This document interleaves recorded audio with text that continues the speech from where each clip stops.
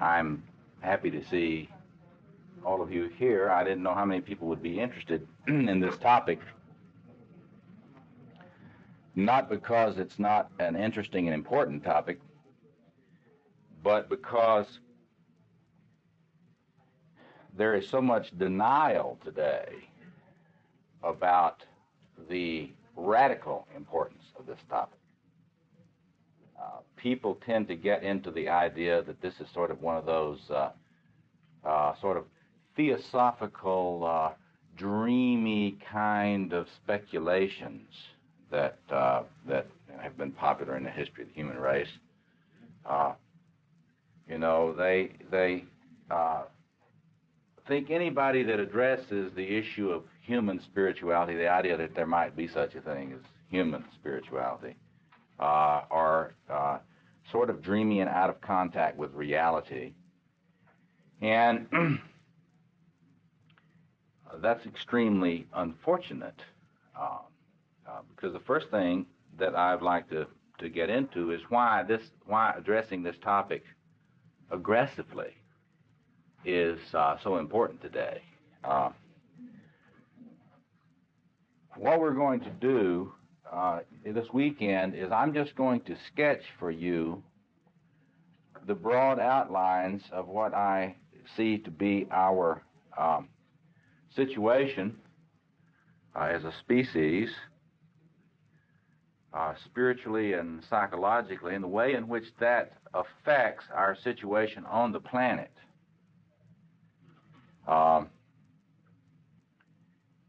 I'm going to try to lay out for you what I believe to be the resources,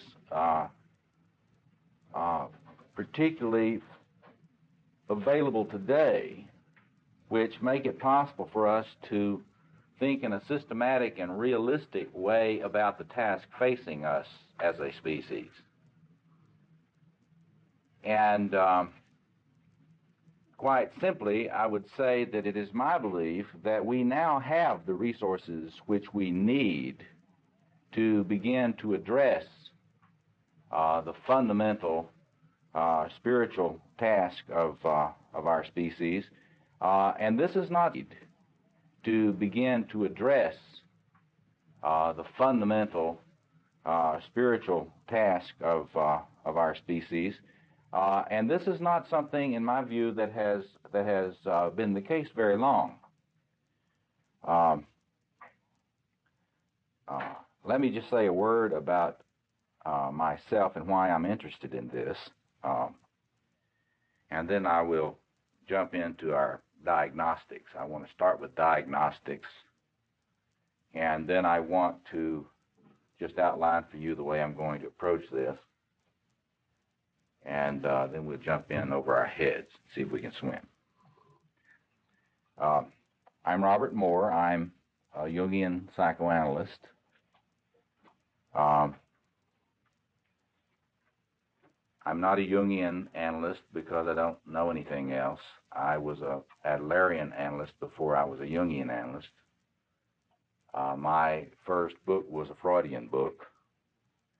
I continue to study contemporary Freudian theory with the psychoanalytic school of self-psychology, modeled after Kohut. But I'm a Jungian. I am happy to make that claim because I feel that Jung's psychology is far and away superior as a psychology of the human to anything that is remotely in second place. That is not to say that it is an archetypal psychology. I don't believe in any archetypal psychology. That would be perhaps the true God's psychology, archetypal perfect psychology. But I believe it is a wonderful psychology of the archetypes, which is not the same as archetypal psychology.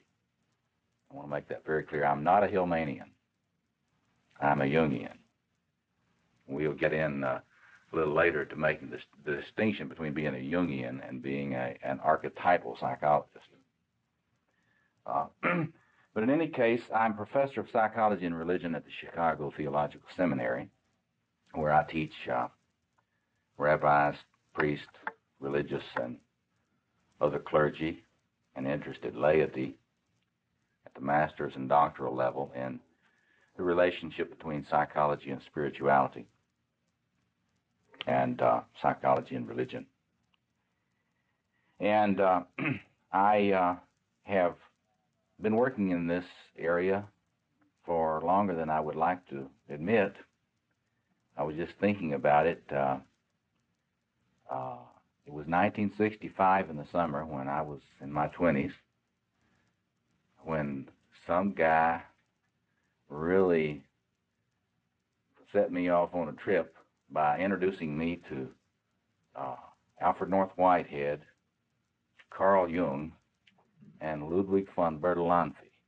If you don't know who that is, that was the founder and primary theoretician of general systems theory. And that was just like somebody had put LSD in my wild turkey or something, because that so blew my mind, and I've never been the same since. And I have spent a ridiculous amount of money and time and energy and blood, sweat, and et cetera, trying to figure out the implications of all that for the religious life and psychology. I don't really regret it, but I was really amused thinking back that it's been that long now, since 1965 in the summer. Since then, I've been working pretty constantly in this, and have continued and really feel that this stuff that we're talking about this weekend, this is the most important topic that there is. Quite simply, because if it is not dealt with, we will not very long have the opportunity to deal with any other topics. I think it's very important for us to understand. I'm going to, in our discussions this weekend, I will try to help you understand the psychodynamics about why we don't discuss this more.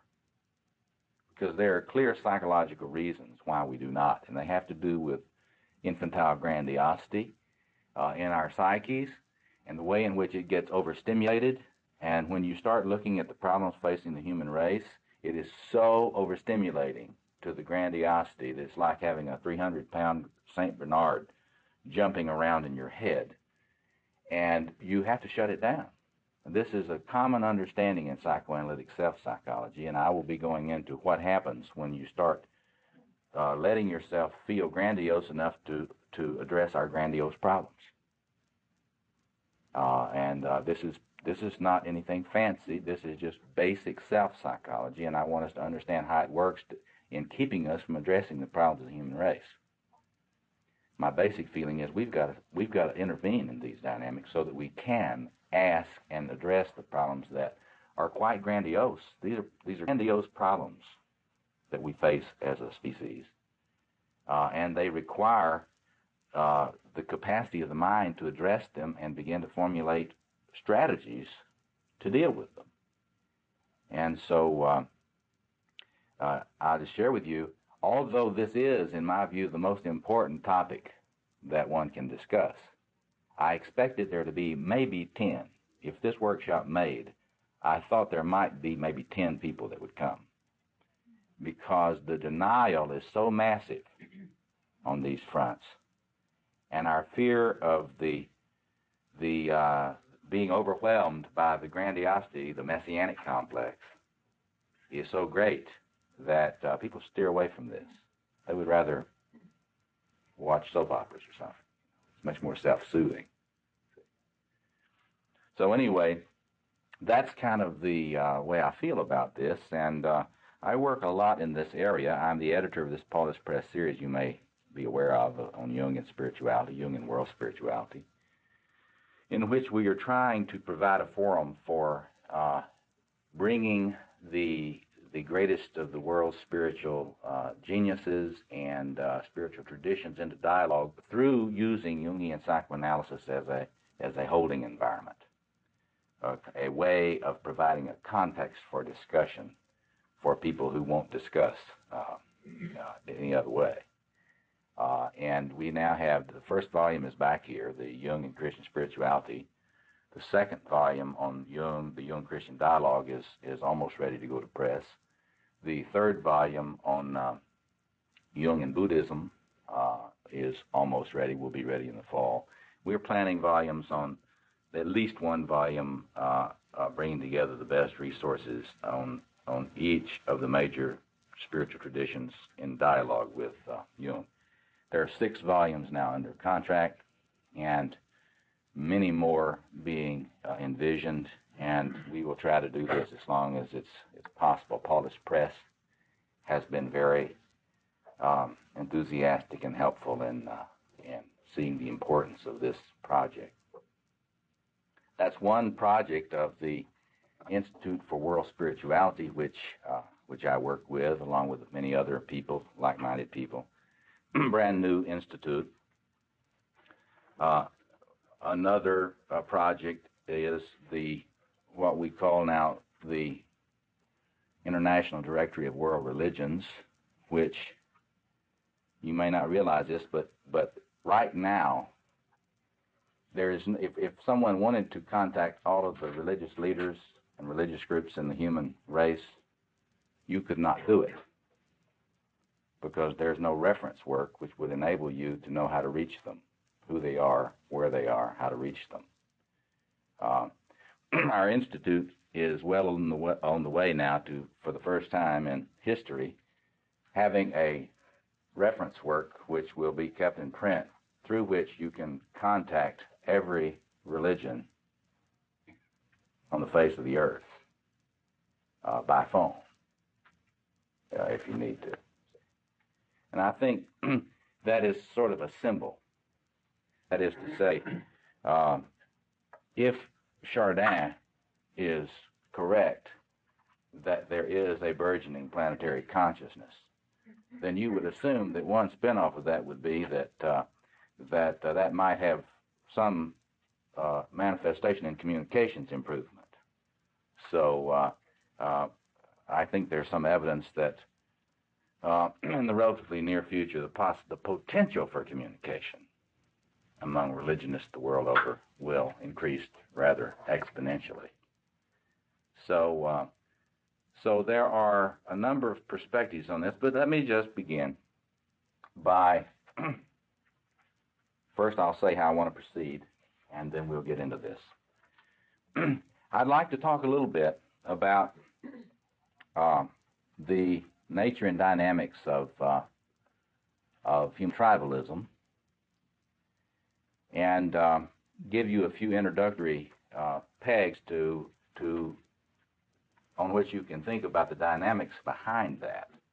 I'll be going into it far more when I get into the psychology, which I don't know how long it's going to take me to get there, at least by in the morning. But anyway, I'm going to elaborate the dynamics of the psychodynamics of human evil as a psychological underpinning of the way in which we have to think about human religious and spiritual tribalism, because quite clearly it is a manifestation of the demonic, and it is a very clear reflection of the ubiquity in human beings of the grandiosity that the self-psychologists talk about as infantile grandiosity. And one of the things that infantile grandiosity does in the human psyche is it splits it. It splits the psyche, it splits relationships, it creates division in relationships. And so we'll be elaborating that quite a lot later, but I'll just briefly touch on it in doing our diagnostics. Then I'm going to talk about resources that are available today and what they have pointed to as the diagnostics of our situation. I will go into the enormous significance of Mircea Eliade's work and try to give you a little idea about why he's important. You know a lot about Joseph Campbell, so I won't spend a lot of time on that, but I'll relate that to Joseph Campbell's popularity of his work. And then I'll begin talking about the reason why you need Jung and not just Eliade, or Jung and not just Campbell, and try to help you get a handle on why Jungian psychology is so important as a resource today for these issues.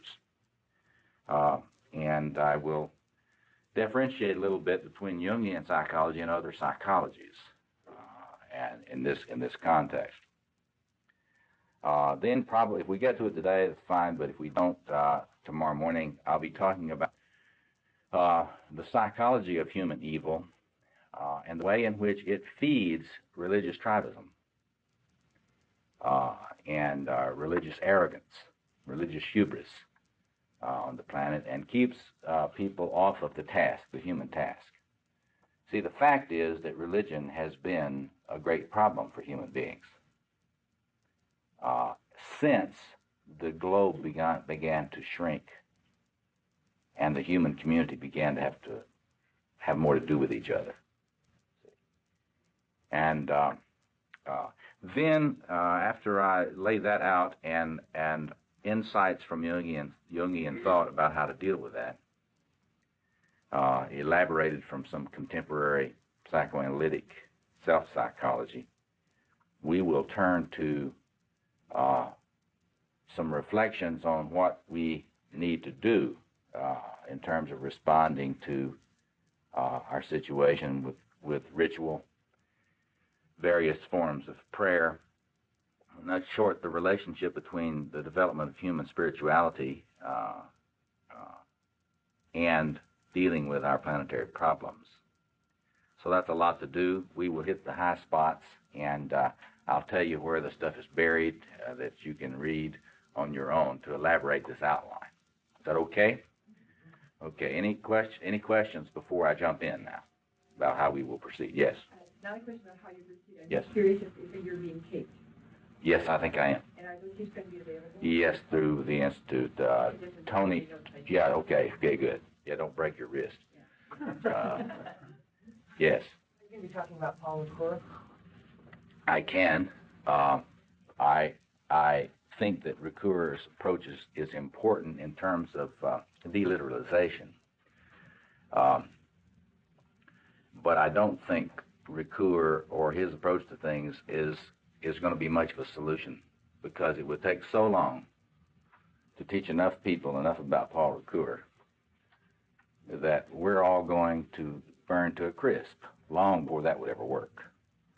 So I don't really think that, I'm a practical man. I'm an academic, but I deal with real people and real problems. Most academics don't. And so the University of Chicago, while I'm one of their alums and a great appreciator, the University of Chicago and its modes of analysis is not going to solve the problems of the planet. Just like the consulting room psychoanalysis. See, I just lost $1,000 by going down and lecturing to this Jungian spirituality conference. Now, I didn't do that because I'm altruistic. I did it because psychoanalysis in the consulting room is not going to do it either. There's not enough time for us to train enough analysts. And there's not enough money for us to get people into analysis to address the human crisis that we're in now. Let me just talk a little bit about the human crisis. We'll get back into that and we'll talk more about it. And while I'm saying what else is not going to work, deconstructionism isn't going to work either. There's a lot of fascination with deconstructionism. Everybody's into deconstructionism. Well, we need to construct a cosmos. We're already good enough at deconstructing it. We need to get past literalism, but a lot of these people that are wild about deconstructionism never deal with the issue of how you're going to say anything significant. So we'll get into the ins and outs of that a little later. But let me talk about our problem as I see it. Contrary to what the secularist would like to have us believe, secularism has not brought great progress to the human race.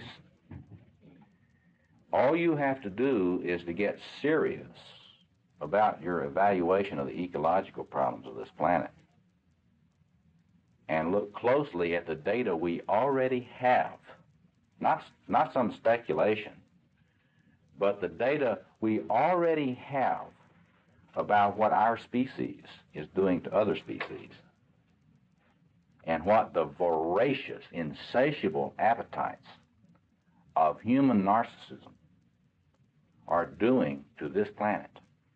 We have enough information now, if the denial level wasn't so bad, make it clear to anybody that has any interest in this that this cannot be just an academic topic.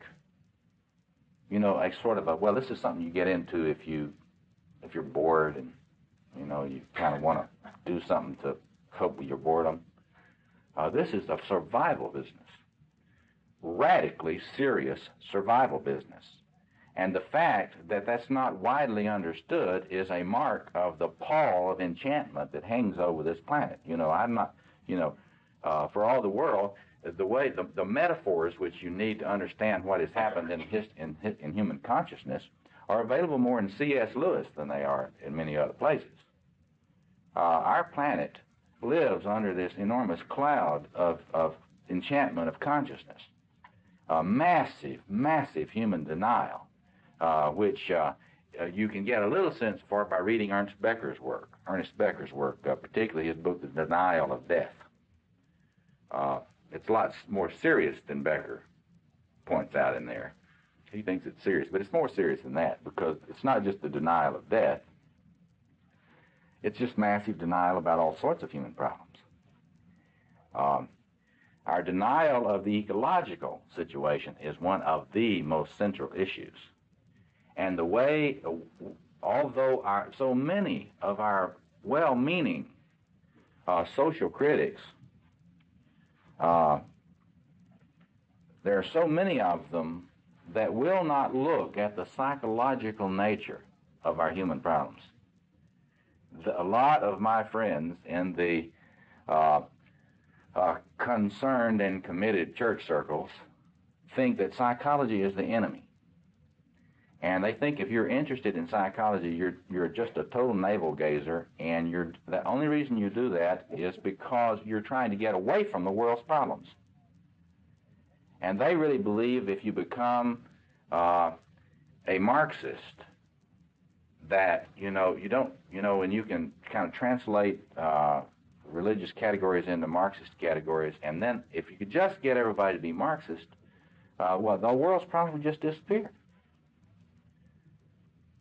You know, Marxists would never engage in cocaine trafficking. Do you know that? If you were a Marxist, you wouldn't have to shoot any of your generals for smuggling cocaine in the United States. Did you know that? If you were a Marxist, you would never have any radical, totalitarian executions of people who were longing for human freedom.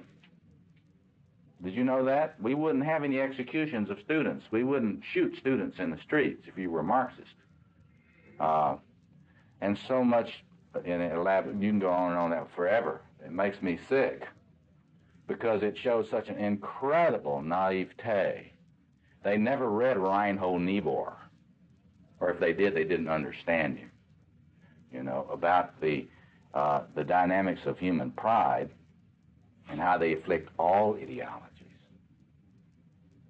The human situation is not because we got the wrong ideology. And so what our task is today is to get out of some of this, what Robert Bly would call the naive male and naive female approach to the human situation. Bly is fond of pointing out, you know, there are some bad things out here in the world, and they are real. And in some significant way, poetry and folklore and myth have always pointed out that it's in us, and it wouldn't matter what ideology we had, we would corrupt it for narcissistic purposes. And this is the kind of thing which it seems to me that makes psychoanalytic interpretation in general and Jungian reflection in particular so key if we're going to have a chance in even understanding the problem that we've got, much less the solution, the potential solutions.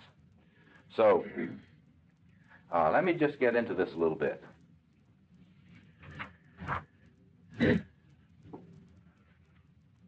There are a lot of people today who feel that we need to go back to tribal cultures and tribal forms, and that will be our solution to human problems. And they differ only on one thing, that is which tribe you go back to. You know, I mean, we've got people that want to go back to the Hopi, and there are people that want to go back to the Navajo, and there are people that, you know, I mean, I've been getting letters from all these people that are going to, you know, from all these tribes to write with a series, and the numbers of tribes, spiritual tribes, are enormous.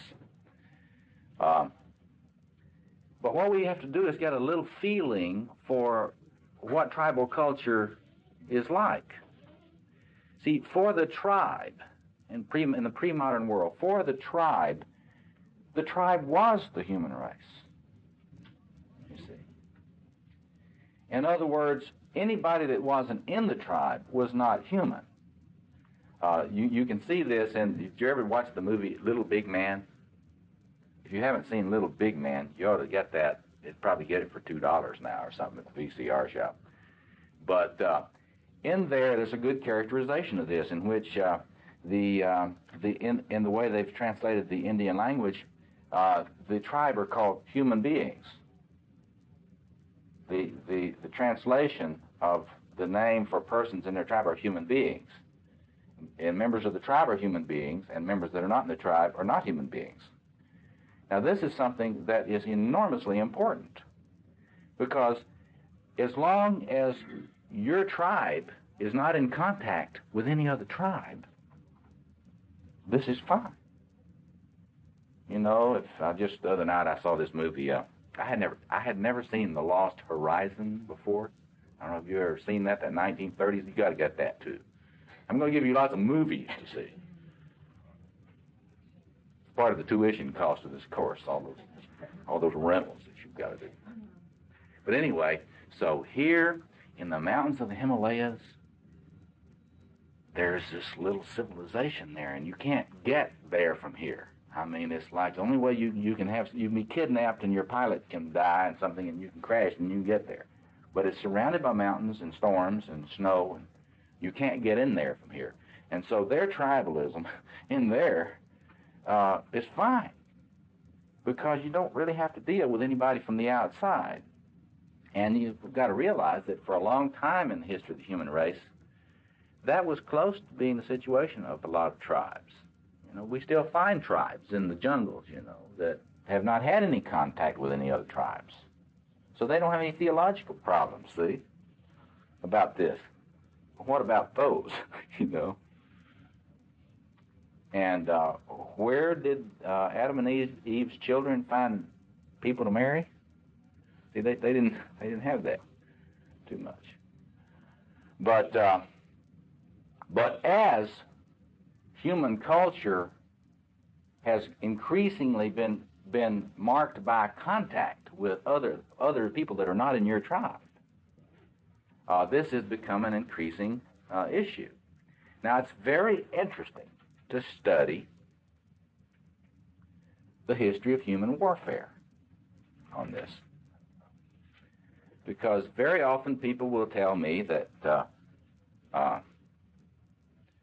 well, human beings have always been into war and destruction and everything in an unlimited way.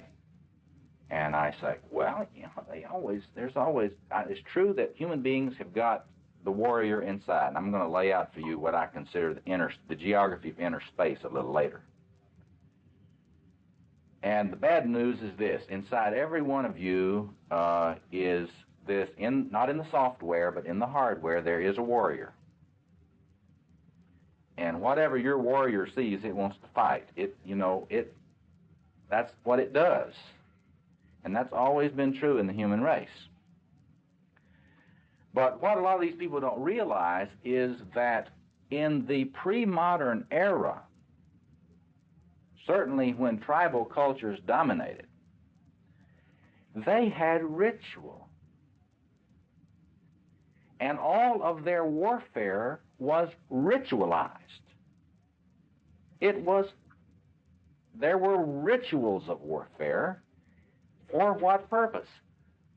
To limit it, to contain it, to control it. I said a little while ago that I don't think modernity is an improvement. There are lots of reasons why it isn't. And one of the main ones is here. The increasing modernization in warfare is an increasing lowering of the level of consciousness about ritualization in warfare. In other words, you can't go up to the War College today and find a course, Ritualization of Warfare 302. See, if you go to the War College, you won't find a part of the curriculum that says, now these are the rituals we engage in to make sure we don't kill too many of the enemy. See?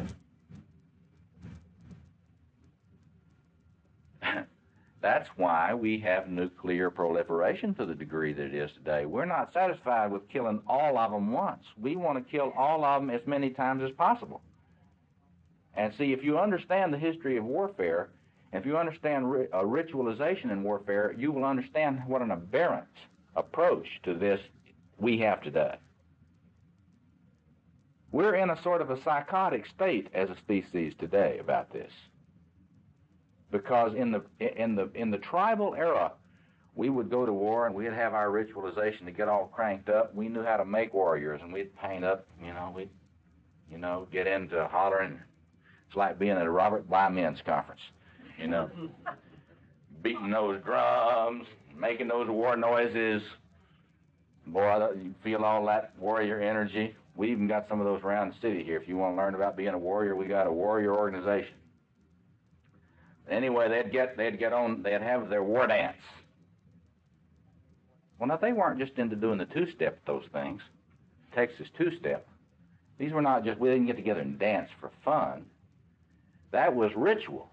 It was a ritual process designed to create a certain consciousness for a certain purpose. Then they would engage the enemy. But were they interested usually in destroying the entire tribe? Not usually. Not usually. They were interested in taking some captives for ritual purposes. They would raid. The American Indians, they'd call it count and coup. In fact, a lot of the time, if you were a really super warrior, you would go over and you'd want to go over there and ride your pony over there and touch the pony of the best warrior on the other side, and then run back to your side. Didn't kill him. You want to go over there and touch his pony, and then run back without him being able to get you. Now look at that. Talk about masculinity. Now that males are so much like that. I'm more of a warrior than you. My name is Stallone. Excuse me, Rambo. But now you ought to be able to see in this, if you really study this stuff, you will find that there was great limitation, self-limiting, built-in ritual structures in the tribal consciousness with regard to the destructiveness of even the warlike impulse. There were similar structures to regulate consumption. Now, there are probably people in this group today that know a lot more about this than I do, but can you give me an example of the way in which in tribal cultures, consumption was regulated? Do you know any examples of that? That is materialism. How did they regulate materialism? You got an example, anybody?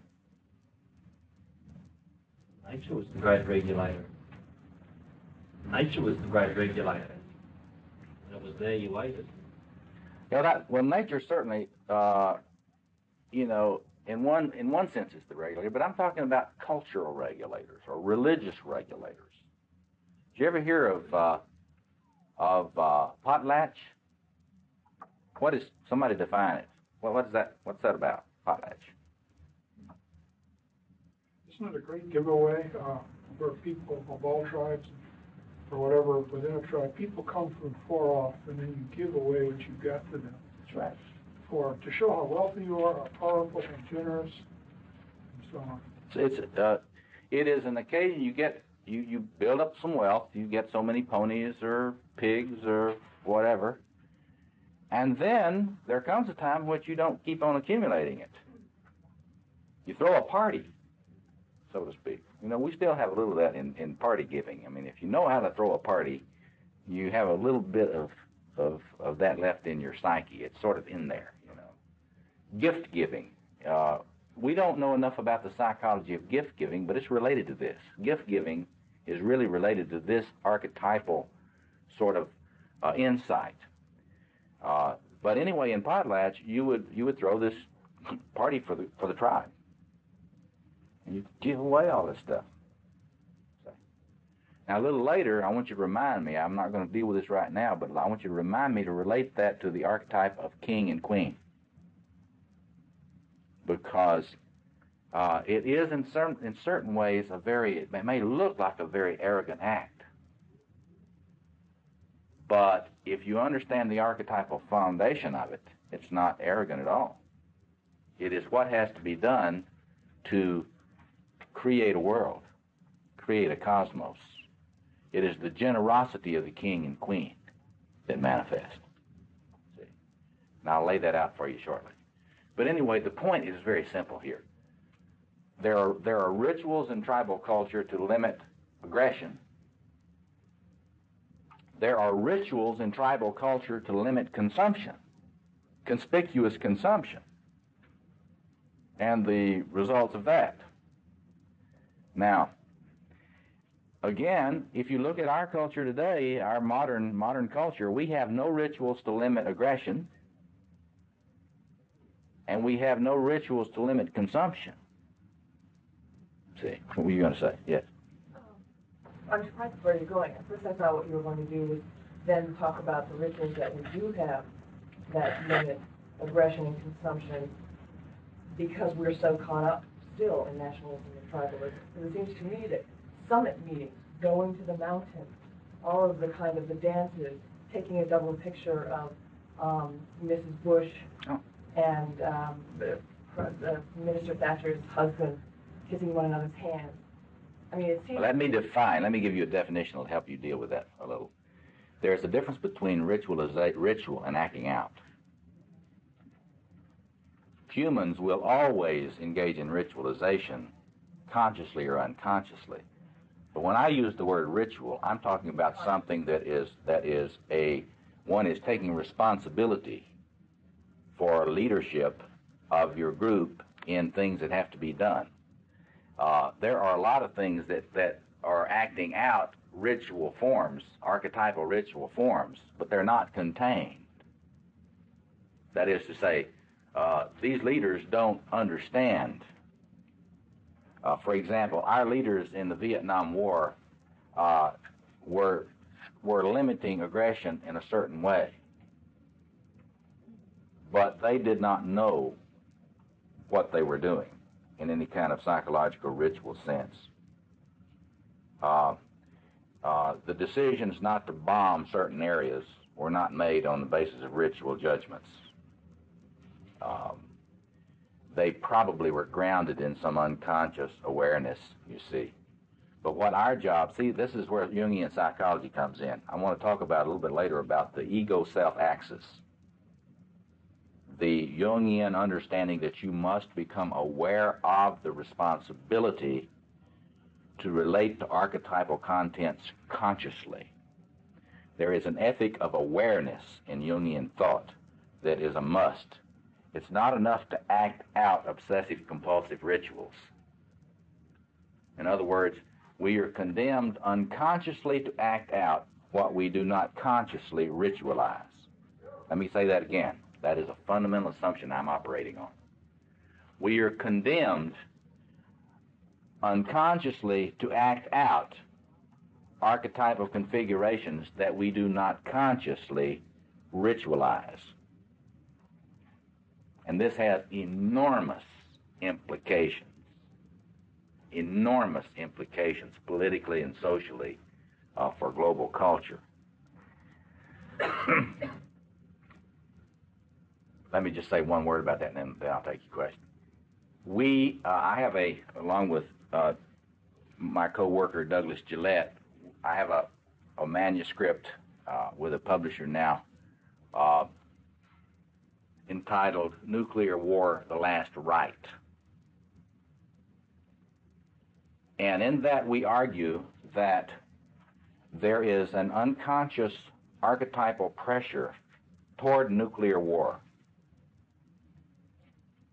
that will be acted out unless a human planetary spiritual consciousness can be developed to understand what this pressure to act out the global conflagration is spiritually. In other words, we are going to undergo, I will guarantee you today that we will undergo a spiritual transformation soon. There will be a great cleansing of the planet Earth. That is guaranteed by the archetypal configurations in the human psyche. The question is whether it will be acting out and we see ourselves as purified in the great fireball, or whether we take conscious responsibility for the changes that will be required for us to realize that the transformation that is required is a sacrifice of our infantile grandiosity as a species, and not the literal. Here's where the deconstructionists are allies in this. We must not take literally the necessity to dismember the human race. See? Do you follow that? Here's the bad news from a Jungian point of view.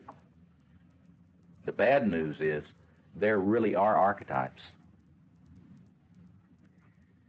There really is an archetype of death and rebirth that is behind the apocalypse myth. If you study the dreams of children throughout the world, or if you study world mythology, you will find in every major tradition the myth of the great conflagration. In this manuscript that Doug and I have got now, we have an appendix of about 50 pages in which we collate these myths of the great fire. Now that is in the psyche. If you are a Jungian, now if you're not a Jungian, it's not a problem. But if you're a Jungian, you don't think you can ignore these things in the psyche. Myths for a Jungian are not the same as myths for some academic mythologist. That's why I want to get into the difference between academic mythologist and a Jungian. Because for a Jungian, we are convinced that these things are psychoactive whether you like it or not. Archetypes influence you. You can't help it. They're in your hardware. The only thing you can do is either relate to them consciously and responsibly, or you can act them out. That's one of the fundamental assumptions here. And so you can see where I'm going here. In tribal cultures, they had rituals. They were not, you may morally frown on, what they were going to do with those prisoners that they took. A lot of the tribes, they brought them in and they sacrificed them. And ate them. A lot of them ate them. Primitive mass. You see? Literally. But I must point out to you that maybe it was 2 or 3 or 5. And for a while, they wouldn't have any more raids. In other words, they didn't get into a fantasy of having to kill off everybody. You needed those folks as a source of sacrifices. See, so you weren't going to totally destroy them. In a very deep way, that's morally superior to modernity. Because our arrogant modern egos talk a good line. Oh, we're very humanitarian. We got Amnesty International. We keep tabs on how many people are being tortured. We are so superior. All the while, we've got radical increase every year in our amount of overkill in our nuclear arsenal. Oh, we're so sophisticated. We're so superior to these tribal peoples. But the nuclear proliferation grows exponentially all over the planet. Now it is not just in the second world, not just in the third world, but there aren't any groups now, any major groups on the planet that are not pressing for nuclear capabilities, nuclear delivery systems, and nuclear weapons. Now, if you're not a Jungian, you won't pay much attention to that. But if you're a Jungian and you think that the human race has an instinctual pressure toward transformation, then you will look at that and you will think different things about it. He was first, and I'll come to you. So, when an example of a ritual to regulate consumption, instead of when Bush went to Poland and said, here's $20 or $30 million, which he takes out of petty cash, says, okay, here I'm going to give you 10 executives from all the Fortune 500 companies, and you got them for 5 years until you revitalize your economy. That's something of value to him, and then he gives that away, which is going to hurt his economy. Right. See, that's the thing. So would that be? Well, we can have a little fun toward the end. In fact, I'll just give you your assignment now. I want you to play with the idea of what concrete actions and ritualizations. In other words, if I were to say, okay, team, we're going to formulate the strategic approach to developing human consciousness and behavior in this tribal planet. What are some of the rituals what are the concrete ritualizations you would try to do to create kind of an awareness of limiting aggression, limiting consumption, doing something, concrete? Because see, you may think that's funny, and you may have an idea, that would be silly to think about that. My view is it's crazy not to. And see, it is interesting. If we help the Polish economy, there are going to be other competition for American auto workers, see, et cetera, et cetera. I mean, this is the international economy is a very interesting phenomenon in this context. So you're right. You help. It's very interesting. Like at the end of World War II, the Marshall Plan. The Allies helped rebuild the economies of the vanquished. And now look today and think about it. It was 1945, Douglas MacArthur stood on the battleship Missouri and totally devastated Japan. By 1985, 40 years later, the Japanese have won the economic war against the United States for all practical purposes. And Germany's not far behind. And with the unification of Europe now, you see this interesting enantiodromia happening. Now, you were going to raise a question, Eileen. It's kind of related. You're talking about the importance of consciously ritualizing. And I take that to mean ritualizing with understanding. Yes, it has to be. We got to understand we have to understand the plumbing of the way human consciousness works and feeds into social and intergroup and international relationships and interreligious relationships. Right. So you're reading me right. Okay, so my question is, it seems to me that in the pre-modern world that was not possible to ritualize with understanding, and you're not promoting a return to that kind of ritualization, so I'm trying to understand the difference. Okay, let me address that a little bit more. Okay. One of the things the scholars have pointed out to us about pre-modern tribal cultures that early Christian anthropologists did not understand. The early Christian anthropologists thought that Christians were superior in every way to the tribal cultures. And it's embarrassing to read these early Christian anthropologists' arrogance. And they're talking about the different tribal cultures that they were studying. They did not understand them at all. They did not realize the incredible sophistication of tribal ritual elders in ritual process and its relationship to consciousness. I would say to you that most tribal cultures were light years ahead of us in their understanding of the relationship between ritualization and consciousness. I cannot take you to too many sophisticated psychologists and psychoanalysts today and show you anybody that knows anything about ritualization and consciousness. There are only a handful of people around the world that are studying the relationship between ritual process, a la Victor Turner, and psychoanalysis and psychological processes. And see, if you just look at that, the most sophisticated people of our time psychologically are only now beginning to say, oh, you mean what we call transference is a ritual phenomenon? And the psychoanalyst is a ritual elder in a transformative process? Oh, we thought that anybody that engaged in ritual was crazy. See, that's the Freudian point of view, classical Freud. Now, it's embarrassing how primitive we are on this, but the cutting edge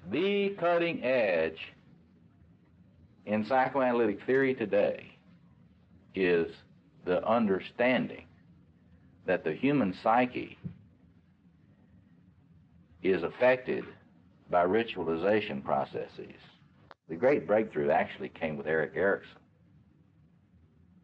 who began to point out ritualization in the psyche. But we've made a lot of progress since then. I mean, not a lot in terms of what needs to be done. For example, hypnosis. Hypnosis is a ritual phenomenon.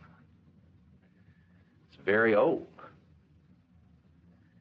And, you know, the modern Christian antagonism toward magic, based on those early Christian anthropologists that didn't understand magic at all. See, magic is nothing other than understanding the relationship between what you do in ritual and the kind of consciousness you form. See, if you were an old tribal medicine man and you realized that, well, it's time for a war party. Well, now, the old tribal medicine man knew how to create a warrior, and it was done ritually. And then when all the young warriors came home, they knew, well, we've got to turn these boys, young men, back from warriors into herdsmen again. And so the old medicine man knew how to create a ritual, do a ritual to transform the warriors back into herdsmen. You steal all these horses, you got to take care of them, right? See? Think about this now. I'm not jesting.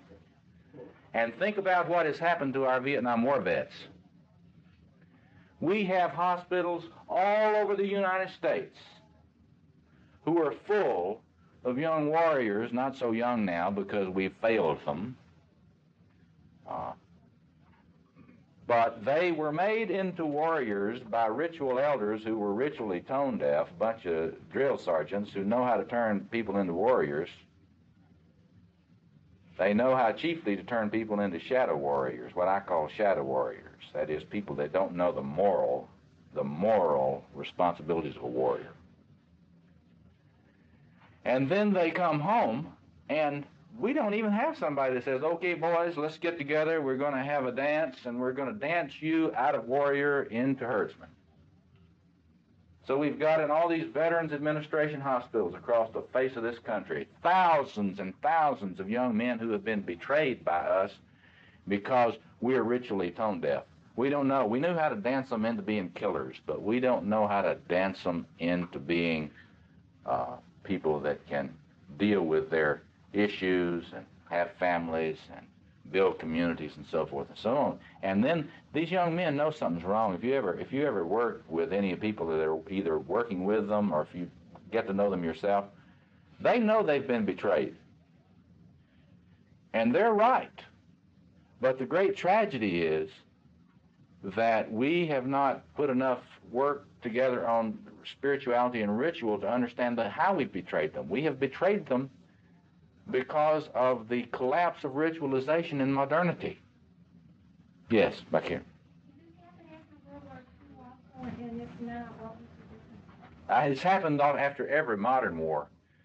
But you see, the difference with those is even after World War II, there was a order, a religious order still more or less in place. And those young men coming back from World War II could feel that they had been engaged in a moral war, whether they were or not. See? And so they could come back into a cosmos, in other words, a world, a cosmos. And I'll get into Eliade more in a minute about what a cosmos is. It's a world where your sacred canopy has not collapsed. See, after World War II, you still had a sacred canopy in America to a degree. After Korea, it was collapsing, and by the time Vietnam had arrived, there was no sacred canopy in America. Look at Peter Berger's book by that name. You'll see what I mean. Peter Berger's work, The Sociologist of Knowledge, on the homeless mind, the sacred canopy, where he discusses the collapse of the sacred canopy. We're going to take a break in a minute because you need to stretch your legs. But what I will do when we come back from the break is I will try to get you to see what has happened in the modernization process, and this is where Eliade is helpful. The sacred canopy of myth has collapsed for moderns and for modern culture. And that means there isn't anything to return to. There's no cosmos, even a tribal cosmos. There's no tribal cosmos anymore. This is like being an American Indian and having your cosmos, your tribal cosmos, collapse on you, and then all you've got is self-destructive use of alcohol, drugs, etc., etc., etc. And this is happening. It's not just the American Indians. We're all into self-medication now. Yes. What function of professional sports like football? It's a ritualization to inhibit aggression. And it was contrasting that, and you mentioned Vietnam veterans when the protesters, the title based on some talk about focus. Yes. Yes. Well, I want to make it very clear that our most aggressive, violent sports are ritual or unconscious ritualizations. They're really acting out, but they're better than nothing. Because if you were to shut down professional sports in this country for about 1 year, the enormous increase in violence and violent crime would blow your mind, maybe literally. Human culture, if the leaders forget how to dance or forget how to throw one, then what do we turn to? Well, the best we have is Mick Jagger and Willie Nelson. And they still know how to throw a dance, and it works for a while. But it doesn't work in the way we need for it to work. Let's take about a 10-minute break. The healers, the ritual elders, what I would call the magi, have been aware that you need to have a diagnosis before you start your treatment. Now, there are a lot of people today that differ with that, but I think I tend to go with the vast group of the human community against the opinions of a lot of these modernists. I think that we have to have a sense for what the plumbing of this problem is. And the exciting thing to me is that in recent years we have had analyses of these problems that, when you put them together, make what to me is a very coherent picture of our problem. I'll give you a list of these scholars that you can look at to get some sense for the way we need to diagnose modernity. I've got some of them here, but with Eliade, let me give you a couple of others, and then I'm going to come back and tell you what I see them saying. As I mentioned, Peter Berger and his work. He's a sociologist, one of the great sociologists. That is, if you have the interest that we have in this workshop. And he has studied modernization and the way it leads to fragmentation in human personality and culture. And his book, The Homeless Mind, and his books, A Rumor of Angels, The Sacred Canopy, and one called it's got imperative in the title. I'll try to remember exactly what the title of the other one was. Does anybody know that Peter Berger book that has imperative in the title? I'll try to get that for you. His work is important work. You ought to get to know the work of Peter Berger, because it'll give you a sophisticated critique of modernity, a sociology of knowledge critique of modernity, which goes with Eliade and goes with a number of others. I want you to see that we have some very, very sophisticated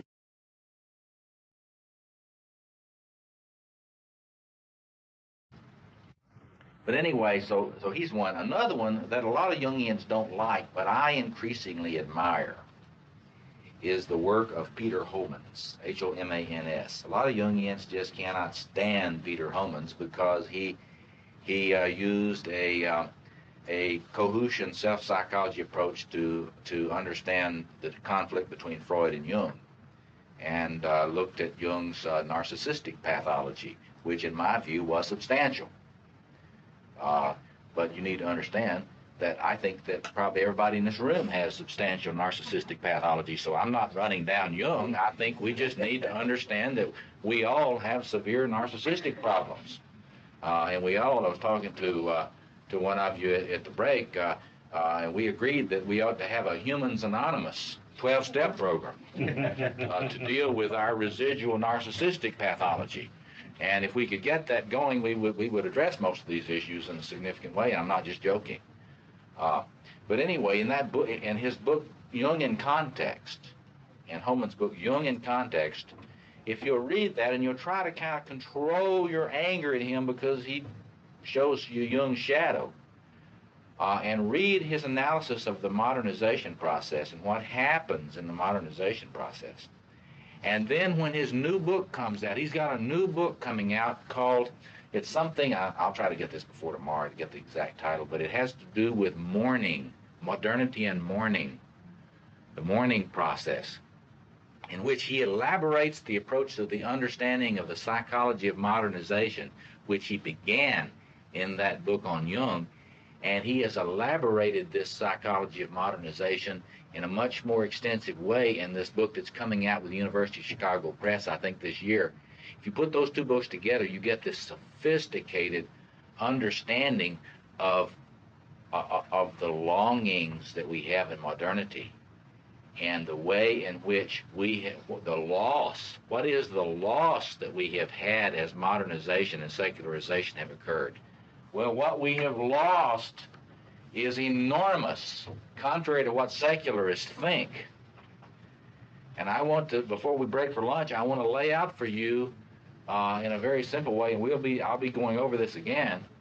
But see, modernists and secularists and atheists like to pretend that the world has made this giant leap toward humanization with the modernization process. There could be nothing that's further from the truth than that. But they love to push that, and that's the dominant ideology around the world among intellectuals. It's one of the reasons why Jung is not popular in university faculties. Because you see, Jung is not a secularist. And anybody that values Jung they know he's not a secularist. And so if you show yourself, if you go into a very, very secular dominated faculty, you should not politically come out as a Jungian until you pass your exams. I say that only half in jest. But the thing about it is that there has been an enormous loss. And what is that? Well, it's the realm of the sacred. And of course, as long as nobody studied the psychology of all this, you could kind of get into, well, we're being free, now we're free of all these priests, the French fantasy. Now we're free of the kings, and we're free of these priests, and we're free of all these religious people telling us what to do, and now we're going to have civilization, and we're going to have humanity, blah, blah, blah. And it was a wonderful fantasy. The Enlightenment fantasy was a beautiful fantasy. And you need to study that. Study the history of the Enlightenment to get a sense of the fantasy about progress without God, get rid of all this God stuff and all these priestcraft, and we'll have progress unlimited. And then we have the Titanic, the unsinkable ship of secularization and enlightenment and technology. And about the time that modern enlightenment, civilization, and science began to peak out, which was right before World War I. Right before World War I, the pride of the modern West was at its height. And we had an unsinkable ship, and we had an increasing sophistication among civilizations. They were Christian, but better than being Christian, they were scientifically advanced. And we had the Germany of Goethe, and we had the England of David Hume, and the great positivistic non-believers, Bertrand Russell, the world that came to be the world of Bertrand Russell. What have we got here? The Proud Tower of Barbara Tucker. Yeah. But anyway, so what happens? You get the sinking of the Titanic, and all of a sudden you find yourself in the middle of World War I, in which, the interesting thing about I was just in the South. You can't forget the Civil War in the South. They remember it like it was yesterday. But anyway, the Civil War in America was the beginning of modern warfare. You had the beginning of modern warfare in the Civil War in America, but it was just barely the little beginning. They didn't really have machine guns yet, see? And the First World War was the first war in which we see the results of modernization full-blown in warfare. And so you have this picture, read All Quiet on the Western Front, and you begin to have grave doubts about this project of modernization among some folk. And that's where you get the work beginning of people like C.S. Lewis and that whole group that wrote Tolkien, and the whole group of people that began to raise serious questions out of the height of our modern civilization about what is wrong here. There is something radically wrong that they didn't tell us. Well, you've got to get a sense about what is wrong, but you need psychoanalytic theory to get a completion on this picture here. Because as long as you can think, yeah, demythologization, wow, it's great. That's what, when I was studying this stuff for the first time back in the 60s, they were still into rah-rah demythologization. Okay, but let's look at Eliade here and Jung.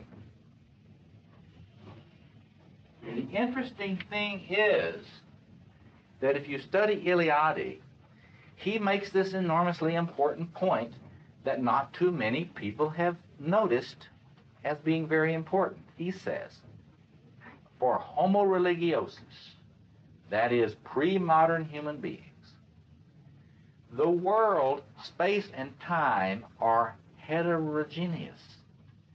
there's not just one space and time, not just one world, see. There is the world of the profane, and there's the world of the sacred, the world of myth. And he says, Eliade says, and this is where you start reading the sacred and the profane. If you have, how many of you read the sacred and the profane? Okay, now that's part of your assignment. You got to get Eliade, the sacred and the profane, and he will lay this out for you in a way I can't really do very elaborately. But the point of it he makes, and then if you can get my little essay that I wrote in this book called Anthropology and the Study of Religion, my essay in there called Space and Time in Human Transformation.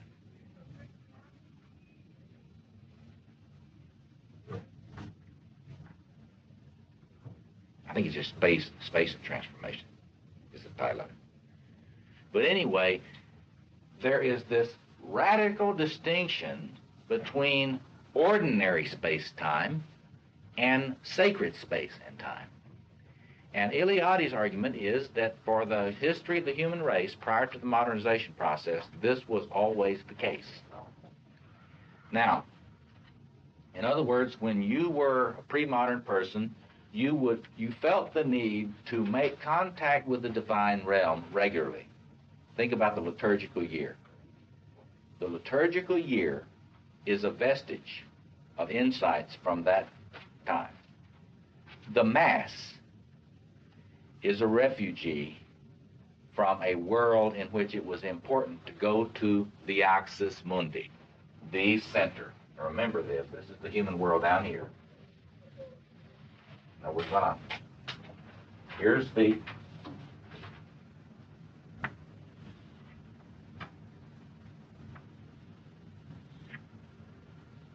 this world is full of numinosity and sacredness and power and food and grace.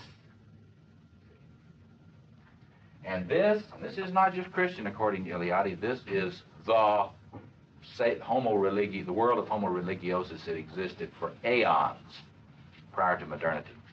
In other words, the vast amount of human history, this has been the view. And you need to be clear, my view is we got to get back to it. So I'm telling you, the preview, we must get back to this if we are to survive. We got to do it differently than they did, but we must get back to it. This is the axis mundi, the center of the world. And of course, in Christian thought, what is this? Come on, you Roman Catholic theologians. What is this? In Christian, Orthodox Christian theology. Hell? Oh, no, this is not hell. This is not hell. Sacred into the profane. Yeah, where does it come in?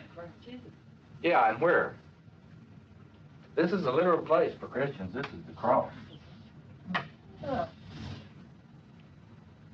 And the blood of Christ, the cup of salvation, bread of life, comes in through the cross of Christ. And through the grace coming in from the sacred, through the body and blood of Christ, we are healed and we are fed and we are made whole. We cannot be made whole without it. That is to say, there is this primordial intuition. There's this primordial intuition in Orthodox Catholic Christianity that you may argue about it all you want to theologically, and you systematic theologians can just have a field day with it, and it's wonderful. But psychologically, Jung was right. It's true. Psychologically, this is true. There is a connection that the psyche must make with a non-ego world through which it can be centered and nourished and made whole in the face of all the brokenness that inevitably is the case in historical time. See, this is profane time. This is historical time. This is clock time. This is chronos. In chronos, we are all alienated, as Peter Berger would say, and we are broken. Or as Tillich would say, Paul Tillich, the great Lutheran theologian, we are estranged. We live in estrangement. But this is a different kind of time that we touch, that Christians claim that they touch in the Mass. But what you got to realize, this is the time that a Muslim, I had a great conversation yesterday with a Shia. You know, if you want to learn about Shia Islam, you just talk to your cab driver in Chicago. I had this great trip from the airport yesterday. I learned a lot about Shiite Islam, see. But for a Muslim, you go to Mecca and you circumambulate the Kaaba, and you walk with your feet this whole thing. You go on a journey to the center.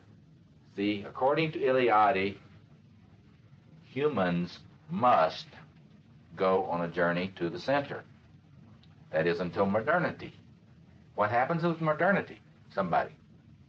What happens in modernity? Do you go on journeys to the center? Journeys to the outside. Huh? You journey to the outside, right. But what about the center in modernity? There isn't one. According to Eliade, and he's absolutely right about this, when you become truly modern psychologically and culturally, you can't find the center anymore. There isn't one. Why? Well, see, if you were enough, remember now, this is, I'm just saying that in Orthodox Catholic Christianity, you've got this stuff in dogma and ritual laid out for you, and whether you agree with it or not theologically, I'm not worried about, but you need to understand that that's an elaboration. Jung was right. That's an elaboration of psychological reality that's very accurate in many ways. John Doerley would say it's not totally accurate. And we'll talk a little bit about Doerley later. Don't let me forget tomorrow to talk about the work of John Doerley. I agree with it. I was just at the conference. John and I were lecturing down in North Carolina together. Is Kairos, is it Kairos, Chronos, thank you. Kairos. Okay, can I spell that right? Okay. You see, a lot of people, though, they're kind of funny about Kairos. A lot of Christians, they don't understand this. They say, well, now, Kairos is the fullness of time. Kairos is those pregnant moments. And so they put emphasis on Kairos as his experience from Chronos. And of course that's right. I mean, there are these times in which you do experience this fullness and pregnant, ready to be birthed time. You do experience that. But what they don't get, they need to have Eliade to get this, see. Kairos is always pregnant. There's never a time when Kairos is not pregnant and full. See, that's where a lot of the people that talk about, well, Kairos, you know, it's just pregnant moment. It's like it just comes once in 1,000 years or once every 2,000 years something. But see, that's a misunderstanding. The reality, spiritual reality that's talking about is always full. Eliade talked about it, this is the sacred. Now, okay, so I'm this primitive herdsman, right? And I've got my family. I may be Abraham or somebody, you know, but I'm wandering around in the desert, you know, and I'm getting tired of this, and I'm getting tired of feeling lost. So I'm just lucky that I know about rituals of divination, right? So I get my goat, the special one that's been revealed to me in my dreams or something. And I set this goat loose because I know this is a sacred goat. And this goat will find the center of the world. It's going to find this spot. Now, I do not know where this spot is, but my goat will find it. So my goat wanders, and we all follow that goat. And when that goat stops, biblical tradition, what would we call it? Bethel. We know that is the sacred space, the center of the world, the Oxus Mundi. This is where Jacob's ladder is. See? Traffic between the sacred and the profane realm. And then I'll have a sacrifice there. Put up a bunch of stones. We'll have an altar there. And this is true throughout the human race, you see. No matter what tradition, they all did this at some level. Still do. If you travel around the world as I love to do, and you go throughout every culture and every place on this globe, and I will guarantee you will find places where the human beings have done this. And they've been there for thousands, some of them for thousands of years, and they have survived through the different religions that control them. And so for those of us that love Jerusalem, it's been a sacred space, whether the Muslims had it or the Jews had it or the Christians had it, and it will always be, as long as the planet survives, a representation in the mind of human beings of one place that this was. Well, Mecca is the same thing. The great mountain of the Islamic pilgrimage has been sacred long before there was a Mohammed. It was a site of pilgrimage long before Mohammed ever existed. And all Mohammed did, from just a history of religion's point of view, was to organize a lot of things that already existed in terms of ritual practices around these sacred centers that later became known as Islam. Eliade lays out for you the way in which the symbolism of the sacred stone that is at the heart of Islam pre-existed. There's a great dissertation done by a man, Harry Parton. I don't think Harry ever published this dissertation. It should be published. It's a dissertation on the Islamic pilgrimage. And he traces the sacred stone worship that preceded the pilgrimage to Mecca to the forms that exist today. So do you follow what I'm getting at? There is always this human journey to the center. And there's another, let me give you a reference of Victor Turner's. He's got an essay that was done, I think it was published in History of Religions, called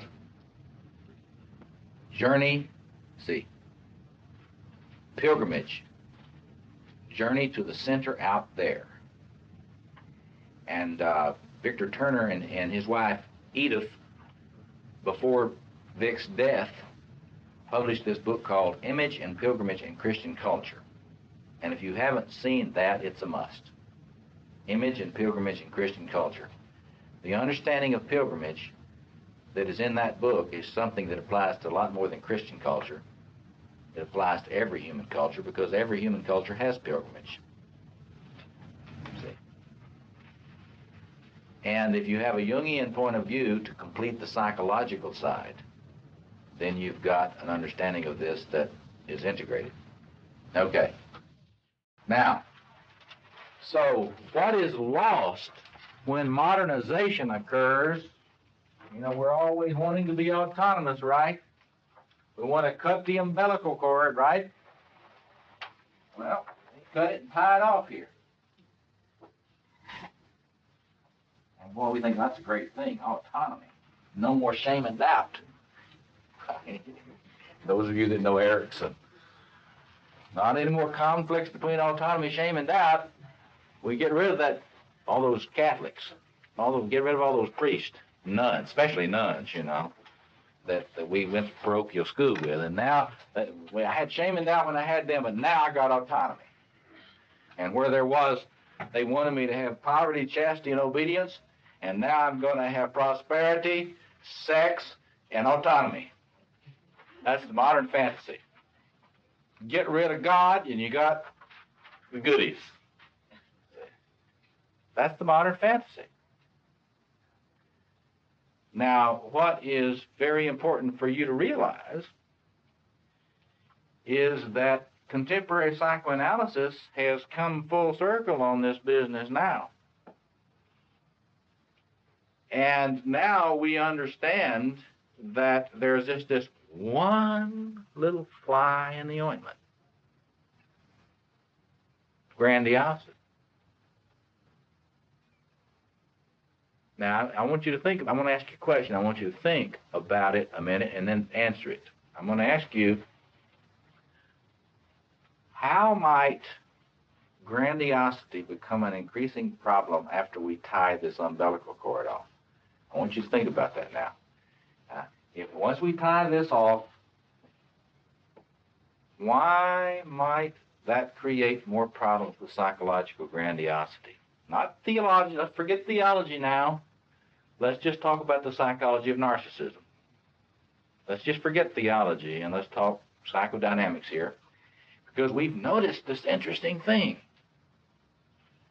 Chicago is the center of a Freudian school of thought grounded in the work of Heinz Kohut, which has elaborated the psychology of the narcissistic personality disorder. It's created great conflict in Freudian circles. And it focuses on all these narcissistic dynamics. And you see, one of the interesting things about the self-psychologist is that they have noticed that grandiosity, rather than improving your sex life, it makes you impotent. Or it makes you so promiscuous that you're in danger of getting AIDS and die. AIDS tends to ruin your sex life. You know? I want you to think about that. AIDS tends to ruin your sex life. Unbridled promiscuity tends to destroy your sex life. And so it's very interesting now. We've got this small problem. Grandiosity tends to destroy you. And it's very interesting. Let me give you a reference. Those of you that work with addictive, some of you are therapists and work with addictive disorders of various kinds. There's this new book just came out. Jerome Levin, Levin. Treatment of Alcoholism and Other Addictive Disorders, or Other Addictions, a Self-Psychology Approach. Treatment of Alcoholism and Other Addictions, a Self-Psychology Approach. Now what he does in there, it's not Jungian, this is Freudian. He shows the way in which infantile grandiosity issues in these addictions and compulsions. And all compulsive behavior, in other words, remember, this is not Jungian, just agrees with Jung. All addictions and compulsive behaviors are a mark of an incorrect relationship to one's grandiose self-organization. Now that's real interesting to me. See? Yes? What exactly do you mean? I mean, kind of a quick definition of what exactly you mean by infantile grandiosity. Thinking you're God, acting as if you think you're God. You can think you're God. I can give you a place where you can read a definition of it that'll be more detailed than mine. You can look at it in the DSM-3R, Diagnostic Statistical Manual 3R, the Psychiatric Association, and just read the narcissistic personality disorder. But grandiosity, very simply, is having such grandiose fantasies and wishes that it makes you either manic or you can't sleep because you're thinking of all the great books you're going to write, or you can't really develop a relationship with a woman because you want to have sex with all of them. Or you can't drink because you want to drink all of it. See, it's like, you know, if I don't watch my grandiosity, the great Robert, the grandiose Robert inside of me wants to drink all of the wild turkey that they can bottle in Kentucky. You're not satisfied with, you know, shot here and there, now and then. Wants to drink all of it. Doesn't want any of you to have any of the wild turkey. See, I'm going to buy up all the stock in that firm. See, and this is what you get in an addictive personality. And whether the addiction is sex or alcohol or food or whatever, there is this greedy little God in the psyche. And from the point of view of both Jungian psychology, not all forms that claim to be Jungian, but in sort of centrist Jungian thought, and in terms of psychoanalytic self-psychology, every one of us has got this.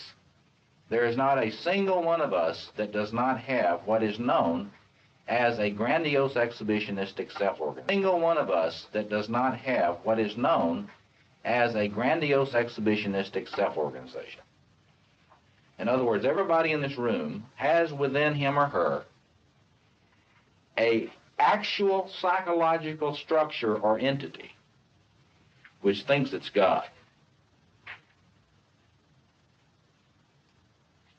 Very interesting thought. And I will get into later explaining to you some of the bad news about this, because it's even worse than you might think. Because if you think you are humble, you are probably having an enormous struggle with this. In fact, the truth of the matter is, this is bad. I hate to do this to you right before lunch. But the bad news is that if you are real humble, you probably have more trouble with this thing within you than somebody that thinks they're pretty hot stuff. And if you are depressed a lot because you are such a piece of excrement, you are having an enormous struggle with this little God within. You're having such a struggle with it that you have to feel like you weigh 1,000 pounds and you're leaden depression to keep you floating off into the sun. See? In other words, from this point of view, what is depression? It's your friend. Thank God for your depression, because it's ballast on your balloon. And without it, you would be, what's the myth? I want to write a book. Yep, there's a good book in that myth that I hope I can write before somebody else scoops me in. The Icarus, a book. There's a great book in the Icarus complex. And I hope Gillette can get these other books that we're doing together along. We can get these things done so we can get on that, because it is an important idea. Flying into the sun. What keeps you from flying into the sun? Well, you see, the genius of this recent psychoanalytic work is very simple. What is the genius of it? It helps us to realize that everybody has got this problem without a single exception. We've got this solar furnace within, powerfully glowing. And the energy off of that, this is what Jung calls the archetypal self. Now, in psychoanalytic theory, you can talk about it any way you want to. I will, if you like later, I will go over the different psychoanalytic theories and the way they treat that. The Adlerians call it the superiority complex. They say that behind every inferiority complex, there's a superiority complex. And so if you're in Adlerian therapy, what are they going to try to do with you? You don't know this when you go to an Adlerian. But what they're going to try to do with you, they're going to try to help you find the ways in which you think you're better than everybody else. Adlerian psychotherapy is nothing in the world other than having you come down and join the human race off of your little throne. And the thing about it is psychoanalysis agrees on this. You can't really be simplistically morally blamed for being up there on your little high chair. See, traditional religions will blame you moralistically about being up there on your high chair. And the irony of that is it's like one person up on their little high chair sitting over here criticizing you for being on your little high chair. See? Because what is not understood in traditional spiritualities is that if you're sitting on your little monk high chair, you're no more humble than somebody sitting over here on their little libertine high chair. The chair of prostitution, see, for promiscuity, is no higher or lower than the chair of the spiritual athlete. This is the genius of contemporary psychoanalytic theory, and I will later show you the archetypal configurations that exist in the psyche and how you can be just as inflated as a spiritual athlete as a person who you think is just the opposite, you see. Because the different archetypes glow with archetypal energies, and you can be arrogant in your Mother Teresa mode just as much as you can be arrogant in your Trump mode. See? This is the thing that psychoanalysis, for the first time, this never existed before in history in the same way. We never had a resource for discernment which could help us to realize that getting into spiritual archetypes doesn't make you humble. See? Yes? I wonder what you would say about the humility that Christ talked about and the renunciation that Buddhism talks about.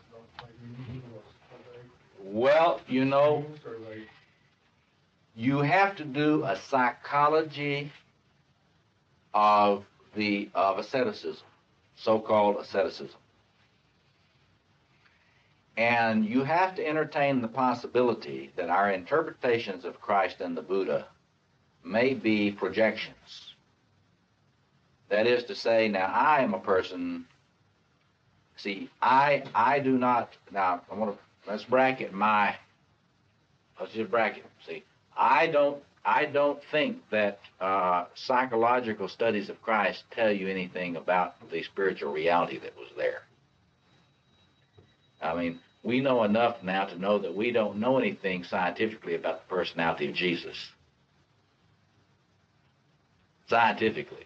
That doesn't mean that your faith, that you do not in your faith know something about Jesus or Christ. But in terms of historical research, we know very little. We don't even know enough. You'd get sued for malpractice by making any diagnostic statements about Jesus. So you don't have enough data. It's against the law to make diagnosis long distance. But anyway, the humility, there is such a thing as humility, and the human race must learn humility, but it consists in only two things: knowing your limitations and getting the help you need. That's all humility is. It has nothing to do with any particular personal style. It has nothing to do with being self-effacing at all. It's simply knowing your limitations. That's what the grandiose self hates. The grandiose self doesn't want to know any limits, and it doesn't want to ask for any help. Think about this in terms of 12-step programs. The reason 12-step programs are so powerful is they teach a form of humility which says, know your limitations and get the help you need. Okay, now, let's come back. Why is tying off that knot there? If I hypothesize to you that there's a direct relationship between tying off and declaring this entire world non-existent, how might that feed psychological, pathological narcissism? You get all your gratification and fulfillment in the profane world. You would have to get it through physical gratification, so through some kind of physical gratification. So everything becomes sacramental in a very shadowy way. You don't do away with sacraments. See? We don't do away, humans can't do away with sacraments, or sacrifice, or ritual. You just change, you become very literalistic about this. And it's very interesting. instead of there being a offering, say in the Christian myth, instead of there being some offering from another world that comes to feed you, you feed on others. You feed on others. There's still sacrifice, it's just that you eat other people. And to this day, in the cities of the world, the more increasing, the more that our secularization has increased, the more we're eating the children.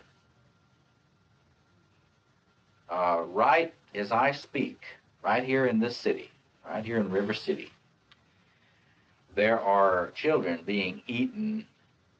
They are child prostitutes. All the good people of Chicago are at Mass, or will be tomorrow morning, or at worship services. But it's very difficult to find anybody that gives a damn about these child prostitutes in Chicago. Not to say the adult ones that are also being eaten by the spiritually hungry Johns and Jonesses. But you see, all of the traffic in child prostitution is sacramental. You be clear about it. All the traffic in prostitution, period, is ritualized, sacrificial sacrament. It's just that all of this sanguinity, we're all sanguine about this. We don't worry about the prostitutes. Most people don't. I don't hear anybody expressing any concerns about them, ever. A handful of people at Genesis House here in town that do. They can't have, it's hard for Genesis House to raise money. But it's very interesting. It just goes on and on and on. And if you're a psychotherapist, you work a lot with people who are eating them, literally and physically. And the interesting thing is, see, the horrible thing, the thing is so horrible that we can't even let ourselves experience it, is that these children die very quickly. The life expectancy of a prostitute in America, I'm not talking about in Bangkok, I'm not talking about in Bombay. I drove down a street in Bombay not long ago in which 80,000 young women were lined up and it's been sold into prostitution. 80,000 on one street.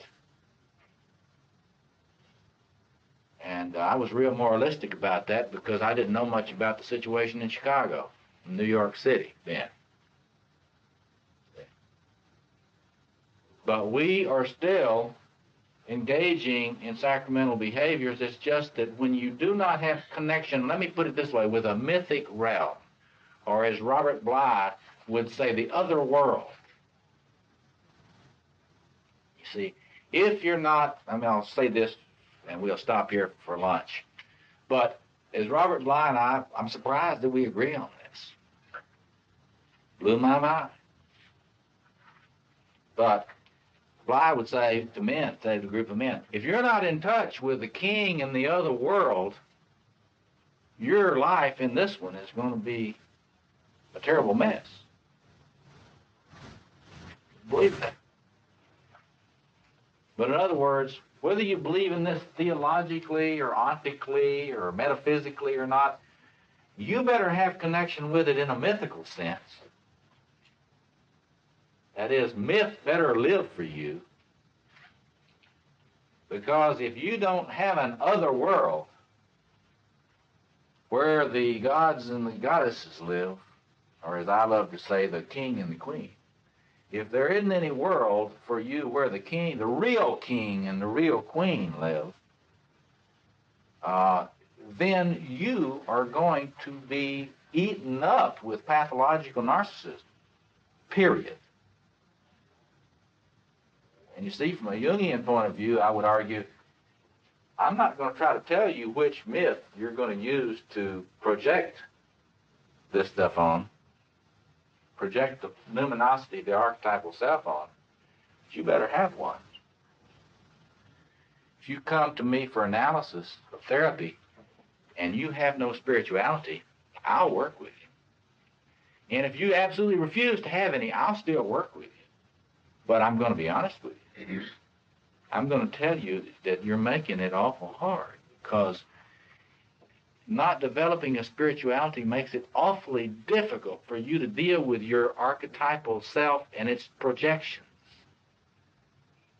Now, what you will likely do if you like me, if you come into analysis with me and you have no spiritual life, you can project the archetype of God onto me, and you probably will if you like me. And I'll carry it, and we will have one of those Woody Allen 20-year analyses.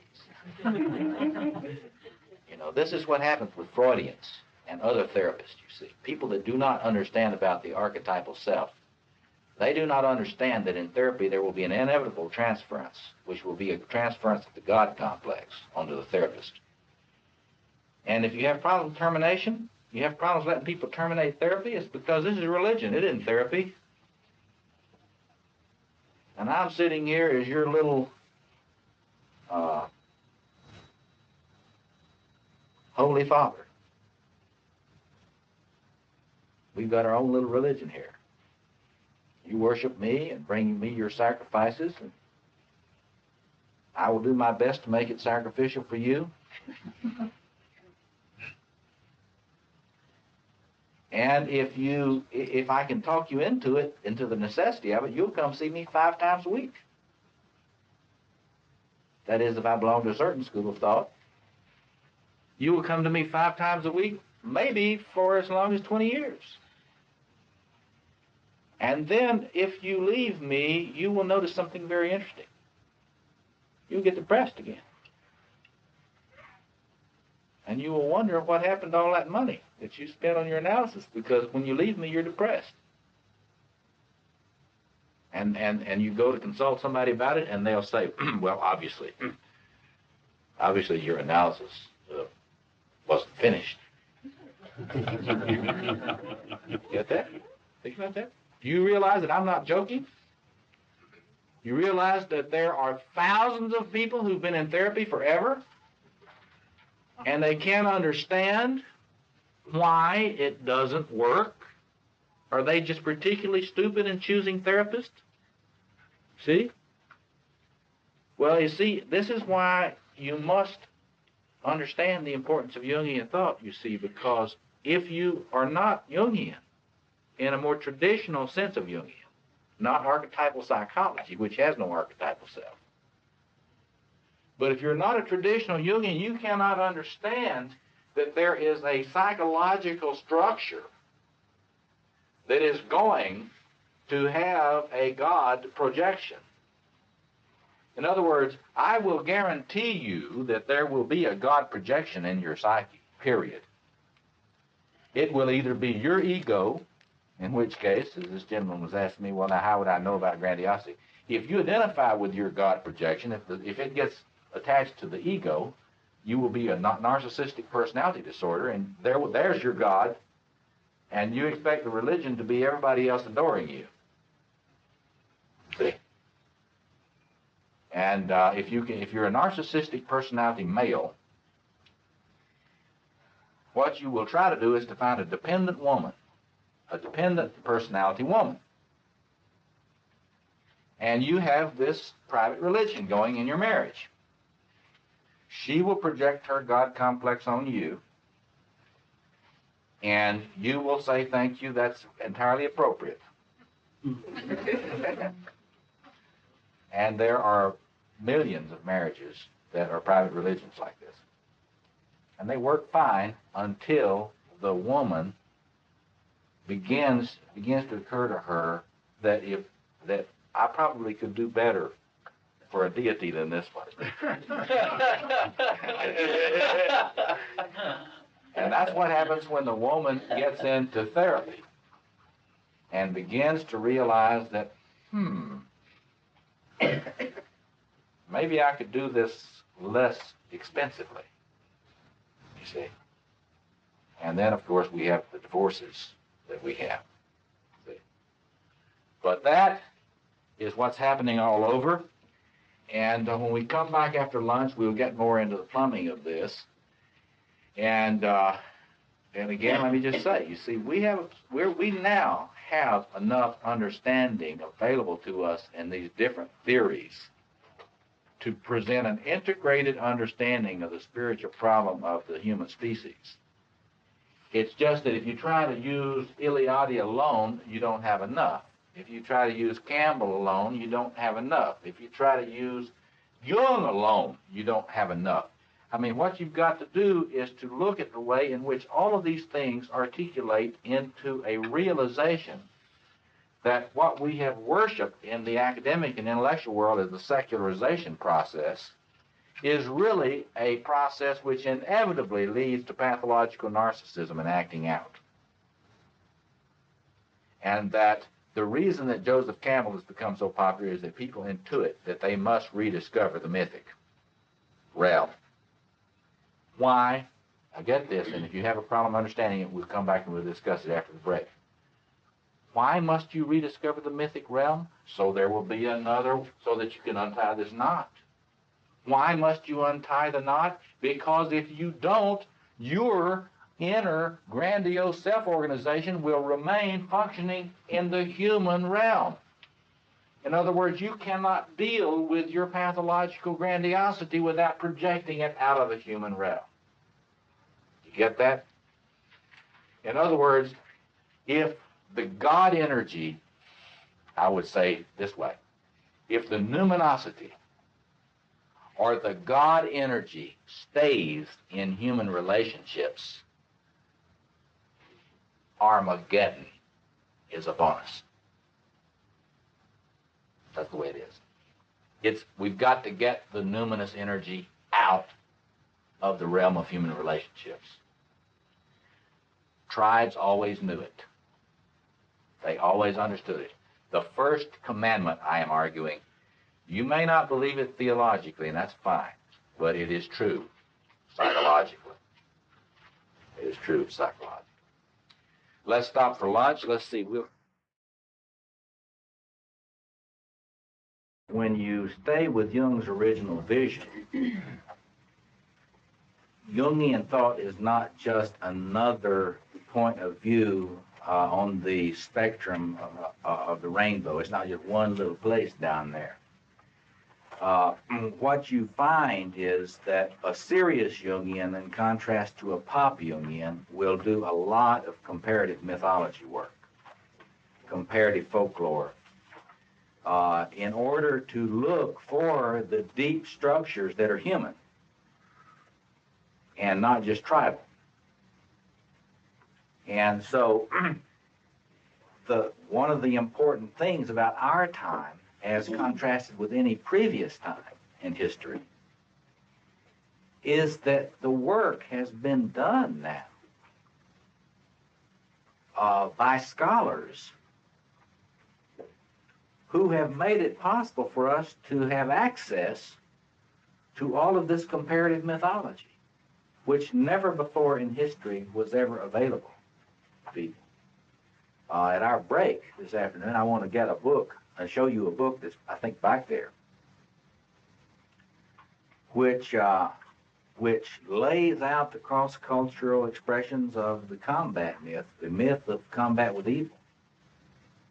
And a lot of the things that I'll be sharing with you about the psychology of evil is grounded not in one little perspective on this, but is grounded in a comparative mythology of evil, which we now have access to.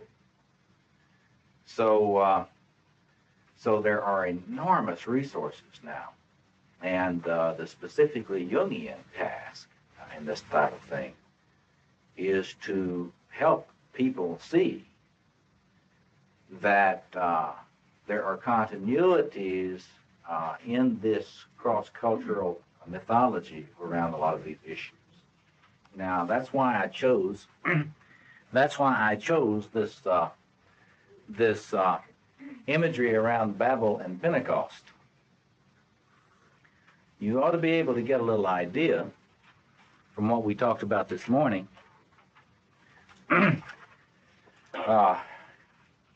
about the Tower of Babel. The history of the human race since the since the tribalism has become sort of a rush hour of, of the tribes, Whereas in the early days, you could kind of be in the rainforest and not meet any other tribes.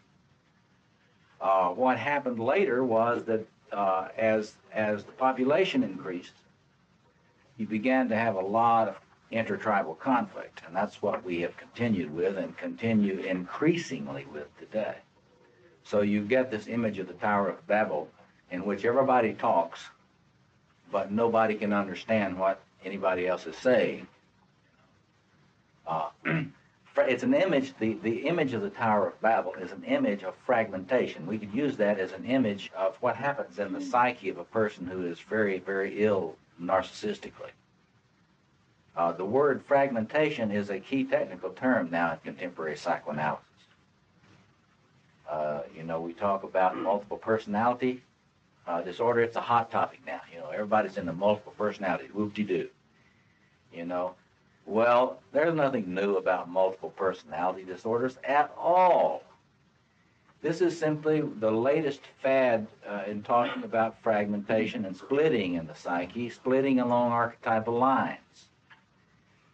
It is simply a way of talking about autonomous complexes. And Jung was talking about autonomous complexes in the early part of the 20th century. There is no new psychology of multiple personalities. It's just that we're doing a better job now of paying attention to complexes, autonomous complexes. Autonomous complexes are autonomous to the extent that the psyche is being fragmented by its grandiosity. So in other words, one of the things you need to realize that anybody that is suffering from multiple personality disorder is a person who has not learned to manage the pathological narcissism in their personality. That is, just as addictions can be understood if you understand the psychology of pathological grandiosity, infantile grandiosity, so can you understand multiple personality disorders. Because what always happens in the human psyche, just as in the human community, when you're eaten up with pathological infantile grandiosity, everything splits. The center cannot hold. See, there will be a fragmentation into different centers of organization. That is a human rule. So I think it's fascinating the way in which this biblical image of the Tower of Babel anticipates contemporary psychoanalytic theory in a rich and powerful way. Do you see what I'm getting at? You've had a chance now to sit and think. Let me open up for some questions before we go on, and then we'll get more deeply into this. I'll put some other things up. Yes, back here. Is there a distinction between a narcissistic person and a borderline personality? The borderline personality is simply a person. Everything is on a continuum developmentally. From more chaotic to more integrated. The borderline personality is more integrated than a schizophrenic or a psychotic, and less integrated than a narcissistic personality disorder. See, now we're not using, you got to understand the way we use this language is we use it two different ways. And let me just make it as clear as I can. And I'll give you some references if you don't know this literature. But there is a particular diagnostic category in the psychiatric diagnostic manual called narcissistic personality disorder. That's only one kind of disorder. That is the person who is identified with a God complex and manages not to be psychotic. See?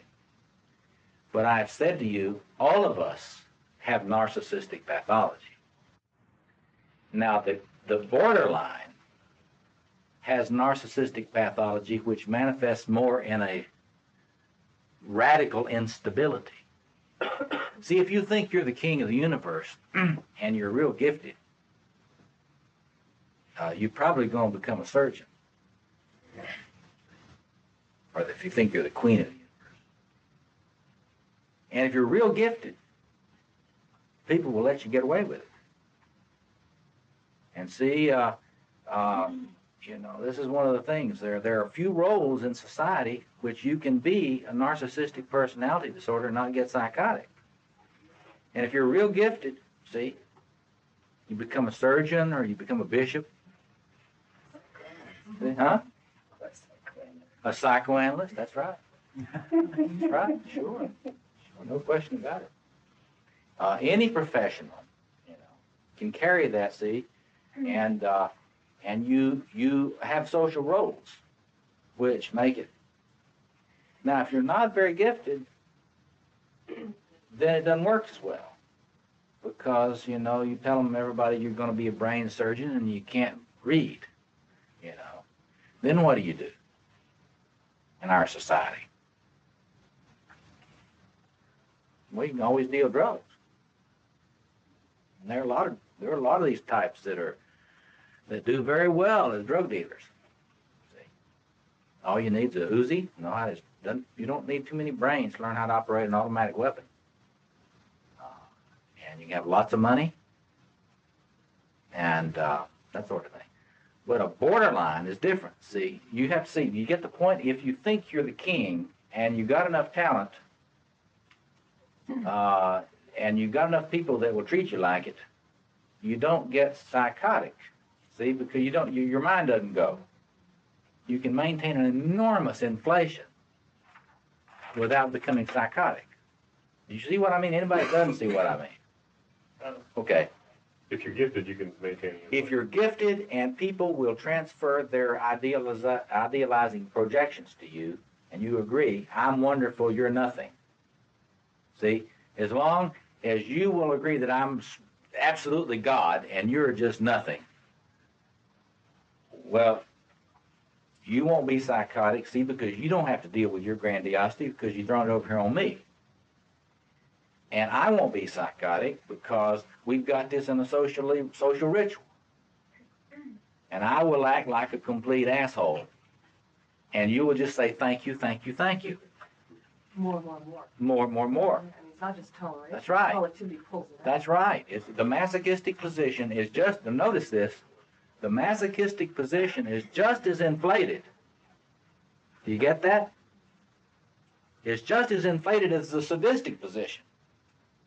But we, in our partnership, manage for both of us to be really crazy without either one of us going psychotic.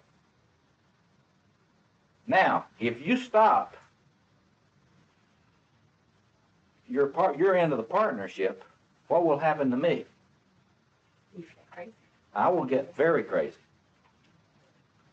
You see that? If you stop your end, your masochistic end, I will probably become psychotic. You follow that? Do you see that? Now, the borderline is a little different.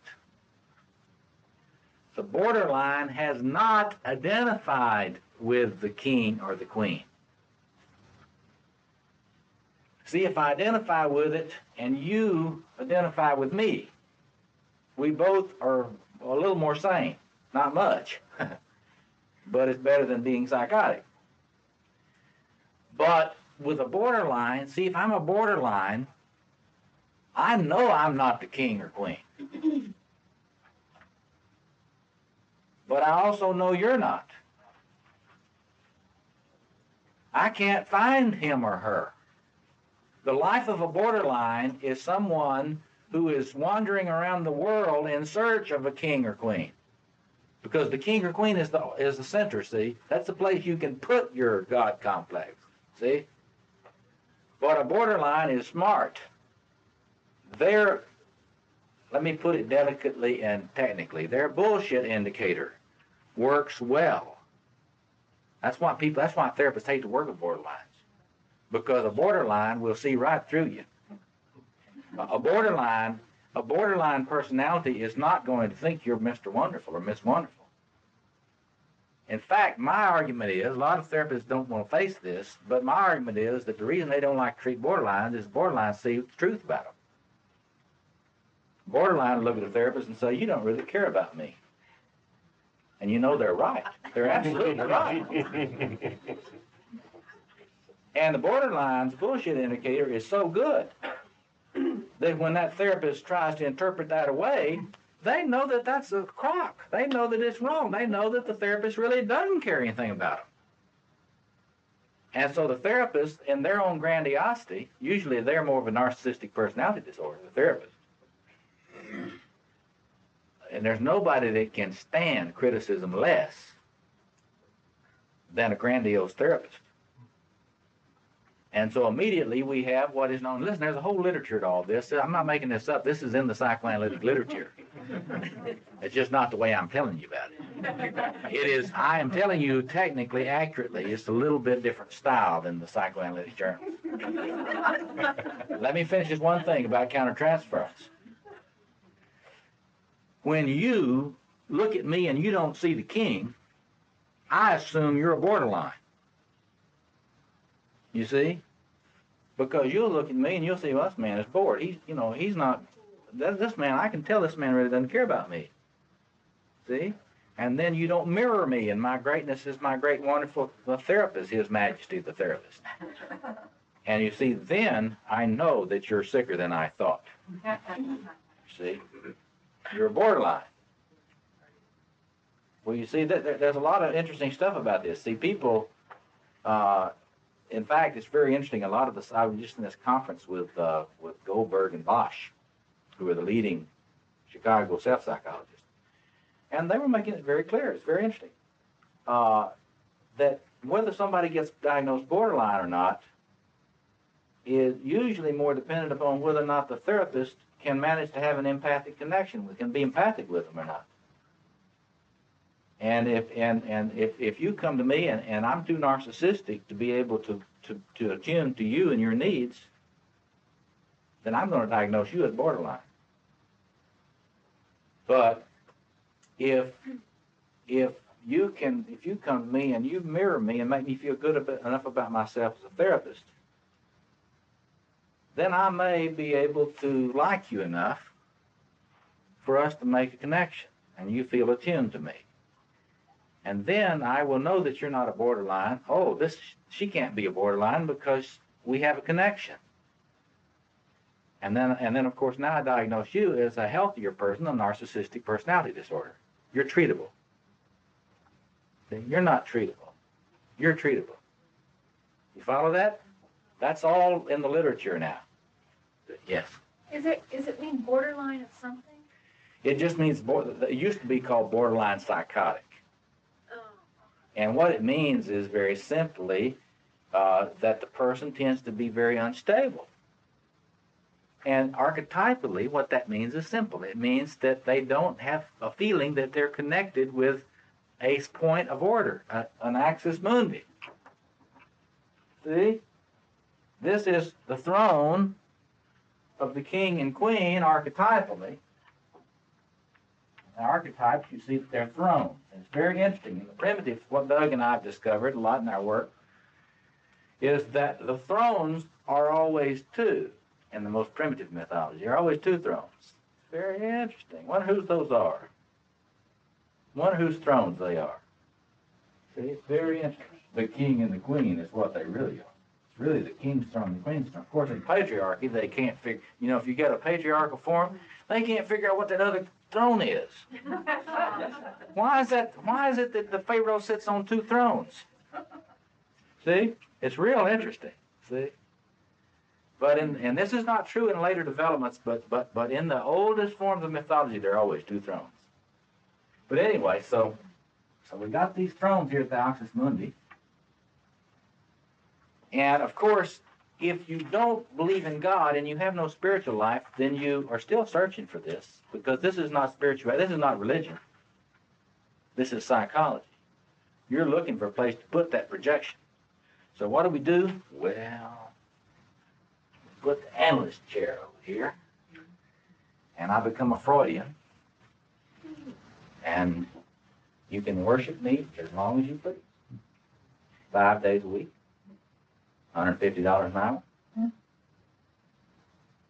And you may have such severe narcissistic pathology that you can't terminate.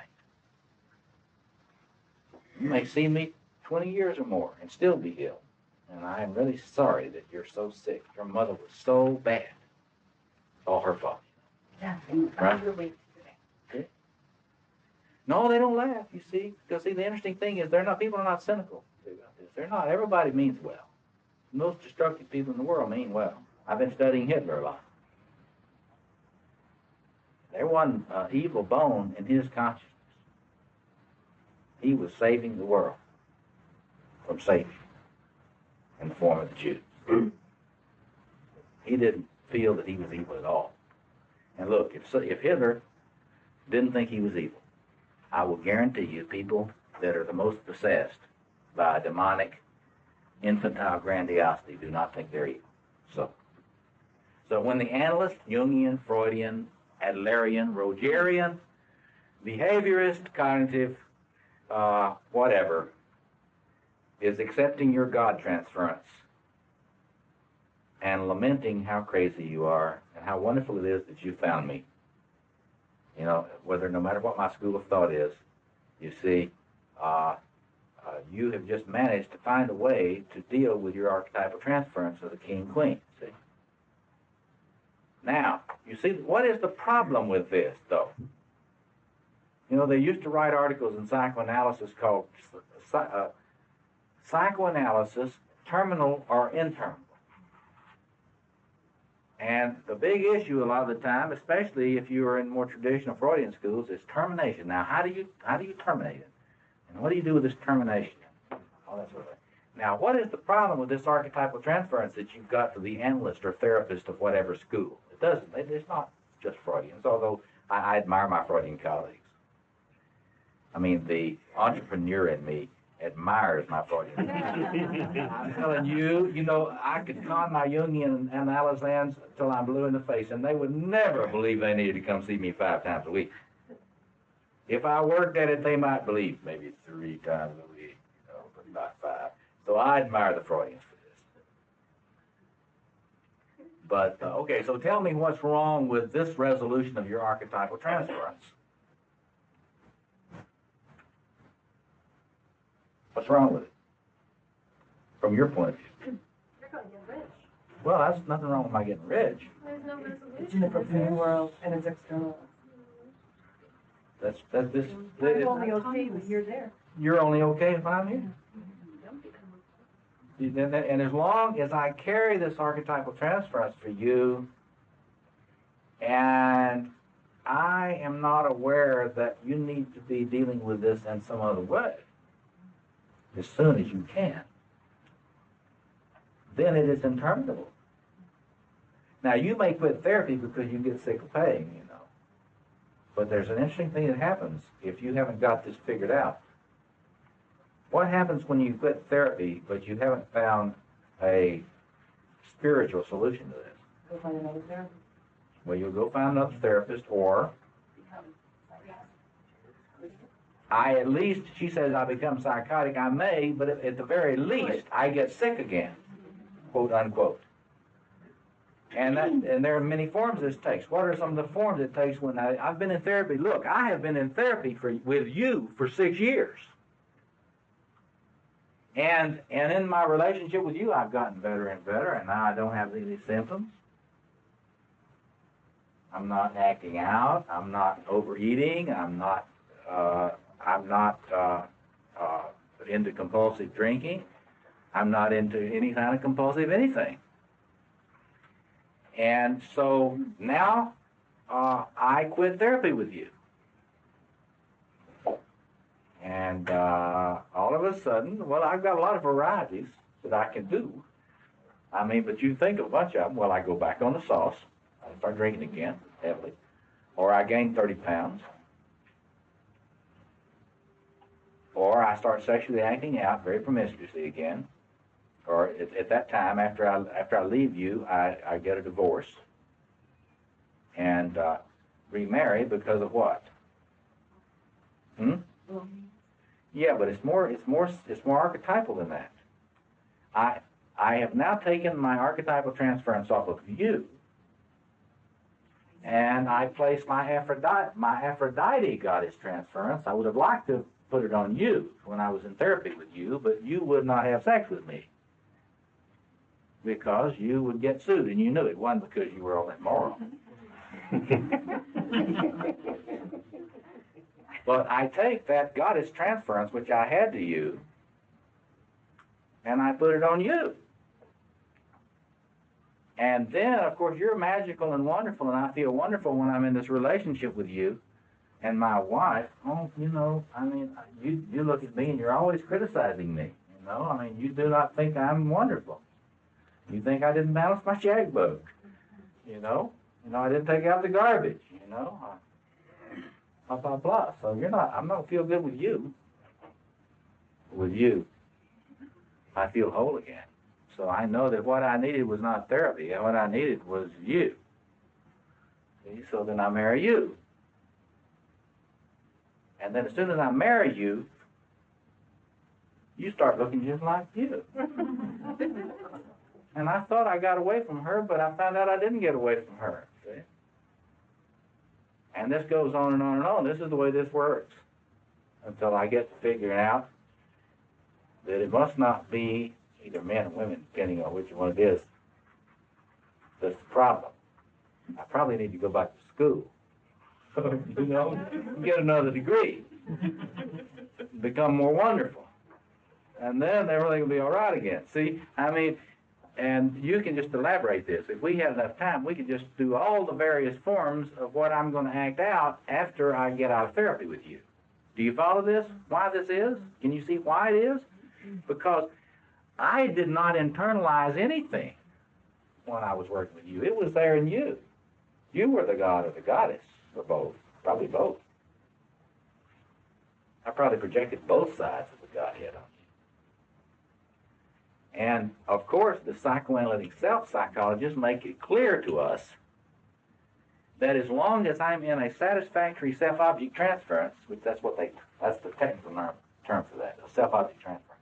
As long as I'm in a satisfactory self-object transference with you, I won't have any bad symptoms. Well, why won't I? Well, because I am containing my grandiosity in you.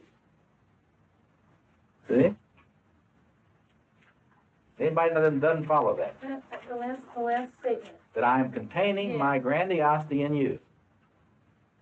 You don't see how I'm containing my grandiosity? You're God or goddess or both. I'm nothing. Okay. Except when I'm with you, I'm better. Now, why am I better? Somebody tell me why I'm better when I'm with her. Symbiotic, that's absolutely right, but it's not just it's symbiotic, it's more subtle than that. I mean, there's some specific thing happening here. I'm putting something into her. And what is, I'm putting a projection onto her, into her. But what is the content? This is the genius of Jungian thought. The genius of Jungian thought, even more so than the Freudians, do not, the Freudians have they are real good phenomenologists. They see a lot of this plumbing better than Jungians. But they don't understand the nature of the content of this as clearly as Jungians do. I'm putting a specific content into her. What is it? Divine. It's God. And it's embodied in the relationship. And it is contained in the relationship. So you want to think containment. This is ritual stuff. I think it's subtle body. Yes. In that sense, it is embodied in this, but it's in the field. It's not in hers. It's in the relationship. As long as I've got my relationship with you, I will not be really very crazy in my behavior. What about a negative transference? Okay, what about a negative transference? Is a negative transference, tell me what's happening in archetypal terms in a negative transference. Is it demonic? Flip side of that? Depends on how severe the negative transference is. If I come in with you, and I see you, and it's just sort of not very good, then I am not able to have an archetypal transference to you. That's not an archetypal transference, you see. Do you see this?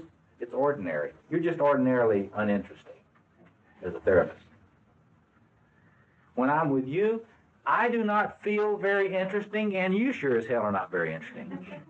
You are not interesting enough for me to pay you $150 a session to see. Now, that means I'm not too interested in coming back to see you. I'm just kind of checking out therapists. I've been to 4 this week. And not a one of them has been all that interesting. Well, what does that translate out? There's no archetypal transference. Now, say, though, at first when I'm come to see you, I'd come into your office and I just knew you were the therapist that I needed to see. I've been to all these other therapists, and something told me they weren't the right ones. But when I came in here with you, something just told me that you were the answer. You're the person I need to work with. So I've got a positive archetypal transference there. See, now she's carrying the light side of the God that we got to see. And everything is fine and dandy as long as you make me feel wonderful by blessing me with those beautiful eyes. See? And I feel so good when I'm with you. Well, that's for a short time. And then one day I display to you my grandiosity. We call this a mirror transference. See? If the right kind of mirror transference is set up, you will gaze upon me and I will be the divine child in the manger. And I'll ooh, ah, you know, and you will smile, and I will feel as if this is a creche. Right here, the creche.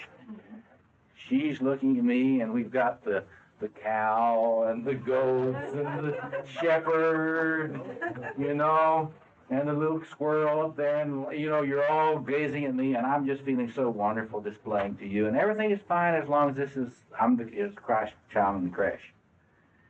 But then one day you stayed out too late the night before or something. Or you're preoccupied with something and you don't manage to mirror me quite adequately. And all of a sudden, I'm become clear, I was mistaken. You are not Mary at all, like I thought you were. You're really Lilith. Or if you're a male, you're really Satan. And you're just in this for the money.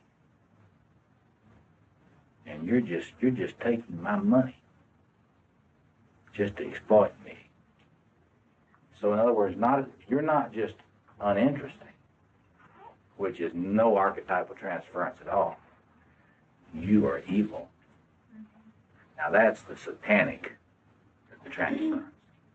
And that is archetypal. See? Yes. Don't the self-psychologists say that that's the healing? The mirroring and then the rupture? Mm-hmm. Rupture is the processing of the rupture. It depends on whether, and you need to tell me why. If I walk out of the room and never come back, the self-psychologists don't think that's healing at all. Why?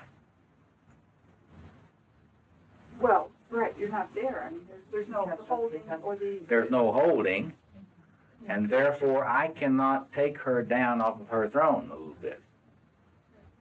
Can't you after you leave? Not if I don't come back, because you're really Satan.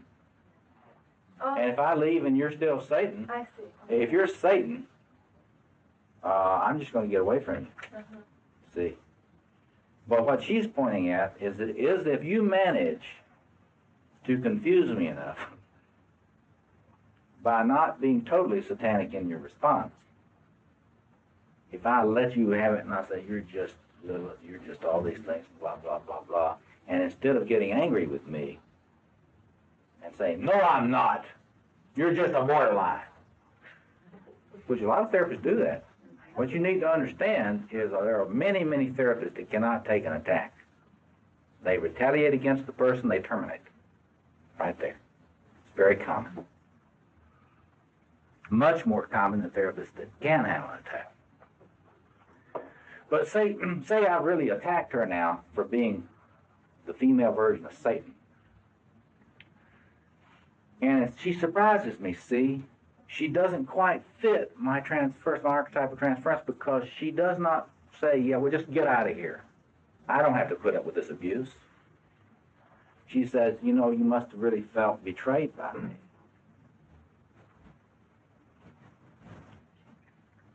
What's this? What's Satan saying to me? You must have really felt betrayed by me. That's an empathic and loving response. So I'm confused now, you see. And you say to me, I hope at least you will come back next Monday and let's talk about what's just happened between us. Because I think I understand something about how you're feeling and what I've done. I think I understand something about what I have done to disappoint you. Get that?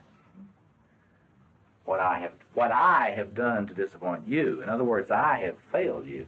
You see, what has changed in psychoanalytic psychotherapy now is that it has now become kosher to admit that you may have not been totally empathic,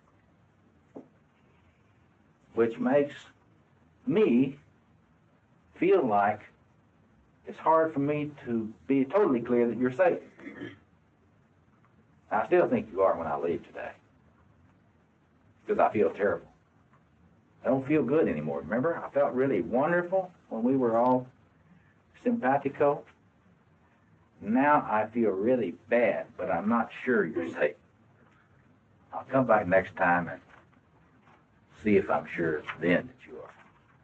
And then if she can adequately interpret the break in empathy between us in such a way that it feels accurate to me, there's the healing. I guess as a therapist, I'm having a little trouble with Yes. in that that a lot of what you're talking about is the transference, the archetypal aspects Yes. are important, and because they're human and natural, and that they Absolutely. are part of the therapy. Absolutely. Making it sound like as if it's inappropriate for the process. No, I think it's a very necessary process for someone whose grandiosity. What the answer is, or where the direction is, in terms of the spirituality or the All right. or the handling of the archetypal All right. issues, apart from all of the conflict and different frames of reference of what other Freudian self-psychology and all the disputes of self-psychology, apart from what they say, how you bring the spiritual aspect into it. Yes, that's what I think we're working on right here. Okay. In other words, all of this discussion of mirroring and idealizing transferences that the self-psychologists talk about, what they're really discussing, and they don't know it, is the management of archetypal transferences, which they can do up to a point. I mean, it is possible to work with that without knowing about archetypes for a while. And what they do is they talk about dealing with grandiosity and helping the person gradually become capable more and more of relating to their own grandiosity and being much more accepting of it because you're accepting of it.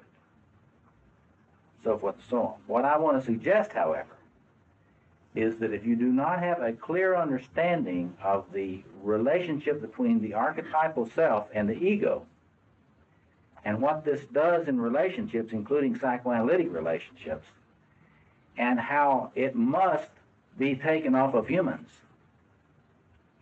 The archetypal transference does not belong on human beings. So then the dispute that I could see that you would have with psychotherapeutically oriented people is that when you mean Freudian or whatever. I consider myself psychotherapeutically oriented. Okay, so self-psychology people, Freudian. Okay, self-psychology people, yes.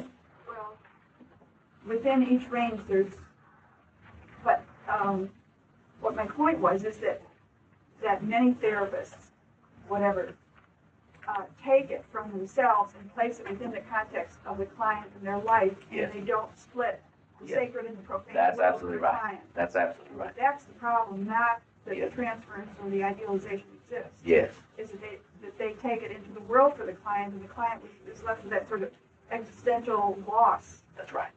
Absolutely. So it isn't in the sort of psychological structure of it. It's that it doesn't go far enough from your point of view. From my point of view, there can be no adequate termination if a person has not found an appropriate receptacle for an archetypal transference. Now that receptacle cannot be human. That was the genius of Eliade. But he did not have a psychology that he would be honest about. It's pretty clear that he was heavily Jungian, but he would never admit it, because in the university it was never acceptable to be Jungian. Still isn't to this day at the University of Chicago. So what would that contain to be? Okay, it would be, and you know, the thing about it is, there are many different mythic forms in human history. And from a psychological point of view, you would not prescribe from a psychological point of view which myth would be helpful to carry this. Jung would say, often say, if you can go to church, go to church. Because he was quite clear that for many people, they could let this archetypal transference be carried on some traditional religious form.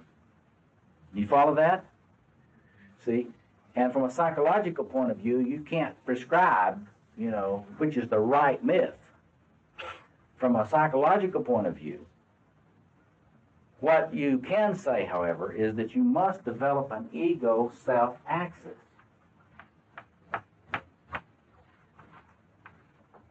A separation between these two.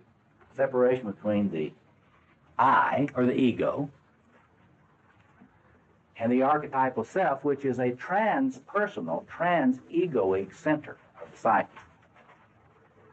In other words, that can be carried, and see what a lot of people do is they will put that into an ideology, a human ideology, and it will work psychologically. You see that? If you become an ideologue, whether it's a Reaganite or a Marxist, it doesn't really matter as long as the ideology is numinous for you. If the ideology becomes the carrier for the archetypal self, it will keep you from being as crazy, psychodynamically speaking, in a way that's similar to the way that you got better in the transference, or I got better in the transference. You see that? And this has been what has happened a lot in human tribalism. That is, you can view human religious tribalism or ethnicity, ethnic, you know, when one's ethnic group becomes numinous for the individual, the ethnic identification will carry the numinosity of the archetypal self. Or the religious tribal group will carry the numinosity of the archetypal self. Now that will solve part of the problem. Yes, you were going to say something, John. Thank you. Related to my other question about renunciation in Buddhism and yes. Humility in Christ, if one becomes too sacred or into the self, then it's also an imbalance of mortification or asceticism. So it seems like you have to have a middle ground, and I wonder if you comment on that. Well, in my view, if you really get into one of these holy configurations, there is an identification of the ego with that part of the archetypal self which is sort of shaped like a monk. I'll go into in a little bit the sort of the different archetypal structures in the self, which look very different. The warrior aspect is one form that this asceticism takes. The monk is often a spiritual warrior, and if one is inflated and if one is grandiose in that particular form, it looks very ascetic and selfless, but it's really very inflated. Or you can get into, and I'll go into the different patterns that can get lighted up with archetypal energy. So you can put your archetypal energy into any one of a number of patterns, and you may not think they look all that inflated, but they are. But see, the important thing to get in terms of human tribalism is that what we do is we take the grandiosity off the ego in these different forms of tribalism. And it keeps the ego from blowing apart. You know, I'm not psychotic if I can project it on anything. If I can project it on you, you may become psychotic because I projected it on you. Don't let me forget to talk about that, because that's something you see in therapy a lot. A lot of therapists, when they carry these archetypal transferences of other people, find themselves having a lot of symptoms, very disturbing symptoms. And they thought, my God, you know, I've had 20 years of therapy. I'm feeling as crazy as I did when I started. What they don't realize is that other people's archetypal transferences overstimulate your grandiosity. So in other words, if people are turning you into a god or goddess, it makes you crazy. See? In other words, I get rid of my God complex by putting it on you, and now that I put it on you, you have two that you've got to contend with. Mine and yours. Which makes it doubly hard for you to stay together. So therapists it's really dangerous being a priest or a clergy person, because on Sunday morning, the priest gets up there, you know, and if he's a good liturgist, I mean, if he's really good at this, he will elicit. Now, if he's not good at it, you won't make any archetypal transference. When you're sitting there in the pew, you'll be thinking, yeah, another puer. Right? What you think? A lot of people, that's when they go sit down in front of a priest. A lot of people I know say, oh, another puer, you know, one of these priest puers. But if the guy is just wonderful, you know, I mean, like some of these guys are, you know, a wonderful liturgist, really tremendous, you know, has what Victor Turner called ritual genius. You'll be up there and you may be thinking, well, he's a puer for a little bit, but pretty soon he's got you. And the archetypal transference is there. You know. Well, it's fine for me. I'm putting it on him. You know, but for him, he's got to deal with 152 archetypal transferences. And if you don't think that's overstimulating to your grandiosity, you got to think about it again. A priest is carrying all this archetypal transference. It stimulates his grandiose self-organization. He gets radically overstimulated. He starts feeling enormous anxiety, so he goes gets him something to drink. And that's why there's so many alcoholic priests today. Because they have to self-medicate to deal with the overstimulation of the archetypal transferences of the people. See? So it's not just psychotherapists that have this problem. It's harder if you've got about 100 and something people in the same room doing it. I mean, I just got one at a time in the room with me. See? Yeah. This is a very fundamental question, and it takes us back to the Tower of Babel. Yes. It's so fundamental that I can't follow you without getting the answer. Okay, fine. What makes the narcissistic, grandiose person frightened? The human ego cannot contain God. But if the human ego sees itself as God, wouldn't that substitute? Couldn't the human self-inflated ego be a substitute for God psychologically? It does with some persons. I remember I talked about the narcissistic personality disorder, who, because of certain sort of ritualizations with certain people, are able to entertain that fantasy that they are God and comfortably enough not to be psychotic. But I didn't tell you the other side of it. You see, if you are a narcissistic personality disorder, you have certain symptoms. You may be identifying with the God complex, and you may not be psychotic, but you've got some symptoms. What are they? You masturbate a lot. You look at pornography a lot. In fact, you may have a whole suitcase of pornography that you take with you. I don't understand. I know, that's why I'm trying to explain it. The reason you take it is because that is embodiment. The threat when you're identified with the God complex is to become disembodied, to lose your humanity by losing your body. And so whenever a person is into that delusional inflation, there will always be symptoms that they are experiencing which are trying to say, hey, you're human. Hey, you're human. Don't forget, you're human.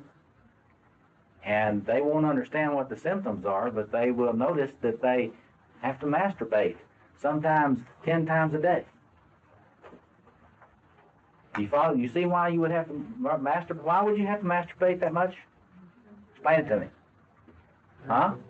Huh? The pain's so great. To get balance in your body. You get in touch with your body. What do you do when you masturbate? You get in touch with your body. You become embodied. Because the thing in you is trying to get you to forget you're human. And that's the thing about the body. And this would cause me to present to you a little different view of masturbation. I was just lecturing this bunch of very conservative Christians the other night, and I was talking about prayer, and I was going down through prayer is this, and prayer is that, and when I got to masturbation as prayer, boy, that kind of brought down the house a little bit. But I was very serious. It's not the person doesn't know that they're acknowledging that they're not God, but that is a compulsive kind of form of reminding yourself that you're not really God, you are human. And we see that with Jimmy Swaggart and Jimmy Davis. Oh, exactly. In the form, I mean, Jimmy gets so inflated into the Messianic king. He gets with this prostitute, and he's real clear he's a man. See? It's real clear that he is not the Messianic king. The Messianic king, of course, is an archetype in psyche. And that's, see, I better do that pretty quickly because the Messianic king is this archetypal warrior. And he's not interested in sex. Too busy for sex. And then the shadow, of course, in the shadow is all those other archetypal possibilities, which the archetypal lover comes in there, and all of a sudden you get something that counters this particular Messianic king inflation, and he's looking at this woman, very much like a man. What about the Zeus complex, like the Gary Harts? Oh yeah, that's just a different part of the See, that's more the king than the warrior. See? Yes.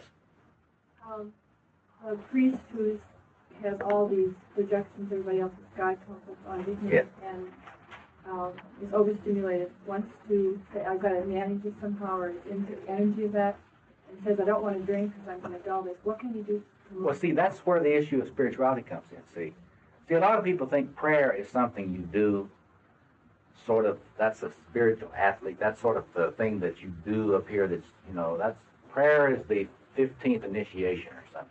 Mm-hmm. But if you really understand it, prayer is survival technique.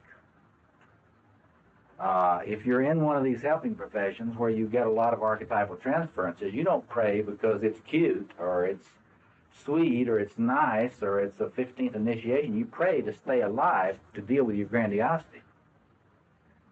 In fact, one of my lectures I gave this past week in North Carolina was, prayer is survival technique to deal with the grandiosity. It is one of the greatest antidotes to dealing with being flooded with the grandiose, numinous energies of other people. And if you cannot pray, and if you do not know how to pray a lot, and if you do not have a sense of you're passing on this numinous energy to a more of a mythic center, you take that energy that's coming towards you, and then through your prayer you pass it on. Here, this is really yours. here, this is really yours. You know, take this. Because if I have it, I'll be drunk and, you know, see that? Prayer is passing on the religious, magical God energy. I'll get into that more tomorrow in more detail. But you see, my basic argument is very simple. My basic argument is that human beings need to get rid of that. That is to say, there's a certain amount of it that you want. That is, you want to be connected with it. See, that's a connection. This is not a separation. We do not want to lose touch with this energy because, like we saw in this, it is an umbilical cord. It is a life-giving, nourishing connection with the libido for life. If you cut this connection, you will inevitably be severely depressed. And your self-esteem will be lousy. If the connection with the archetypal self is cut, that is consciously. Now you can't get rid of it. But if you cut your connection with it consciously, your ego's life will be extremely impoverished. For example, if you're not in good connection with the archetypal self, you will be, conscious connection. Remember, you can't get out of connection with it. But I'm talking, you can deny it and split it off where it goes into the shadow, gets you in trouble. But what will happen is you will be very depressed. Your self-esteem will be low. You will not take yourself seriously. You won't think you're important. You will not believe that you are significant enough to do anything significant.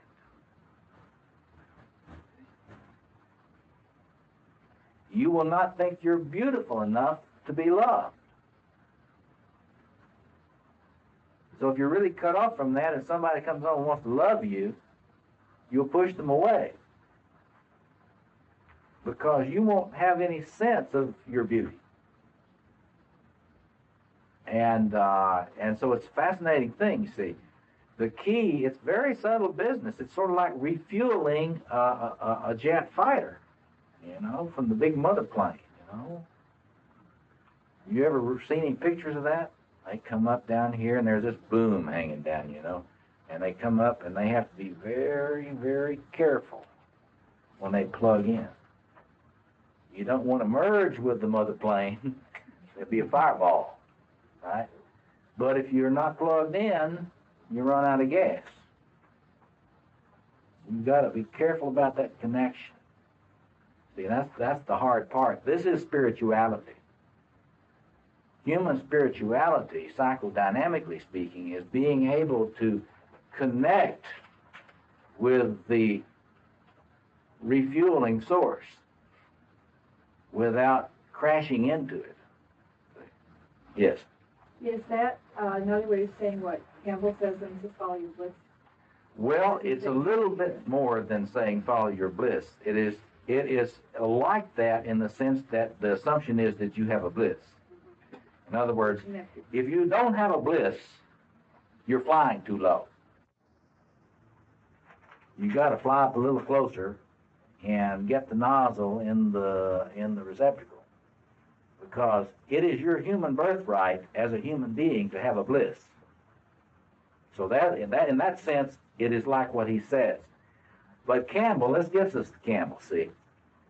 Campbell's service to us is in showing us the richness of world mythology as a resource for understanding the archetypal realm, see?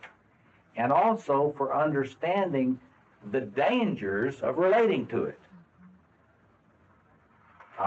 And if you see his book, Hero with 1,000 Faces, that's a little manual on relating to the archetypal. The Hero with 1,000 Faces. It's the hero journey. Well, what is that? Well, that's going down to the boon, you go down deep into the underworld to get the boon, that is the numinous energy, the gift. But you got to come back to the human world. It's one thing to connect with the archetypal energy. It's another thing to get back to being human. See, here's the human choice.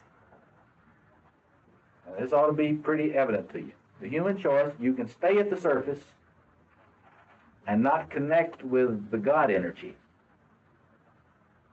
or you can go down and connect with.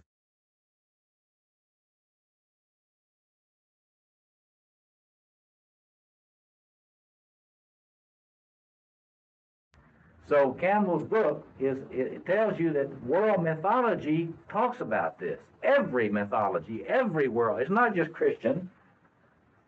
All the human beings before the modern era understood this. See, but with the modern world,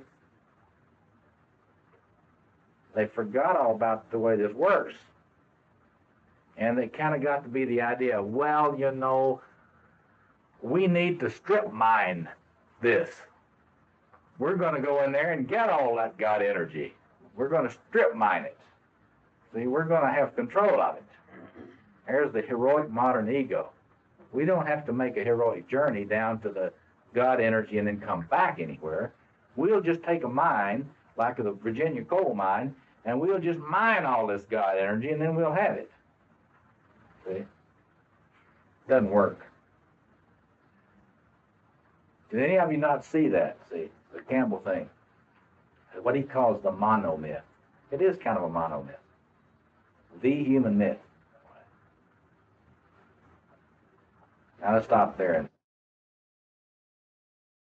The shaman can make the same mistake as the priest, and it's all the same problem no matter what tribe you're in, or no matter whether you use, there are a lot of people that think, shaman, now I'm a shaman. I went on the vision quest and now I'm a shaman, I mean, I keep saying, if I meet another shaman, I'm going to vomit. Shamans are like, shamans that I meet are like individuated analysts. They're all the same. They're inflated. There isn't any such thing as anybody who has transformed their narcissism. There are only people that acknowledge it and manage it. And so, to me, I don't mean to put you down. It's just that I hear so much about this. A shaman is just one little subcultural form of the magician. And the magician is in every culture. And whether they're Baptist preachers or Pentecostal preachers like Swaggart, or whether they're Japanese Zen masters, or whether they're North American Indian shamans, they all have the same strengths and they all have the same weaknesses. And the ones coming around and telling you that they found it, you're looking for it and they found it. If they're serious about that, what you've got is an inflated personality. Yeah. I'm just thinking that Eliade makes the same distinction, though, between the shaman and the psychotic. The shaman comes back at will. As what's the quote? He makes a distinction between the shaman and the psychotic. But the shaman can come back. Oh, absolutely, at will. absolutely. So in the true shaman he's talking about would be the same thing as the true priest. That's all I'm saying. Right. Or the true clergyman. It would be somebody who can touch the God energy, the numinous, and not be destroyed by it. Because it is when you touch it and it blows you up, like you've seen these cartoons of the person that's still on the air hose and they can't get off the air hose and they kind of inflate like this and they float up. That's what it's like when you get in touch with the numinous and you don't have any way of getting rid of it. It's like the Monty Python image in one of those movies where the person ate and ate and ate and ate until they exploded. That's right. That's exactly what it is. See, and all. See, the thing that we've got to really get clear about is the Jung's genius was that this is all in the hard wiring. That is to say, this isn't cultural. This is the collective unconscious. See, the collective unconscious is a concept of enormous planetary human significance. We're all alike at this level. We're all plugged into the numinous inside. And we all have the life or death problem of learning to develop an adequate connection to it, one which can fill us up into our full humanity, which is a lot more wonderful than a lot of people think. I mean, if you're really plugged in to that, and the archetypal self is able to fill you out so that you're fully inflated like a basketball, not like a basketball doesn't have enough air in it. That's the way most people are. See, most people are not narcissistic personality disorders. They're not too full of themselves. Most people are like a basketball; they haven't got quite enough in them. You bounce them, and it's kind of hard. It's kind of hard to get it back up. But if you're really in touch, and this is the genius of the Christian Imago Dei. The idea of the Imago Dei, that every human has got the stamp of God, and that it's a likeness, it's a divine likeness. It's not God, but it's a divine likeness. And the idea, from a Jungian perspective, is that if you're really plugged into that source of energy and you really fill up to the level that you're really designed, how many pounds pressure per square inch, I don't know what it is, but where you're really as full of yourself as you need to be fully human, you're fantastic. See, this is where the human potential movement was right, and the humanistic psychologists were right. What was the problem with humanistic psychology? And this, if you just stay with my assumptions, what would I say about that? See, if you buy my assumptions, I would see a problem with humanistic psychology. Can you see what I would? Huh? They need the transpersonal. They need the transpersonal dimension to deal with the excesses of narcissism. Maslow did that in his own way. Who did? Maslow. Maslow? From the humanistic to the transpersonal. Yeah, that's right. So, and a lot of people have handled it that way. But the point is that if you get in touch adequately with the healthy narcissism, see, that's where the word narcissism is not a bad word anymore in psychoanalysis.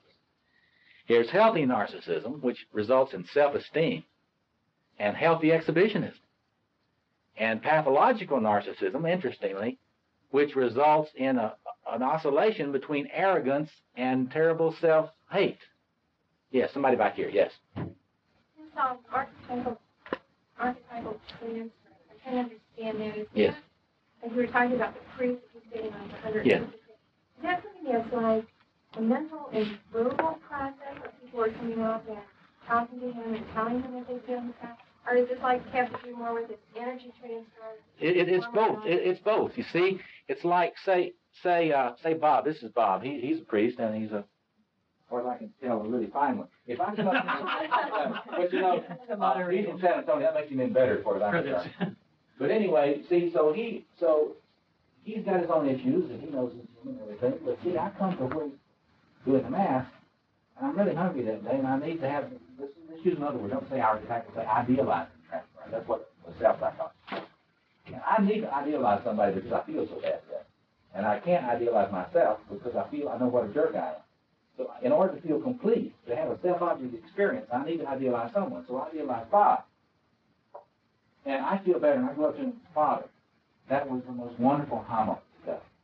I felt so good. I mean, I really felt united with Christ and everything. I felt, you're just so wonderful. I wish I could come here to the homily every week. And if I really mean that, see, if I don't mean it, he'll know it. It won't bother him. He'll be okay. But if I really mean that, particularly if I'm believable. Now, the human Bob will still not deal with it, but the grandiose self in there that is in everybody will get off on that too. And I'll go back and I'm sort of stimulating the grandiose self-organization here that is in all of us. And he can't protect himself from that. See, I can flatter you, and your human ego won't buy it. But your grandiosity will. And you can't stop it. You can't prevent me from getting through to your grandiosity, see. And that is something that, as far as I can tell, only the most sophisticated scholars of transference and countertransference understand. Yes. But every mother knows what it feels like. When the child... Say more about that. I can't attest to that. When a child is idealizing you, when you're it, when their entire life depends on whether or not You'll open up and feed them, or allow them to do whatever it is they want to do. And Right. they look at you with their eyes like, yes. You're the goddess. You're the goddess, that's right. And I think mothers feel it a lot and have a hard time managing it and giving it back. Letting the kids then own it. That's wonderful.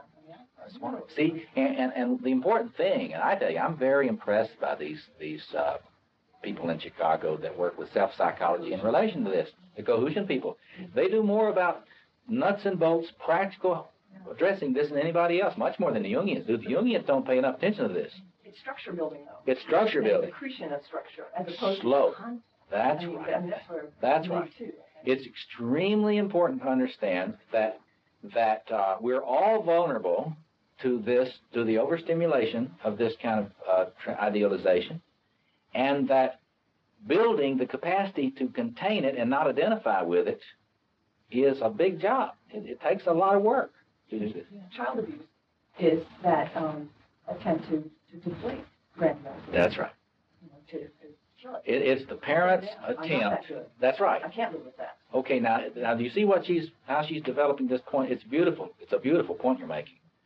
And we have got to get this idea more widespread, because otherwise we can't understand the behaviors. That is to say, when a parent attacks a child, they are trying to deal with a real issue. It's not a humane way of dealing with the issue, but they are responding to a real issue. And the issue is their own shame at being deified. See, if somebody is idealizing you, you will have an involuntary shame response. You cannot stop. You cannot keep from having a shame response. It's automatic. See? And depending on your familiarity with your psyche and these issues, you will do different things with your shame response. And that's lashing out at the child is one thing. There are all kinds of other acting outs that we do to make it clear that we're not God or the goddess. And that is a form of unconscious spirituality. The only problem is all these forms of unconscious spirituality, the forms of becoming human and not God that are not conscious, are usually destructive of self or others or both. Yes. I understand that, what you just said about the shame at being deified, just from my being a parent. But it seems like if a parent, the more that they put themselves up to be worshipped, the more they would do this. But why wouldn't they want it? But why would they be reacting? I don't understand. Because see, there are three. Let me just talk about the defenses against grandiosity that I so far been able to glean. When your grandiose self-organization, or to put it the Jungian way, when your archetypal self is overstimulated, there are three kinds of, you will defend against it, see, because you instinctively know that this is not right. There's something wrong with this. You may not be able to write a cohesion book or a Jungian book on the ego-self axis, but you don't need to, because this is in the hardwire. You know there's something wrong with this. So you will, there are several kinds of defenses. You'll defend against that because it's overwhelming to you. That is, it's one thing to have a little fun fantasy of thinking you're Batman. Not too many of us boys ever went through our childhood without wanting to be Batman. But if you start really thinking you're Batman, see, think about it, or Batwoman. What happens if you're really Batman? You got to take care of Gotham City. You see, that it's one thing to kind of play God. Wouldn't it be nice to be Batman? But if I was Batman, I'm in Chicago, I've got to deal with all the drug dealers in Chicago. There's not enough time in even Batman's life to do that. See? And so that one reason for a defense against the grandiosity is simply because you feel immediately, like Atlas, with the world on his back, you feel this enormous, crushing weight of the grandiosity that you're feeling, and you just can't. It just is too much. And this is another reason why the mother hits the kid.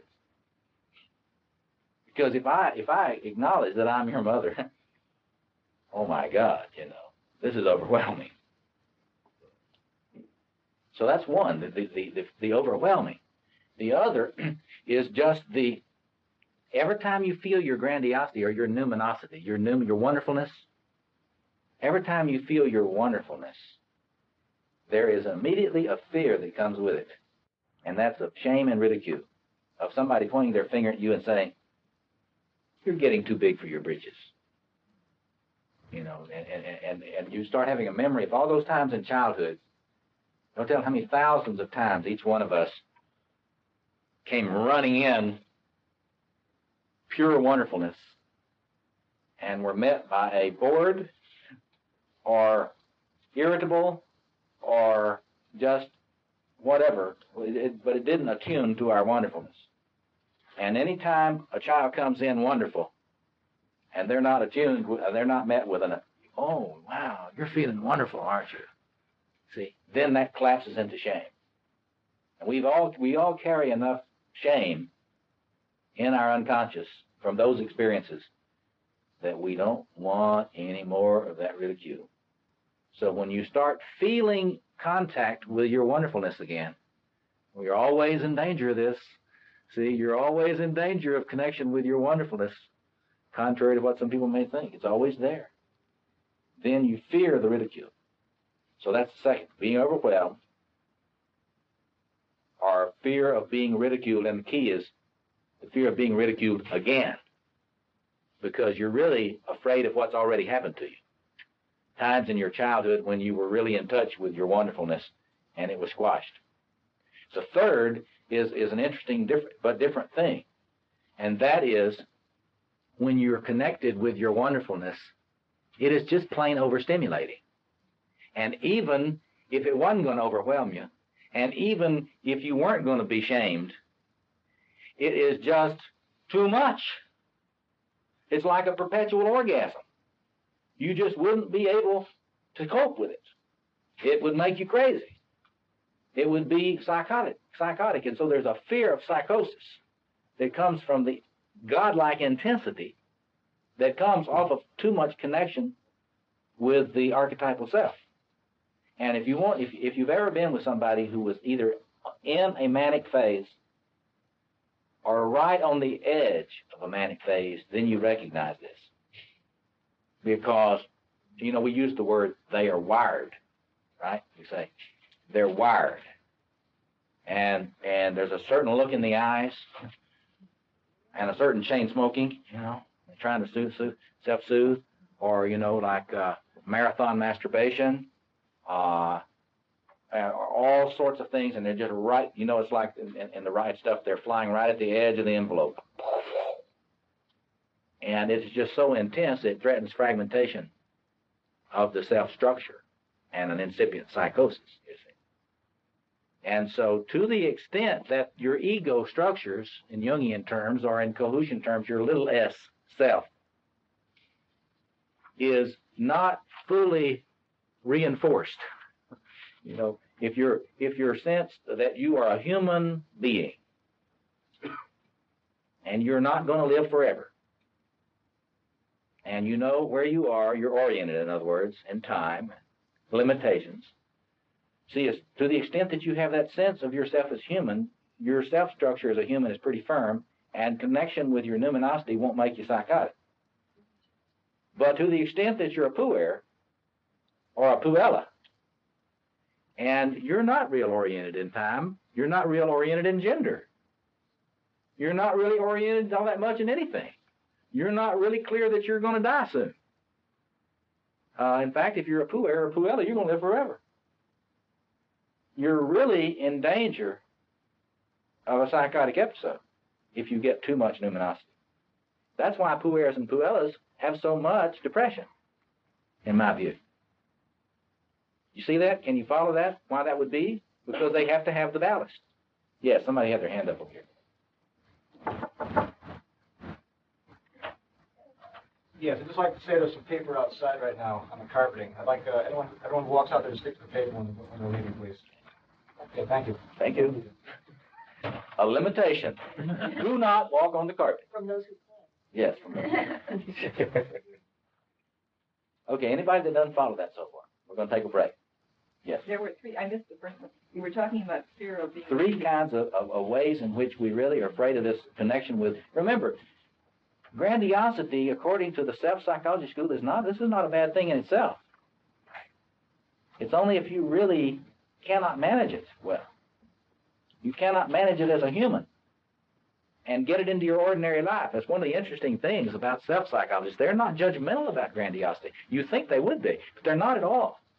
They want to help. And one story that, I've heard a number of stories about people that are practicing out of that kind of point of view that help people get their you try to get the grandiose fantasies out where you can see them, and you try to find some way to embody them. You don't judge them. You try to get that energy connected to life. And if it's split off, the grandiose fantasies are over here in the unconscious, and the life is impoverished. So you see how parallel to a Jungian point of view that is. We don't want to do away with archetypal energies. We don't want to be destroyed by archetypal energies. We want the energies to fuel and enrich life. And that's what human spirituality is about on the psychological level. Let's take about a 10-minute break and come back and we'll move on. I have been taking Jung's understanding of the archetypal self and working more on understanding the different structural configurations within it, the way they can be experienced. And I've worked a lot. These are supposed to be symmetrical, see. These are really sort of circles here. They don't look that way, but that's what they are. Spaces. There are 4 different kinds of spaces that open up depending on what archetypal configuration you're in the psyche. Jung believed that through his studies of alchemy that the archetypal self was imaged in what he called the conjunctio, mysterium conjunctionis, the sacred marriage, the marriage of Rex and Regina, king and the queen. I think he was right about that, and I think he was more right even than he dreamed. Because if we study now, we have much more knowledge now about world religion and mythology than existed in Jung's time. We are light years further along in terms of our awareness and our scholarship on mythology than we were at the time of his work. Now, he was one of the greatest of his time and did a lot of the work himself. Since his work, we have had developed the entire field. The field of anthropology has elaborated and deepened and gone much further. And the field of history and phenomenology of religion has gone much further. We have much more access to much wider material than he had to elaborate his work.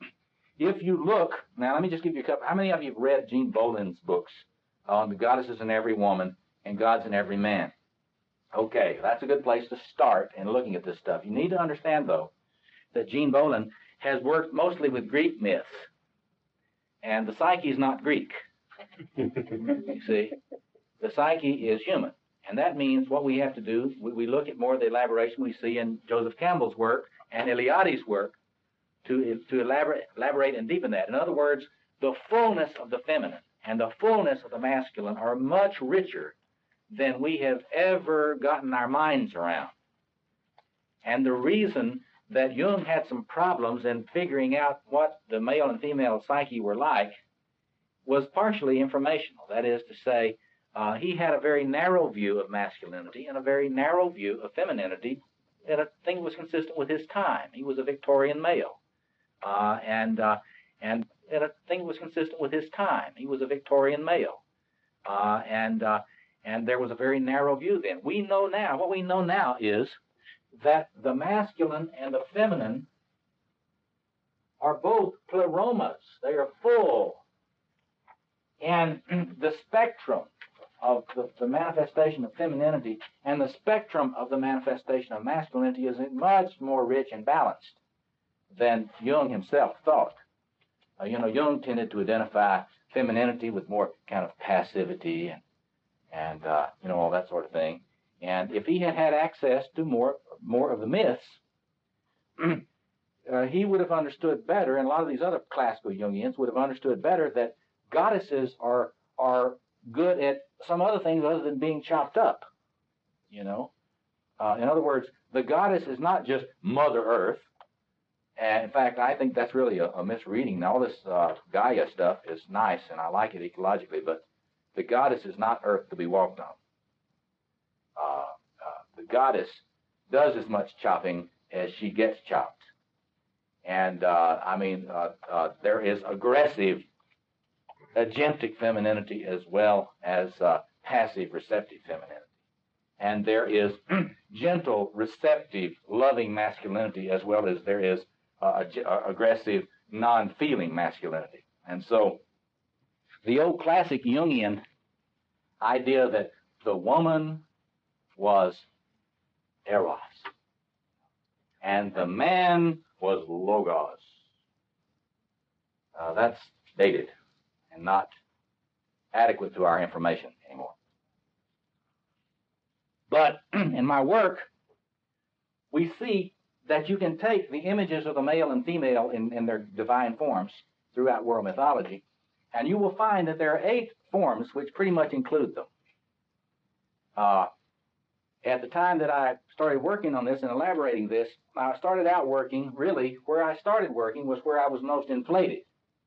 And of course, as a therapist, it was here, in the magician. And as part of my own analysis, I was working. It's funny how Lee Roloff, one of our analysts here, has this saying that I think is so true. He says, you know, there's always me search in your research. There's always me search in your research. Well, my first book, I analyzed a priest. I psychoanalyzed a priest, an inflated priest, John Wesley. Why? Well, because I had that a lot of it in my psyche, see. And I didn't quite get it, see. So then I start doing a psychology of the occult and of all the inflated magi. And so I spent 10 years going around the United States doing field interviewing with occultists of all kinds, you see, ritual magicians, occult leaders, you know, the gurus. I spent thousands of hours interviewing magical leaders, witches. I know more witches than a typical warlock.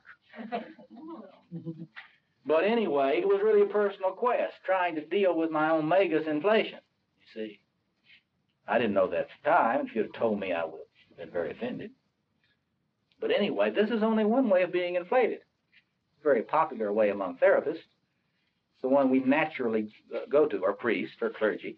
We naturally kind of get into this one. And so that was a lot of my research then. I was working on that. And then I got to aware of John Perry's work. You haven't read John Perry's work, Self and Psychotic Process, Roots of Renewal and Myth and Madness, etc., etc. His book on the myths of the Royal Father, the Lord of the Four Quarters. And I thought, I thought I was just going to study the magician. Now I've got to study the king. So John Perry's work kind of led me into studying the king. And then after I got into that, I realized, well, now, sometimes the king doesn't sit on the throne. Sometimes he gets off and, like Julius Caesar, leads the army. So sometimes he's a warrior. So I worked on that and worked on that and worked on that and worked on that. And notice what I had not discovered yet. See? And the first time I ever taught about this stuff, I taught about the 3 major masculine archetypes, right? You see that? Oh, analysis takes a long time. And of course, this is a typical male problem. Men typically, in our culture, and I think in many cultures around the world, typically have the lover part of them sort of in the shadow, and they let women carry it for them. And the typical agreement in marriages has been that the man carries a lot of those things, old traditional marriages, and the woman would often carry all the responsibilities for the love dimension in the relationship. But then finally I realized, aha, this whole poet thing that you split off from so long ago. And you see, before I went to graduate school, I was a rock musician. And then I split that off. See? Now I realize I got to buy the Offender Stratocaster or something again. But anyway, so finally I realized that these configurations exist and this was, I had not studied anything about the ancient Egyptian concept of the self. And I did not know that the ancient Egyptians taught that the self was eightfold in nature, and that one of the eight was your physical body. And of course, at that time, I didn't realize that sexuality and embodiment and the qualities, the positive qualities of the lover, as well as the negative qualities of the lover, usually come out in bodily forms. So it's kind of a shock when you realize that somebody 3,500 years ago had all this stuff figured out better than you did.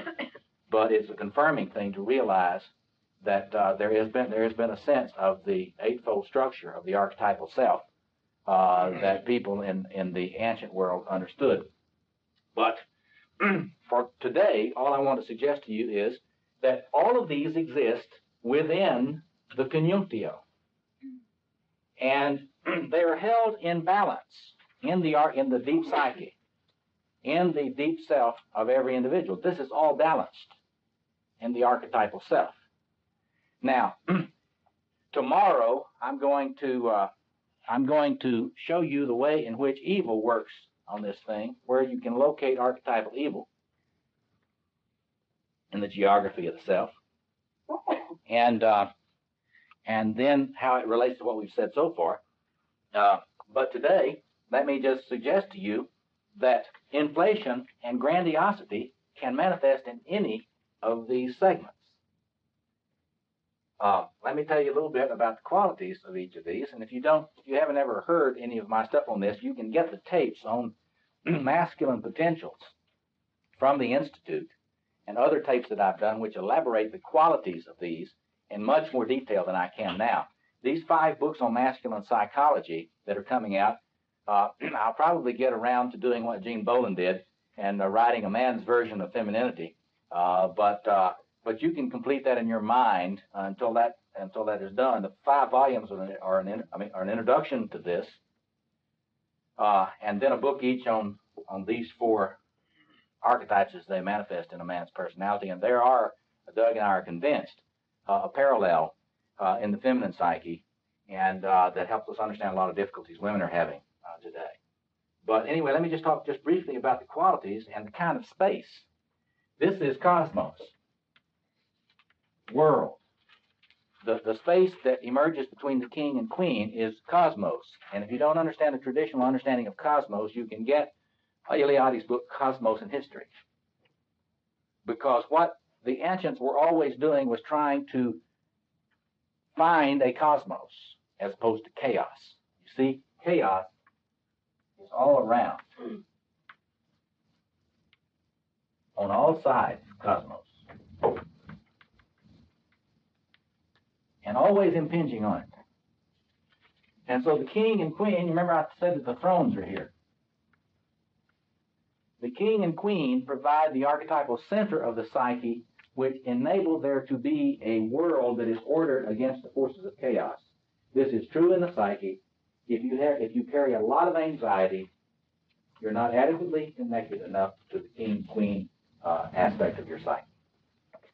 In other words, a narcissistic personality disorder is identified with this thing, and that explains why the narcissistic personality disorder will often not look that anxious if you look at them superficially, because they kind of think they're the center. The only problem is that if you're a narcissistic personality disorder, technically speaking in terms of the syndrome, you're very sensitive to criticism. And so if anybody criticizes you, you experience a lot of anxiety and fragmentation. But if they're not criticizing you, if they're always mirroring you, you feel pretty calm and you don't shake a lot. You don't vibrate a lot, as long as they're mirroring you. Now, if you're kind of dominated by this configuration. You're very sensitive to criticism, but as long as you can arrange for everybody to adore you, your anxiety level is fairly low. You can't tell that you're very anxious too much. And that's why so many of these narcissists rise to positions of leadership, because they get a lot of adulation, and as long as they're getting uncritical adulation, they look real calm and self-assured. Gary Hart, I think, and people like that are examples of this. They look very calm because they're getting adored.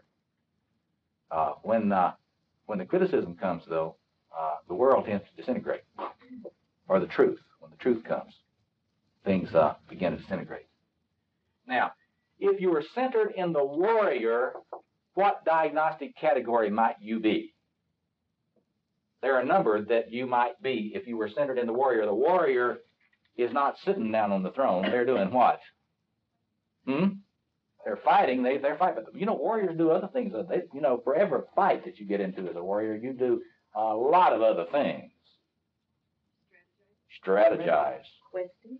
Well, you're always questing, right? You're kind of on the quest, because it's not, though, the quest like we think of the mystical quest. It's not like this quest, the magician, trying to find the answers. Right. Because if you're a warrior, you've got a mission. You're not searching for your orders. You've already got them. And then everything that you do is related to that. So what kind of personality do you recognize there? Well, it can be paranoid. If you see a paranoid syndrome, it is a person whose warrior is really turned up. Because one of the things the warrior does is provide vigilance against the enemy. And so if somebody's feeling the enemy everywhere, they're sort of shooting up warrior energy. It's a grandiose, inflated form of the warrior.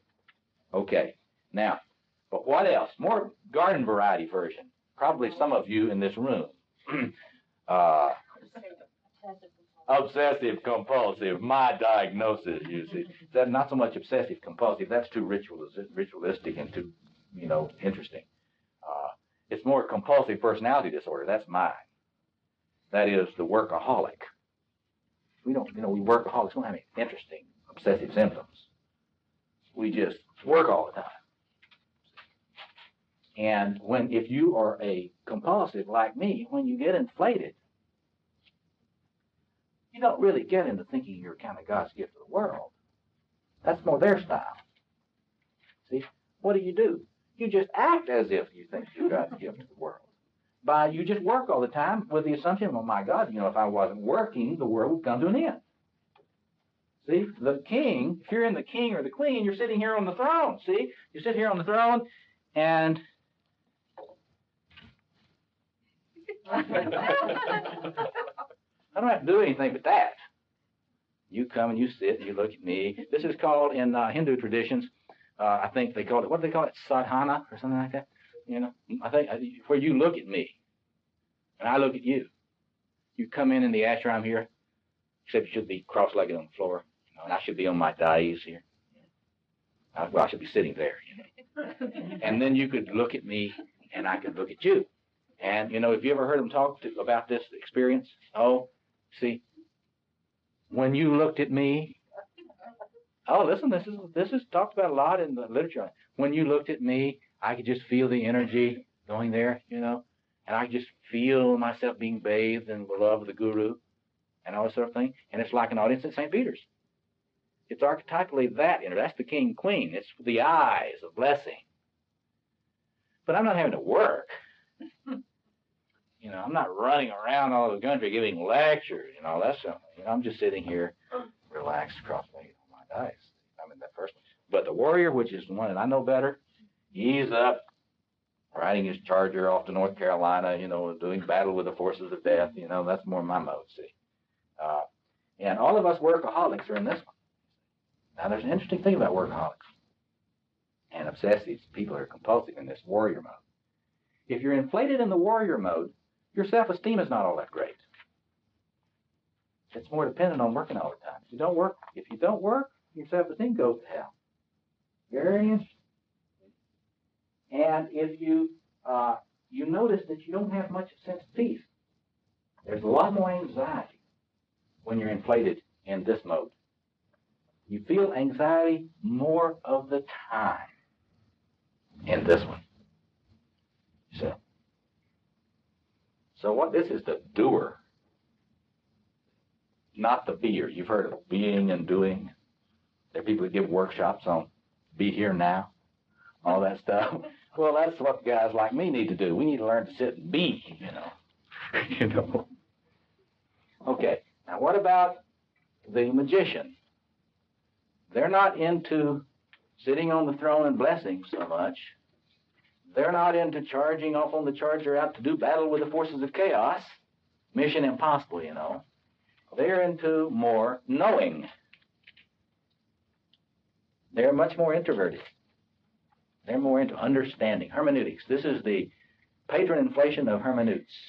Interpreters, scholars, professors. You know, I mean, if you tried to read all the books that were written this year on hermeneutics in the academic world, it would take you thousands of hours. Just this 1 year in the world. If you tried to read all the technical books, by recours, on recours, you know, on recours, on the people that follow recours, is recours right about this, or is so-and-so right about recours, you know, is Rasmussen right, or is so-and-so right, and what about the relationship between recours and Hirsch, and what about the relationship between Derrida and recours, and all that, you know, it would take you forever, and that's what academics do. You know, they sit around and they get ready for every year that rolls around, their annual meeting, about who's going to read what paper about hermeneutics, and then, you know, so they're really in this world. And it's a wonderful world. I mean, I love it. I love going. And listen, they shovel the elephant manure with the best.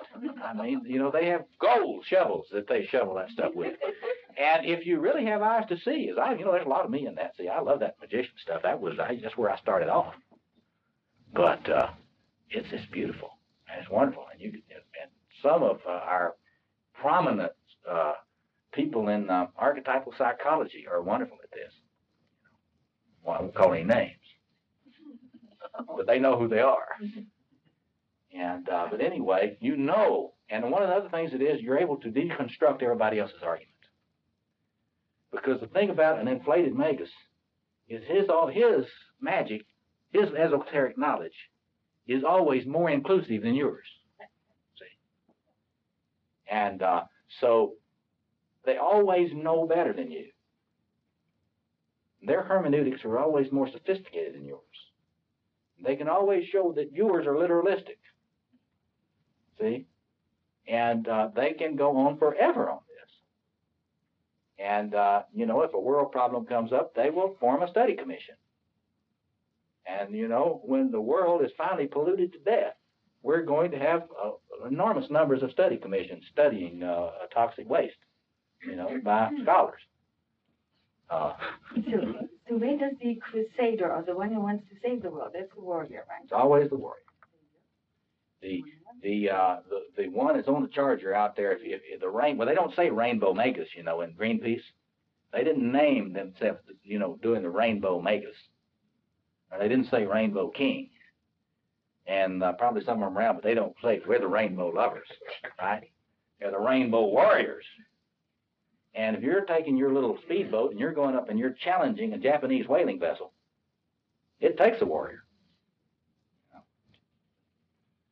So, anyway, so the magician is like a very sophisticated technician that understands technical knowledge about the way things work. Now, if you're really inflated in this one, and you don't have enough of the others, you will be real interested. You'll be like, you've heard Sigmund Freud say, well, I'm not really, you know, his point of view was he wasn't all interested so much in healing. He was interested in having a scientific psychology, right? Think about that now. See, I want to know how it works. You know, whether you get well or not, well, you know, it's here or there, but at least we'll have a scientific psychology. See?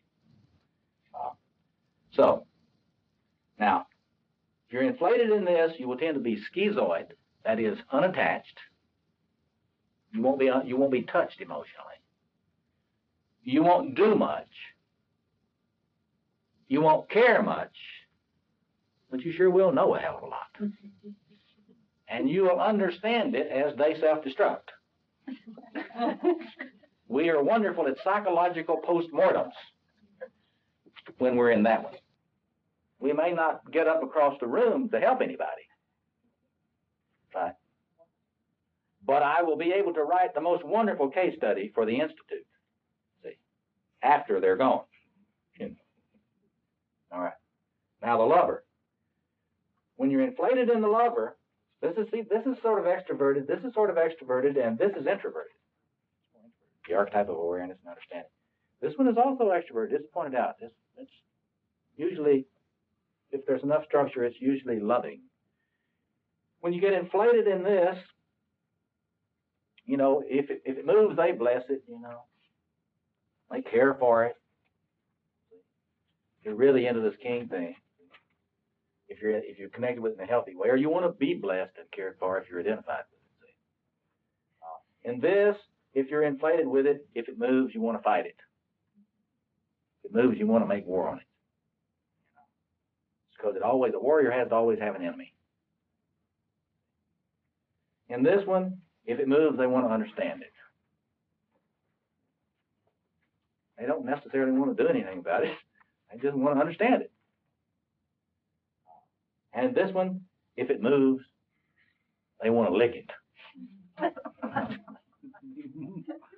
Or in some other way, babies got taking you, put in your mouth. That's the body talking, see? And so this is embodiment, they sometimes say. This is Freud's polymorphous perverse. Well, there's nothing particularly perverse about it. It's just the lover manifesting. And it's the sacramental human.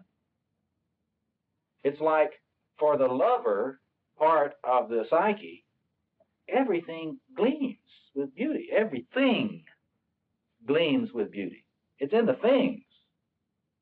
And their beauty. And their numinosity. This is sensation function, folks. This is why there's so many intuitives for whom the sensation function is in the shadow, and they act out in love, sexuality stuff, because it's so numinous for them. It's the part of the divine self that is in the unconscious, and therefore they're not assuming they know all about it. And so when it manifests, it's truly a hierophany, manifestation of the sacred. That's why they get into trouble so much in acting out. It also is where we have our addictions. Because I think this Jan Bauer in Montreal, we've had Jan come down for one of our workshops. She was talking about how addictions are related to the love, disorders of love. And she's absolutely right about that. This addictions are disorders of the lover archetype because it's all very sacramental. You can't get enough of whatever it is. Food, wild turkey, cocaine, you name it, sex. And if you're a poet or some other form of artist, this is what burns you out so much. You get burned out on this because, this is why so many artistic people and poetic people self-destruct, because the intensity of their perception is so powerful.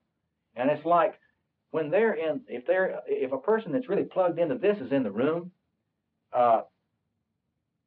they wouldn't be able to pay any attention to any of the content of what I was saying unless they could see an aesthetic beauty in it. And what they would probably be doing was be noticing how beautiful you are. And they would look at each of you in turn, and they would be just looking at you. And if a person is really in touch with this lover stuff, they could go home after this workshop today, and they could sit down. If I were to talk with them, they could sit down and say, "Did you see that woman with that incredible necklace?" And I would say, "What?" But they would know what all of you are wearing. And they would know the way your eyes are, and they would know whether you're trim or tall. But the lover in them wouldn't be criticizing you at all. It's amazing to be with somebody like this, because they're like a Frenchman on a curb, watching the women walk by. And a woman can go by and she may not have any breasts at all, and unlike an American male, a French male will say, "Mwah, look at those ankles there." Or if she has nothing in the world but, she really looks like she was hit by a car or something. A French male will say, "Oh, look at the eyes of that woman." And people joke about that a lot, but that's because the French, in my thinking about this stuff culturally, the French are much more comfortable with the archetypal lover than, say, English culture. English culture is very uncomfortable with the archetypal lover. And that may have been what a lot of those French, the English and the French wars were about. Conflict between different archetypal configurations. They thought the English think the French are so decadent, and so forth. And you can see, the English are much more aesthetic You know, it's almost like you can go to England and eat the food and have a spiritual, you know, it's like climbing a mountain or something. Yeah, somebody back here. What about the difference between the different lovers that Campbell talks about, Eros, Agape, and Amor? Yeah. And how would they fit in with you? Well, they would just be elaborations, you see. Anytime you're working with different forms that takes, there are more differentiations within this to the extent that your ego masters that potential, see. And so, you know, you can have higher forms and expressions of it, but at its deepest, most powerful form, where if you're really inflated, see, a person that gets really promiscuous is really terribly wounded in the love part of their personality. The human lover is very wounded, and it is being compensated by the archetypal lover. Right? Do you see what I mean there? In other words, if as a little child you try to be really loving in a human way with your parents, and they rebuffed you and really hurt you, then your human love, your capacity for human love will be very thwarted. But it's very interesting. It may be that you will act out a lot sexually.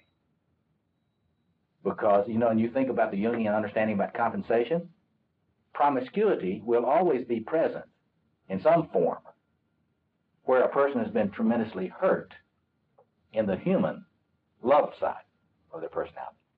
But you see, the archetypal lover is composed of the human. See, we've got to make a distinction between the archetypal loving couple and the, you know, the polymorphous perverse lover, which is the archetypal lover, Krishna.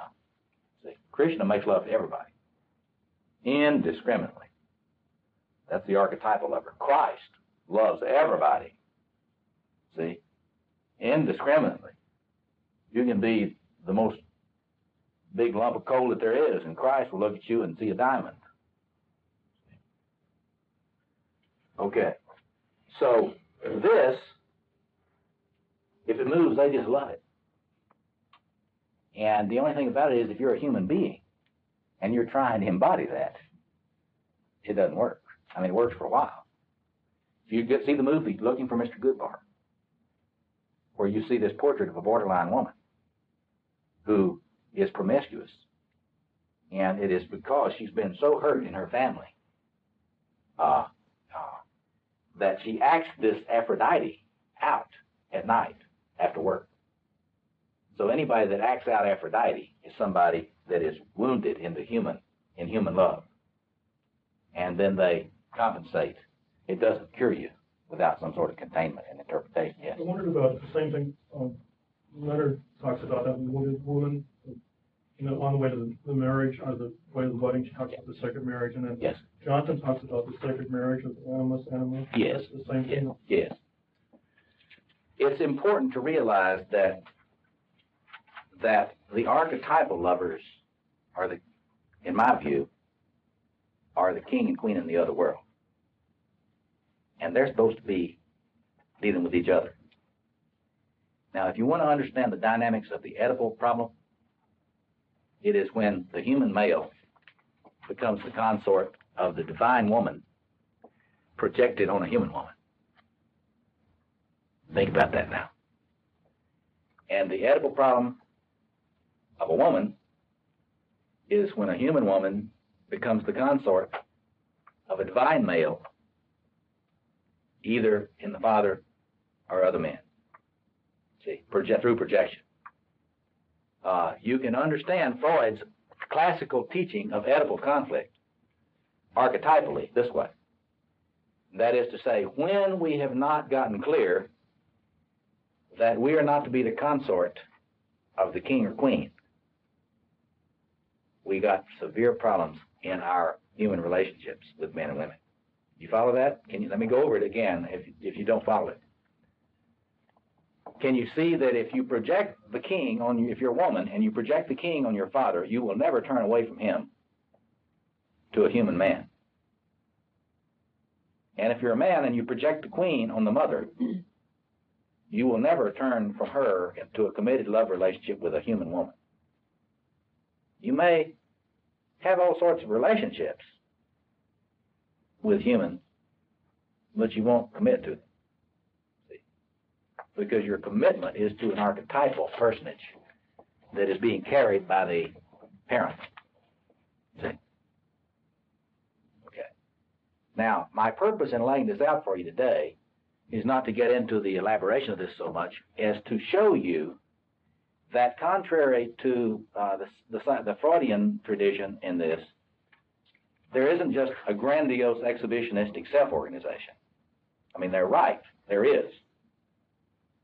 But what the Cohoutians do not know and cannot know, because they lack the theory for it, is that the grandiose self-organization will manifest in different ways in different people according to which configuration they have been set up for in their family.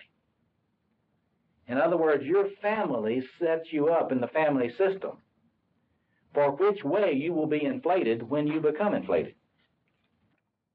At this point, taping of the seminar's first day ends and the second morning begins. I want to do a little review, give you a chance to raise any questions. We're covering a lot of stuff very fast. And then we'll go into a sort of a working through of the way in which any adequate human spirituality has to deal with the reality of evil, radical evil, not just little personal shadow stuff. And then we'll look at some resources which are available to us to deal with that, I think, in a much more effective way than we may have realized. But let's go back over the argument so far. I was using those images of the Tower of Babel and I didn't get a chance to talk about the New Pentecost as much because we really haven't gotten into any healing metaphors. But suggesting that the Tower of Babel is an image of the way in which human grandiosity, human infantile grandiosity, leads all individuals and groups into deep struggles to maintain their cohesiveness and their capacity to relate to the other. The more you study the psychology of narcissism and narcissistic pathology, you will notice that the greater the primitive grandiosity in the psyche, that is, whatever your school of thought, the more difficulty the individual will have with symptoms and with relationships. I didn't really have time to go into enough of the comparative psychotherapeutic theory on that, except to say that you can take all of the major schools of psychoanalysis, classical Freudianism, Adlerian, Jungian, and contemporary Cohoutian self-psychology, and they all recognize the reality of a very primitive what you can just say for summary, grandiosity in the psyche. That is not the authentic human I, although the human I or ego will very often identify with it.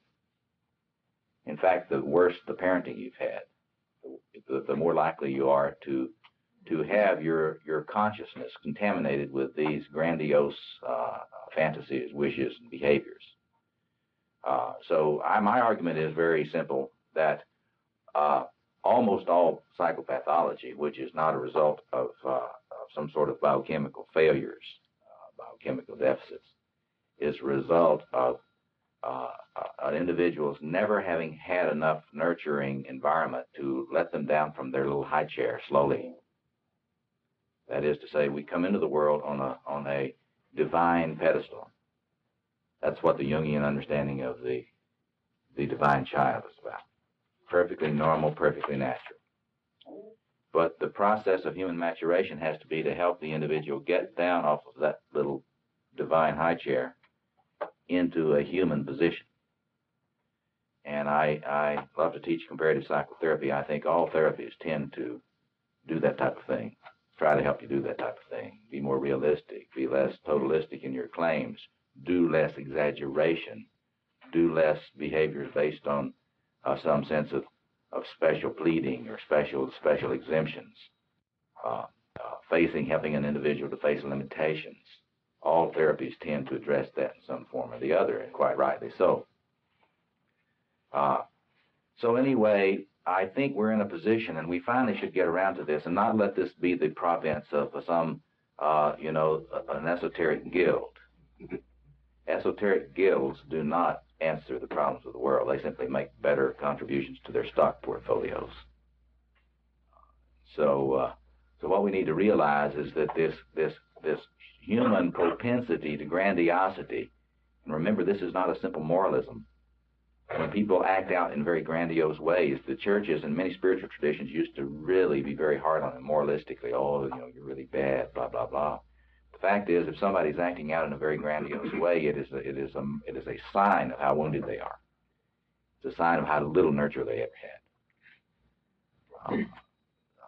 As the self-psychologist would say, how little attunement they ever had from parental figures, and how much impatience they had to deal with, thereby tragically splitting off their God-like consciousness into the unconscious, rather than using the energies of that numinous fantasy to feed life, to inspire them, to fuel them, to give them energy for work and play. So my argument, and I've laid this out in many other, you can get a lot of tapes where I elaborate this further, particularly with regard to the masculine personality. But as I've said, I think there's a parallel with the feminine. It's extremely important for us to understand how universal this propensity to infantile grandiosity is. I never met a person that didn't have a struggle with it. I've met a lot of people that don't think they do. And one of the tragedies is the fantasy that psychoanalysts have transformed all of their primitive grandiosity. Because, as long as you don't have to get along with many psychoanalysts, you may be able to entertain that fantasy, that idealizing transference. But if you ever have to relate to very many of any school of thought, you will recognize the fact that there may be a little bit of this primitive infantile grandiosity left, or their feelings wouldn't get so hurt so easily. What do you say about the new feminist theory that every woman has to raise her consciousness and discover the goddess within in order to overcome the second? Absolutely, I think that's absolutely true. And then if you ever play like, Does everybody hear that? I think it's extremely important for every woman and every man to discover the goddess within, but it's very important for them not to mistake themselves for it. This is where a lot of the people that I listen to do not help us much. I think one of the things that the men's movement and the women's movement have to do is to help individuals connect to the conjunctio, but not identify with it. What we call problems of gender identity in very loosely organized personalities result from an identification with the conjunctio. You see that? Deep self is king and queen in all their forms. If you're loosely organized and have not got a very, very adequately incarnate human ego, you will get into a lot of androgynous fantasy. There used to be a real big thing about androgyny. Well, the deep self is certainly, I wouldn't say it's androgynous, I'd say it's a royal couple. It's a lot different from being androgynous. And, but if the human ego thinks it's a royal couple, then you got a lot of acting out. And we are loaded with people increasingly in our culture and around the world who think they're the divine couple. I mean that literally. What does that look like on a practical level? Well, it looks like people who are extremely confused about their sexual identity and are trying to be complete in themselves. There are a lot of these new magazines that try to get people to be complete in themselves, sort of like Madison Avenue autism. Just think about that. That's what that is. And we need to be, that's why we have to have some psychoanalytic sophistication, because a lot of popular culture is aggressively selling pathological narcissism is a normative vision for human life. And we get a lot of this. You know, it even kind of comes into certain circles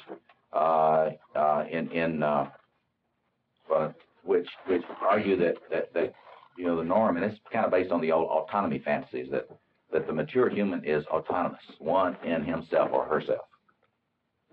And to me, that's just a symptom of pathological narcissism, anybody that's into that. And if you have to work with people in their problems of relationships and their problems of their own instability, you will notice that those individuals that are struggling to be one in themselves have enormous problems with their symptomatology and acting out. And they have tremendous difficulties in dealing with any other real person, as long as they're just dealing with fantasy persons. That is, what we call the anima and the animus projections. You know, the non-real person that you're in love with. I'm glad that Robert Johnson has done so much work on this, because in his little book, he laid out a lot of the stuff on this. You know, the person carrying the goddess projection for a man or the god projection for a woman, of course, is not a real human person.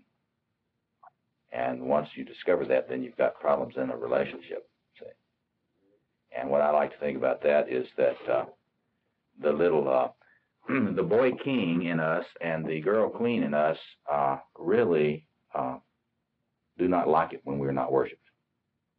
Yes. How do you prevent yourself from realizing that that is not a projection and it's your true self? Or how do you make a distinction? Well, it's really not too much trouble. People deal with this all the time. That is to say, when the other person treats you like a human being and does not worship you, you get an immediate, you know, to the extent that you're over-identified consciously or unconsciously with the grandiose exhibitionistic self-organization, you will have a rage response and a withdrawal into rageful isolation. And you just know, the more sensitive and easily hurt we are to non-adoring responses from anybody, the more that is a mark of a sort of a possession state by this grandiose organization, in my view. And so it's not a problem at all, because when you find yourself having rage responses and withdrawing into sort of a detached isolation, I don't need them. How dare they treat me that way? You know, that's the angry king or queen, or I really should say prince or princess. It's not really a very mature king or queen.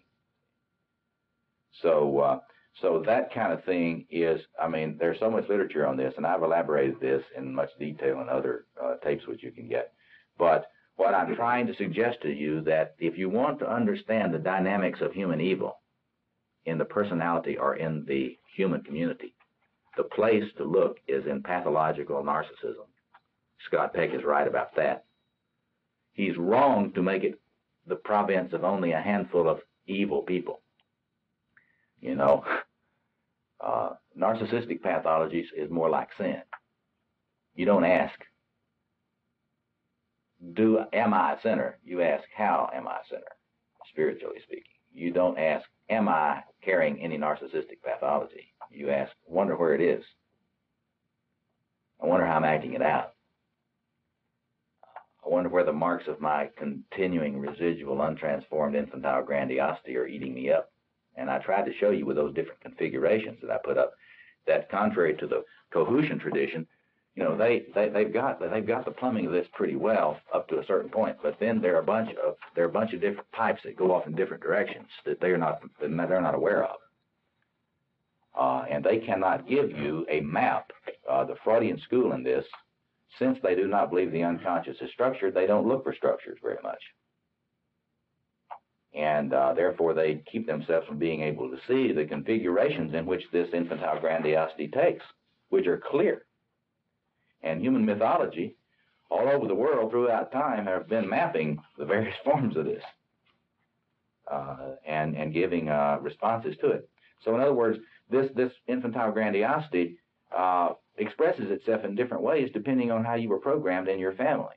The family unconscious will shunt you in a certain direction, and you will express your grandiosity in one form, and your sister will express it in another one, and your brother will express it in another, and it's all infantile grandiosity. The Holy One and the Hellraiser are equally grandiose. It's just that they do it in a different archetypal configuration. Now, that is what we have not understood. We never understood it in spiritual traditions, which is why we got what Reinhold Niebuhr talked about as spiritual pride. We had the idea that if you really got good, you weren't grandiose. You were humble. And that if you had an ascetic lifestyle, that made you humble. But according to the discoveries that we have been able to make since around the turn of the century in psychoanalytic theory, that's clearly not the case. And so that's why I go around talking to spiritual directors about discernment a lot, because there have been a quantum leap.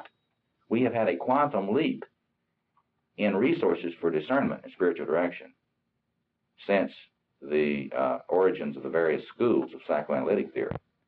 And just as it's important for individual spiritual direction, in my view, and the reason I wanted to teach this class was it is even radically more important for a sense of trying to provide any kind of spiritual leadership for the human race, for planetary culture. Because the difficulties on the planet now is that everybody's grandiosity is bumping up against each other. As long as you don't have to deal with anybody else, you can just be about as grandiose as you want to. As long as you've got ways to convince yourself that it's okay. Like if you are in a hermitage and you consider yourself the greatest spiritual athlete of all time, and there's nobody around that has to deal with your personality, so they don't criticize you for anything, then I'm the greatest spiritual athlete of all time. I'm the most humble man in the entire world. But when some other guy moves into the hermitage, then I have to start dealing with him. Then we got two little boy kings. Boy kings don't get along well. Yeah. The problem I always have with a lot of the theological philosophers who go off, I'm thinking of Kohak, or Razum Kohak, who went into the woods and communed with nature and came up with all this wonderful stuff. And I kept thinking, if there was a woman living with him, they'd be spending a lot more time debating what the hell they were going to do next. Oh, I love it. You could just elaborate an entire theory based on, because I've always said that the greatest antidote to pathological narcissism is a relationship with a real person. Because, that's why people can't have relationships with real persons. To the extent that you have not been able to deal consciously with your grandiosity, you will not be able to stand a real human being. In that kind of philosophical tradition, what happens, I think, is that the male philosopher personifies nature as the feminine, and then isn't that nice? Penetrates the nature. You can walk on it. Goddess is Mother Earth. See, isn't it wonderful if the goddess is? I think that's such a wonderful patriarchal fantasy. I don't know why feminists like that Gaia business.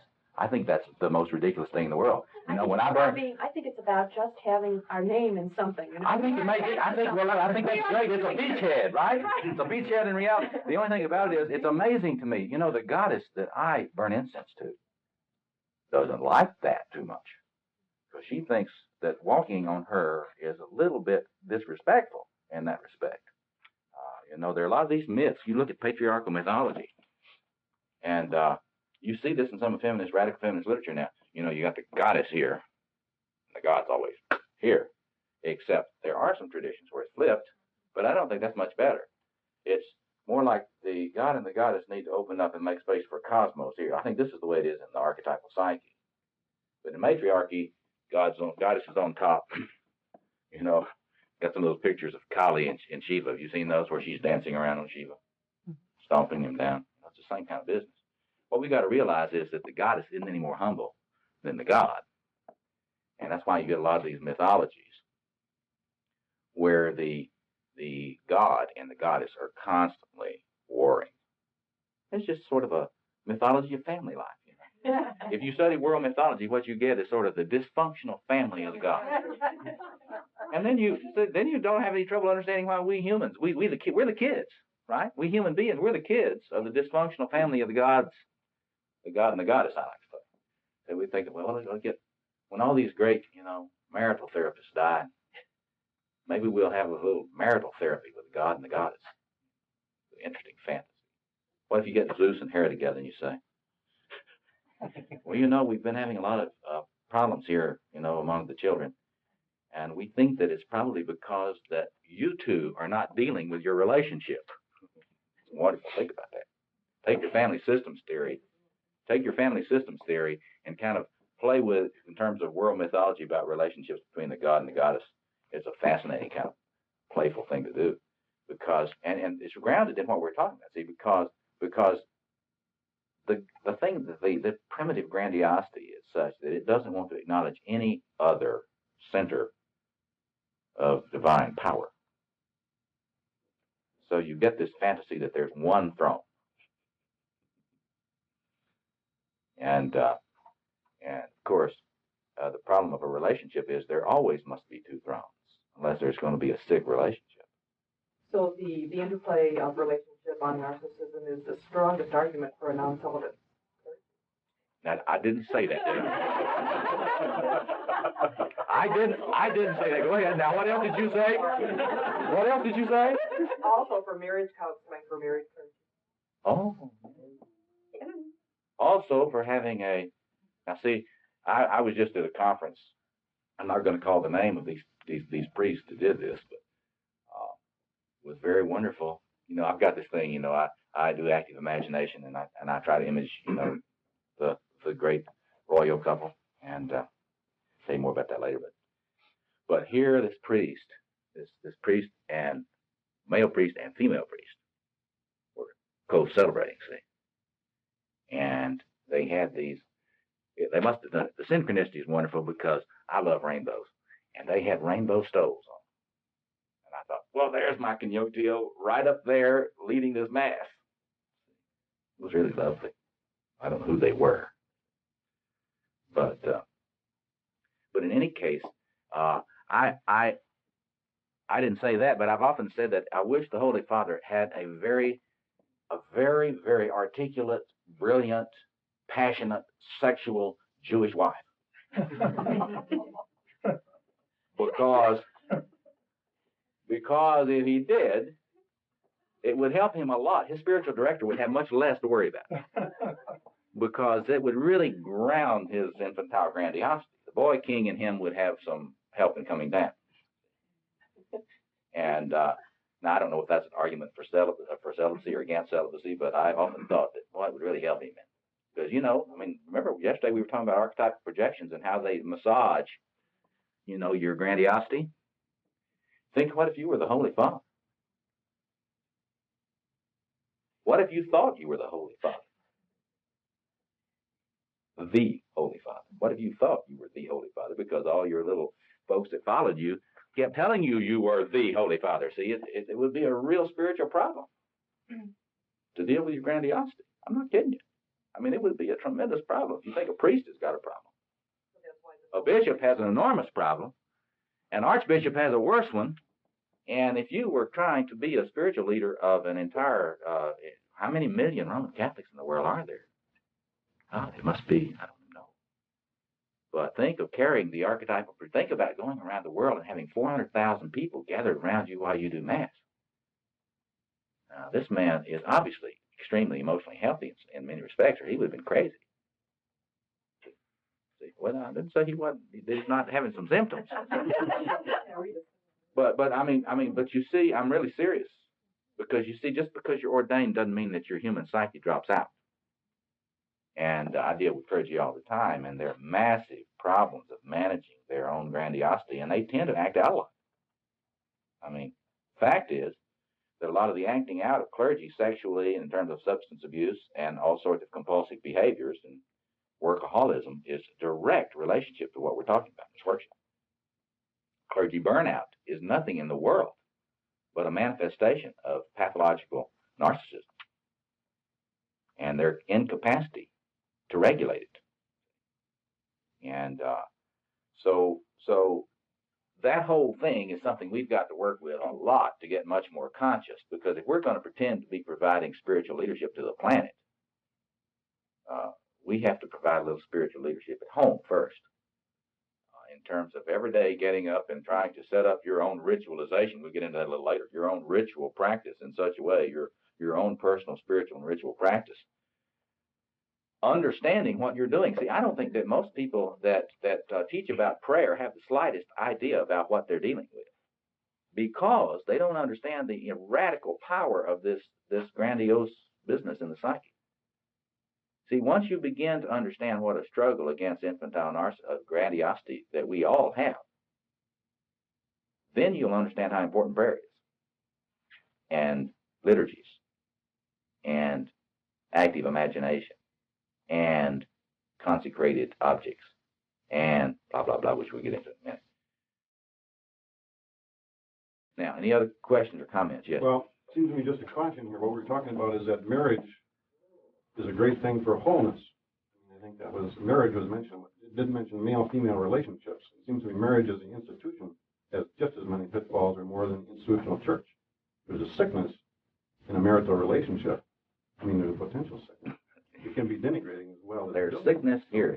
Let's just, there's sickness in all relationships. I never saw one that didn't have some sickness. But we were talking about marriage as being the supporting wholeness.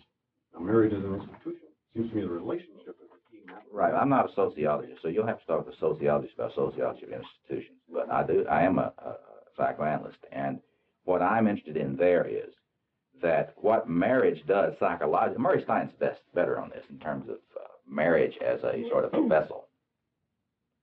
Marriage is sort of creating a ritual space to deal with your, and also this new book by Hartwell Hendricks, which has come out entitled How to Get the Love You Want, is a really fine little book which treats this particular issue not institutionally but emotionally. That what you have to have is a container which can allow the real people to emerge and give them enough support so that they don't immediately leave. Now, granted, in my view, there are a lot of extremely pathological marriages. Absolutely.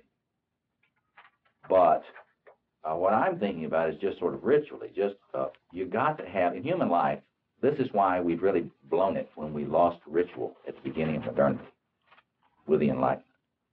You have to have ritualized containment with human beings and relationships to help them manage this infantile grandiosity. If you study the history of ritual and human communities, it is a technology of dealing with this problem. And you may not like the way they did it. You know, for example, if you feel like you need the numinous food, I can either eat you up or I can have one sacrificial victim and kill them and cannibalize them. And see, you got to think, in psychoanalysis, you think of compromised formations. You know, there's not too much perfection in the psyche, in the way we actually live. So what we do is we ritualize forms that help us to be less destructive. And the history of human ritualization is the history of human beings struggling to be less destructive. Now, that doesn't sound too pretty and romantic and perfect, but that's the way humans are. So marriage is certainly not perfect, but it does provide some not perfect, but some containment for working this stuff through. This is what Hartwell Hendricks really tries to point out in his book. Just as a family is certainly not perfect at all, but it provides some containment, more or less, mostly less these days, for working to let people down off their high chairs in that context. So it's a real. This is the kind of framework that I want you to think about psychodynamically, and remember the fourfold structure. I want to locate now the problem, how this mythology has dealt with this. Because you see, if you're a classical Jungian, as I understand myself to be, you really believe the psyche is structured in a way parallel to Noam Chomsky's linguistics. You really believe that there are deep structures in the human psyche, contrary to what the ego psychologist type of Freudians think. The unconscious is not just a cauldron of energy that is chaotic, blah, blah, blah, blah, blah, and has to be totally dominated by the ego. What you have is an unconscious which is structured in a very, very clear way.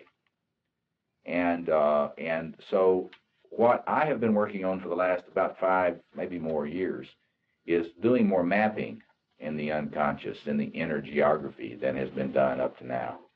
And this eightfold structure that I was presenting yesterday is simply a little bit more work on that. It's similar to what Gene Bolin has been doing. It's just that it's not as dependent on particular gods and goddesses. It's more role theory. But if you remember those 4 couples, the king and queen, the warriors, the magicians, the lovers, the place that human beings throughout the history of the planet have placed evil is in the combat zone among the warrior. The warrior is always fighting the enemy, and archetypally speaking. And this guy is not a Jungian, but he might as well have been, because what he's done is Neil Forsyth, this is Princeton University Press. He's done this book called The Old Enemy, Satan and the Combat Myth. And what he has done for us, I mean, we are now at myth. And what he has done for us, I mean, we are now light years ahead of where we were on understanding the universality of this combat myth. My argument is, in doing psychology of the archetypes, this lays it out. He's got a chart in here in which he does this cross-cultural layout of the combat myth, where it is. I want to pass this around and let you look at it while I talk about this. And it plots all of these archetypal antagonisms. You may have seen Sam Keen's book, The Face of the Enemy. Well, it's Sam Keen's study of the way in which humans always dehumanize and demonize people they perceive as the enemy. Well, my argument, and the argument that Doug Gillette and I take in this book on the apocalypse, is that is archetypal. That is in your hard wiring. That is in the second level of these 4 couples. That is in there, and you cannot get out of that. You will, when you're in that warrior mode, consciously or unconsciously, there will be something that comes up demonized. See? And if you don't have any archetypal understanding of the way in which the archetypal psyche relates to the ego, you will project that. See? And it will either be on Reagan or it will be on the evil empire. And you see, if you take the point of view that I take, the people that demonize Reagan are no better than the people that demonize the communists, because it's an acting out. It is an acting out of an archetypal shadow projection. And once you demonize someone, you load them with numinous energy. You load them with numinous demonic energy. And there's a very interesting thing in this. If it is correct that you are wired in your hard wiring for this archetypal enemy, did you know that you can identify with it? You can start identifying with the archetypal enemy. Can you think of anybody in our world today that may be identifying with not the personal shadow, like we're all supposed to integrate our personal shadows, but can you think of any examples of individuals who try to identify with the archetypal shadow, with the very archetypal evil? Can you think of any examples of that? Anybody? Yeah, but Khomeini thinks he's identified with God. I mean, you see, he's sort of more like the Hitler. See, the Hitler really thought he was the messianic savior. He designed the SS after the Jesuits. Did you know that? You didn't know that? That's clear from historical research. The model for the SS was the Jesuit society. Can you say more about that? Well, I can just give you and look, I'm not knocking Jesuits because, I've got an inner Jesuit. I'm not a Roman Catholic, but I got this inner Jesuit that's always harassing me. I don't want to project my shadow, but there's this book by a historian called Hitler, The Psychopathic God, and it's just a straight historical treatment, biographical treatment of Hitler, and there's a lot of documentation in there about his rituals, about his cathedral. He had his own cathedral, blah, blah, blah. So So, you know, if you identify with the Messianic king, that is a positive inflation. It's positive in its form. It's, of course, demonic in its results. But I'm talking about people who actually identify with the Lord of the Underworld. Now, the Darth Vader side. Who does that? Yes. Skinheads. A lot of skinheads do, not all of them, but the satanic groups do. You see, like there was a group of teenagers that were being interviewed in a large city recently, and they said, well, now, why are you worshiping Satan? And they said, well, the end of the world is near. The last battle is very close, and we want to be on the winning side. And so they have worked on developing all the lore about Satan, and it's one of the things I want to talk about is why Satan is so attractive. You need to study Jeffrey Burton Russell's books. Some of them are back there on the history of the mythology of Satan to get a sense for this. And once you study the history of the mythology of Satan, and once you study the psychology of narcissistic difficulties, you can see why many people would be attracted to that. Because if you have a problem being healthily exhibitionistic, you will admire Satan, and you will identify with Satan. Because a lot of the old myths have Satan wanting to be seen as beautiful. That's exactly what we want, you know, to be. We want. There's a healthy part of us that wants to be seen as beautiful, wants to be celebrated. You know, the tradition of the church is giving all the glory to God. Well, that's fine for God, but what if you want to be seen as beautiful too? What if you need a little of that glory? Now, this is what Matt Fox has been talking about in creation spirituality. You know, the creation has a little glory too. And in my view, if you study the kingship, if you study sacral kingship, as I have, and I'm sure that sacral queenship would be the same in this respect, in that the true king or the true queen shares the glory. In fact, they are the source of glorification. They bless you. That's glorification. That's beat. That's how do you say that? Beat. I can't pronounce it, but yeah, it is an act, and it makes you shine as human. It makes you shine in your essential, beautiful, wonderful humanness. That's what Matt Fox is trying to get at, and he's right about that. And so if we have it set up so that to want to shine is demonic, then they're going to be most of the human race is going to want to be demonic.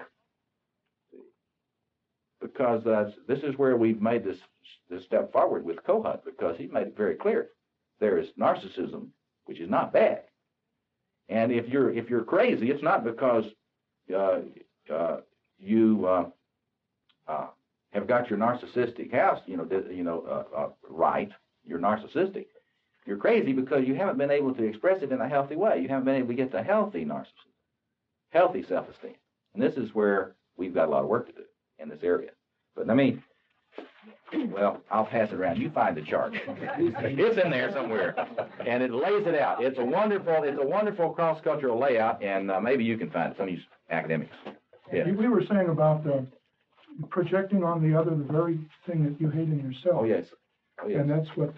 But you know, that's just a natural. I mean, that's a phenomenon of psychology. Yes, it is. You become what you hate. In other words, the CIA who takes the methods of the KGB to get their job done. Right. Or we support democracies unless they vote socialist in Chile or yes, that's right. Guatemala. That's right. Then suddenly we're not for democracy anymore. That's right. That's right. Or we burn the flag in the name of we don't allow the burning of the flag, abrogating the thing that the thing stands for, namely freedom. In other words, there's a lot of that becoming what you hate. That's right. Well, you see this all the time now in Israel. This is what I mean. One of these days we're going to have to get around to facing what's going on in Israel, and it's not anti-Semitic to criticize army acting out on Palestinians, and we have got to deal with that. But of course we don't very much. But it's the same type of thing, and you see, it is very human in the sense that it's archetypal. Humans act out this archetypal inflation all the time. I mean, but it is not an expression of human being that is conscious and morally serious. This is where people. I'm amazed at these people that say that Jung's thought does not deal with moral issues, because his whole psychology emphasizes the radical moral challenge of consciousness. And withdrawing these, he didn't say it this way, but it's what I think he meant, these archetypal projections. You must withdraw these things. It's like when you begin to see this, what I want you to get, if you don't get anything else out of this workshop, that there really is an enemy. See? It's just that it isn't human. It isn't out there in you. See? There really is an enemy. And it is this sort of huge giant. It's like, it's very fascinating. You study the history of mythology, and you always got to slay this monster or something. There's some monster you got to slay. Now, the interesting thing in patriarchy, it's usually a female monster, right? But that's interesting to me because I think men would rather slay a female monster than a male monster. Why do you think? Because it's always better to deal with the other gender's problems. You know, and put all of your shadow stuff on the other gender. It's amazing. And see, that's what the Oedipal thing is about. If you read the Freudian Oedipal theory and you get underneath it, you see that there's this tendency for the boy to want to marry the goddess. It's the Oedipus myth. The boy wants to marry the goddess, down with the god, take the god's place. See? So in other words, there's a hidden god claim on the part of the boy. And the girl wants to marry the god, displace the goddess. It's a hidden goddess claim on the part of the girl. And so we never quite get around to slaying, I said maybe Jack and the Beanstalk, maybe there, but you have to slay your same-sex giant or dragon, because that's an image of this grandiose pretender within. And if one has not slain that, they are not an adult. I don't care how old they are. That's what human initiation is about. Initiation is death. There must be a slaying of this particular monster. And the thing that we love to do is tell everybody else they ought to slay their monsters. Whatever my race is, I'm going to tell you, you ought to slay your monsters. Your race's monsters. And I don't tend to my monsters. Whatever your religion is, I tell you to slay your monsters. I don't slay mine. See, whatever your gender is, I get you to slay your monsters. I won't slay mine. See, and see, this is the way this stuff works. Yeah. I keep thinking of that awful news story where there were a bunch of boys in Central Park that attacked Yes. young women. Is that same sort of thing? Because they went after her, and all they said is they were wilding. Oh yeah. Well, those were little kings. Those were little gods. See, gods don't have any limits in their fantasy. See, this is the satanic form of the God imago. So see, the interesting thing about the satanic thing, it is always no limits. There are no limits. That's the mark of a sort of a Luciferian complex. I am to have no limits on my behaviors or on my claims. And so that is a sort of that is a widespread thing, and particularly in men. I don't think it's just in men, but I think it's particularly in males. And it's the runaway, inflated warrior, the rape and pillage warrior. It is the Darth Vader warrior, you see, because there's no true king, no good king to whom that warrior must be loyal and serve. See, once you study the history of what the sacral king was and the values that were in sacral kingship, see, the king's whole being was to create justice and protect the poor. Protect the poor. Protect the weak. There is an incredible radical morality and justice built into the sacral king's responsibilities. And a knight who was serving the sacral king had the responsibility of upholding that and making war on anyone who would be unjust. And that is bring chaos into the world. But what happens when you get a boy king or a boy warrior is they will use the firepower. They still got, they have enormous AK-47 firepower, but they turn it against the people and against the world. See, that's the difference between the shadow king, shadow warrior, and so forth, and the true one. And you see that clearly. See, because what? Here we go here. See, chaos and cosmos are against each other in the myth. See, these are the warriors of cosmos.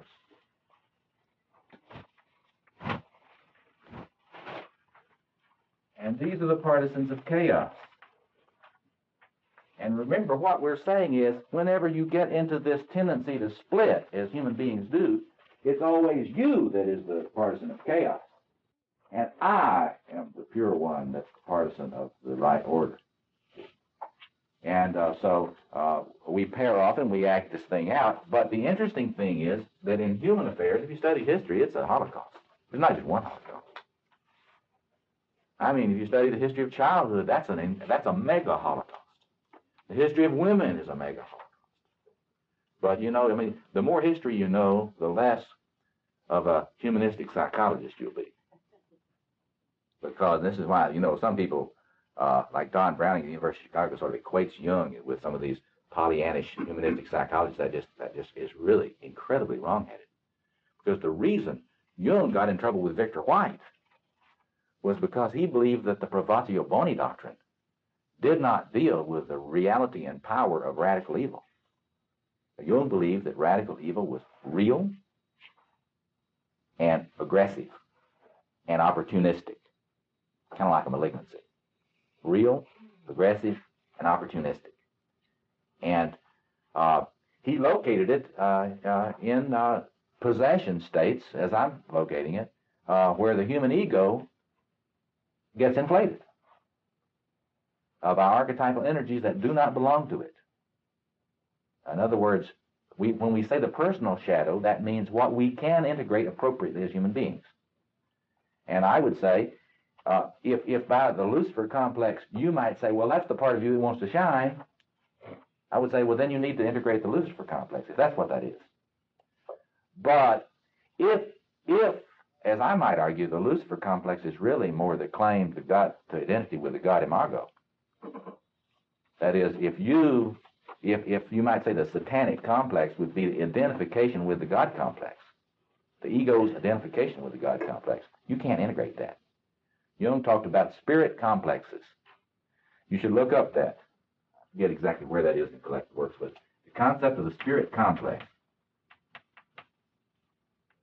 Now that is something that you cannot and must not try to integrate. And we would say it this way, and there's some of you psychiatrists. If you try to integrate the Christ complex, you're going to be psychotic. If you try to integrate the satanic complex, the complex of Satan, you're probably going to be psychotic, but it may be that you will be a sociopath when you identify with that. Because when you study the sociopathic behaviors, they are very, very similar. They don't seem to be very personal. They're probably very archetypal in their pattern. Okay. So anyway, you got the cosmos and the warriors for the cosmos, and chaos and the warriors for chaos, and that book lays it all out. You can pass it around and see the table of contents. Okay, but there are a lot of others. Name me some more. Let's get some more of the old enemies. Yahweh and who? Fail. And Zoroastrianism. Ahura Mazda. And who? Ahriman.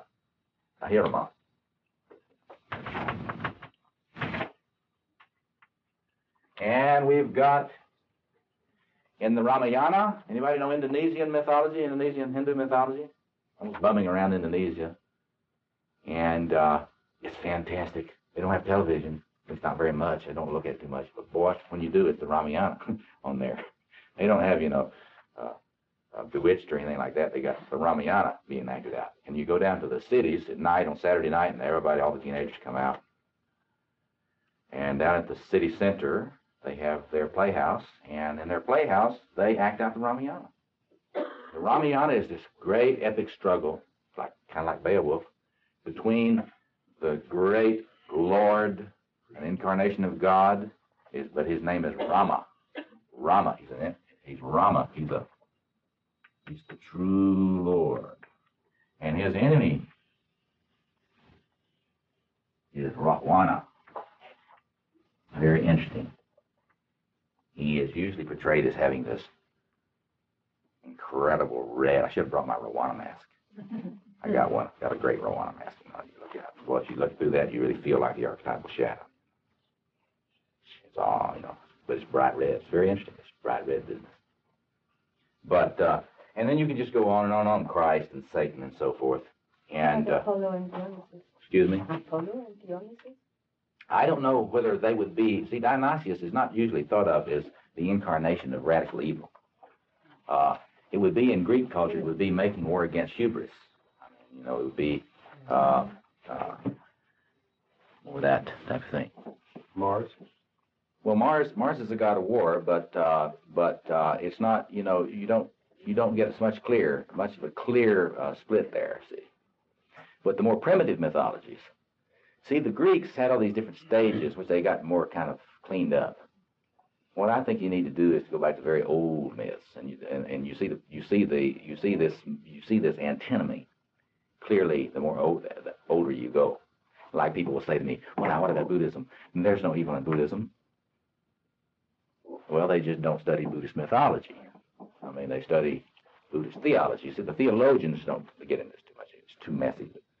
But you get into Buddhist mythology, the Buddha clearly has to fight the Lord of the demons. You got the Buddha, who, interestingly enough, very few people have ever studied the relationship between sacral kingship and the Buddha. There's a very subtle relationship between Buddha as the true king and Mara as the king of the demons. It's very interesting. Buddha is sitting under the bo tree, almost ready for his enlightenment, and the king of the demons brings all the host of evil in attack. Does that sound familiar? You ever heard that?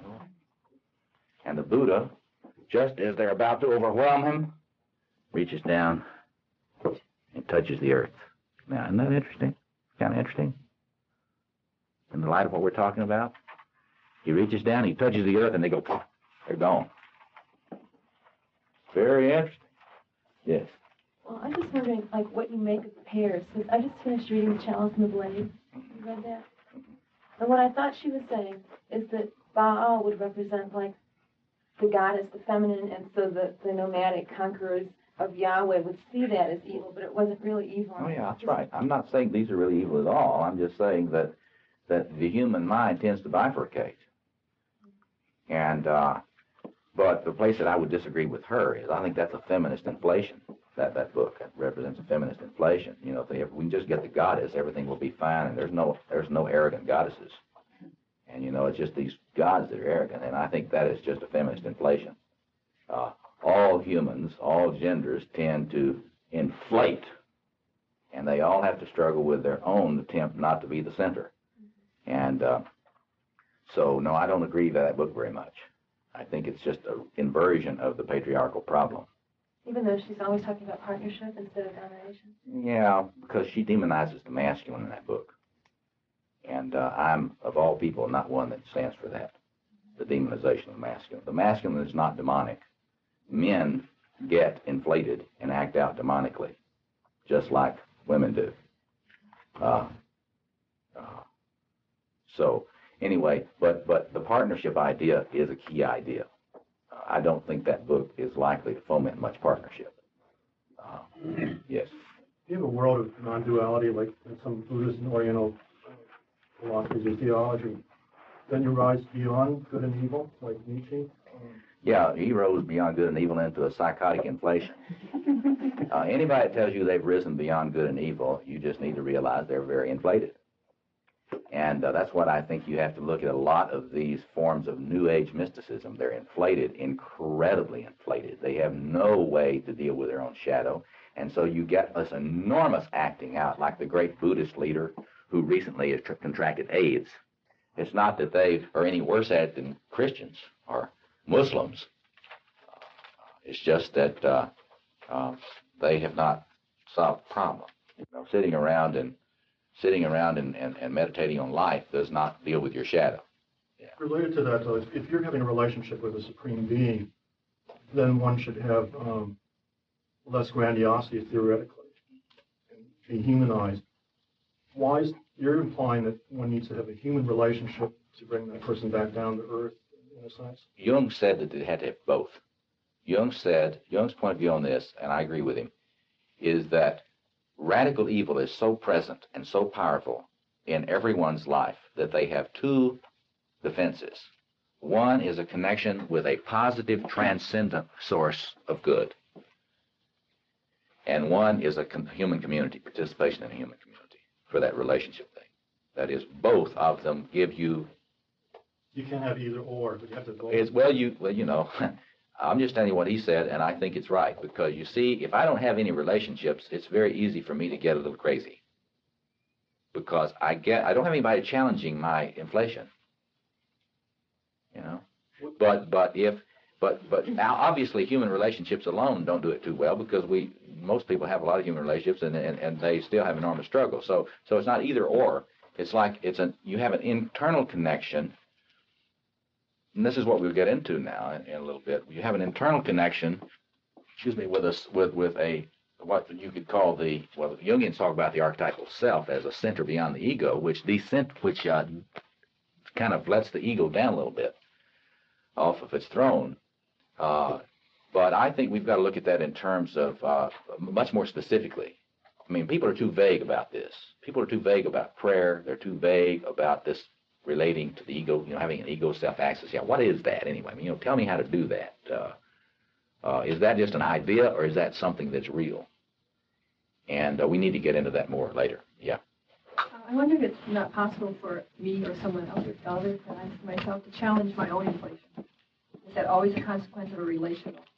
Well, I think it's possible for you to challenge it. Very possible, very important, very necessary for you to challenge it. It's just that, let me give you an example out of my life. I tend to get inflated in the warrior mode. Workaholism has always been my difficulty. And I know that, and I struggle with that, and I use all sorts of things to try to help me deal with that, including, more therapy than I ever want to remember how much money I've paid to try to come down off the high chair.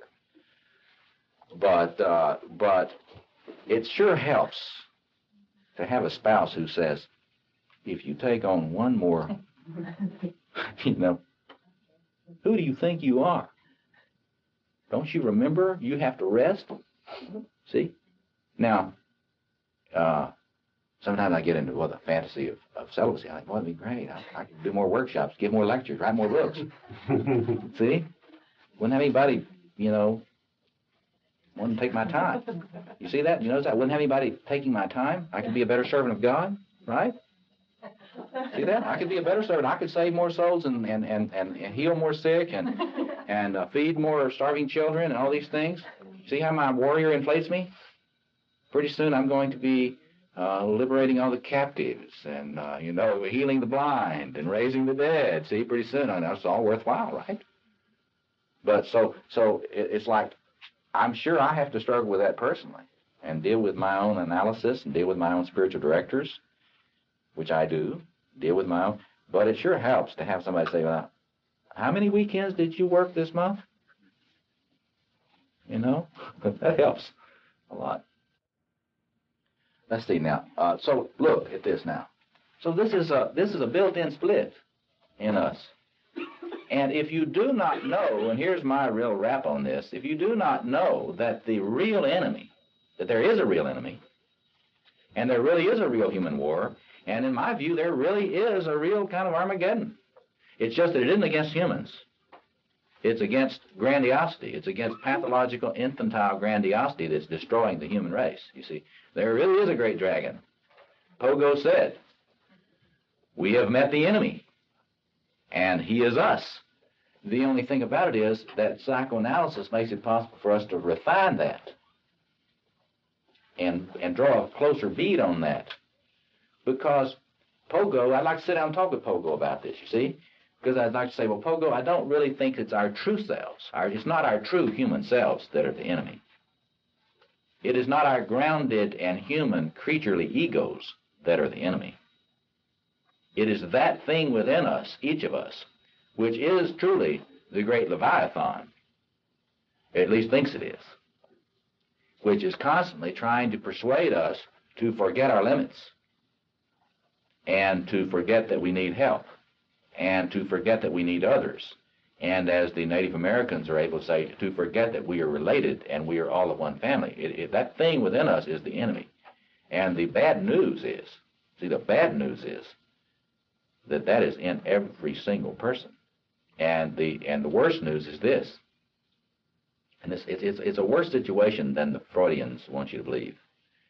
Because you see, if I were not a Jungian, if I were a Cohutian in my fundamental metapsychology, I would be able to get into a fantasy of being so healed that, if I had the right analyst, if I had been able to be analyzed maybe by Kohut, and I had at least, long enough time. I wasn't one of those first analysis that he conducted that was bad. I was one of those later that the self-psychologists write about. That my grandiosity would be so transformed and transmuted and internalized and built up into my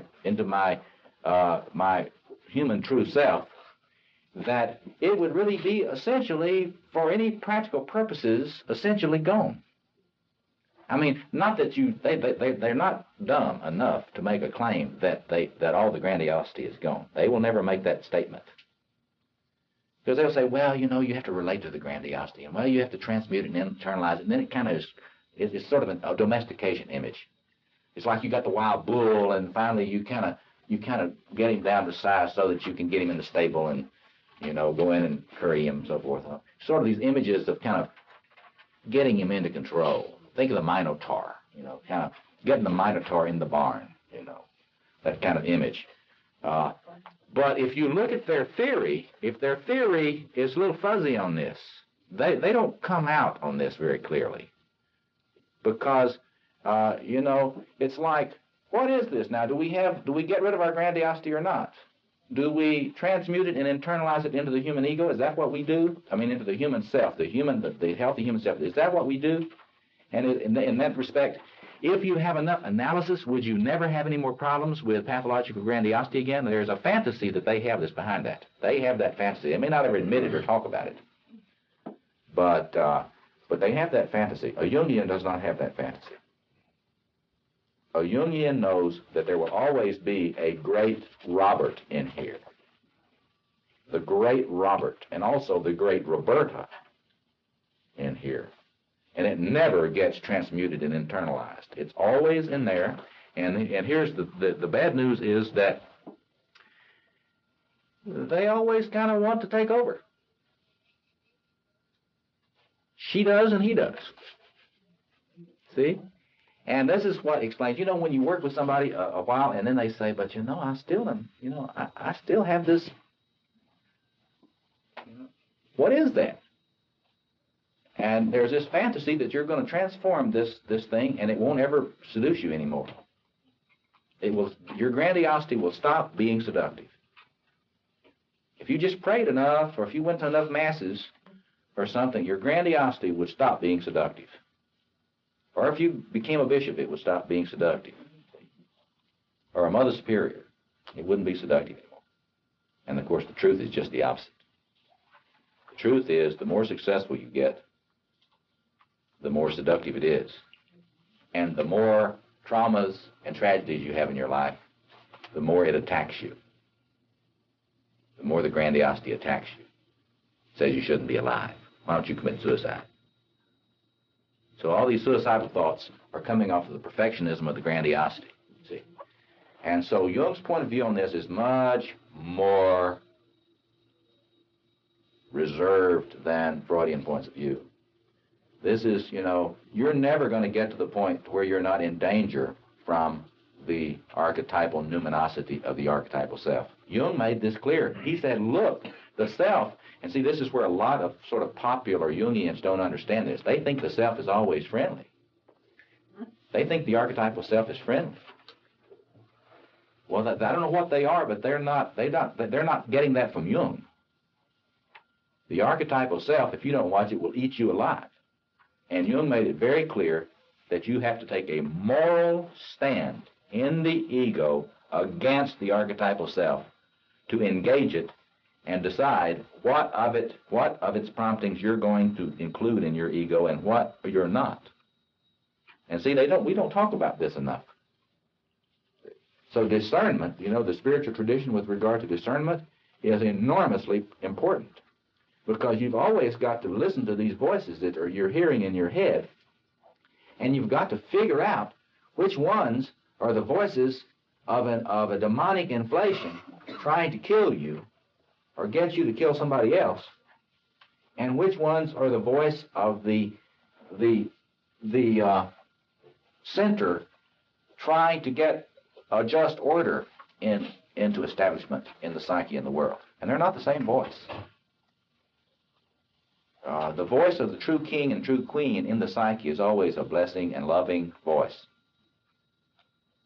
It's always a voice that brings peace and power to the personality. And when you got voices coming into your psyche that are not bringing you peace and not bringing you power and not bringing you love, you're dealing with other aspects of the archetypal psyche. The one that hates you because you're not perfect and makes you envy other people. Envy is directly related to all this. Can you see that? That envy always rolls right off of the grandiose self. Now let me stop there and take a few questions, and then we'll take a short break and then come back. Yes? Yesterday you were talking about projecting your guy complex on other people. Yes. And men or women. You can do it. You can project it on men or women. The way I understand that is that you're kind of projecting a certain set of expectations on somebody that they can't fulfill. And one of them that you talked about was not having limits. Yes. And what would be some other basic ones? Oh, well, look, for example, you fall in love with somebody. And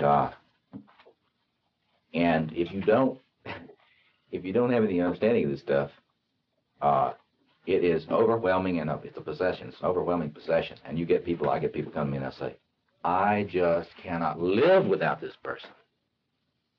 If they leave me, I will die. Now listen to that. Listen to that language. My response is that, hey, you don't need to die. No man and no woman is worth dying for when they leave. I attack that thing very dead on after I get a relationship going, because that is an incredible possession state to a god. It's like you have just met Astarte or Isis, and you have become mesmerized as one of her servants, and you then cannot. You're totally your autonomy and your initiative are gone, and your sense of self-worth is gone. And you see this constantly in both sexes. And so the elevation to the pedestal, and the interesting thing, see, I have spent so much time in the last, 10 years now, studying sacral kingship and sacral queenship. It's fascinating. When you put the king on the throne, you totally control them. It's what the Cohutians speak of as a self-object transference. That is to say, in a self-object transference, if I get into a self-object transference with you, you must do exactly what I want. And if you do anything that I do not want, then I am enraged with you. And so the kingship thing, the thing between king and people, is a direct expression of that. There are many kings in the history of the human race who were never allowed out of their hut. Do you realize that? Kings were never allowed to come out of their hut. They could never be seen by the people at all. And this royal carpet, the red carpet that you see in kingship, do you know what that was for? The king must not ever touch the ground. Also, many of the sacred kings were never allowed to see the sun. Now, why would that be?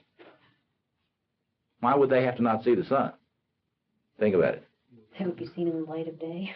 Well, they would be seen in the light of day, but you see, if you think you're the sun king, do you ever compare yourself with the sun? See? It depotentiates the king. If he sees the real sun, he doesn't feel like the sun king. I don't shine as much as that. And you see, the tribes needed the king to feel like he was the sun. And if the self-esteem of the king begins to drop, the crops don't grow and the cows don't have calves. And you know what happens then? You have to kill him.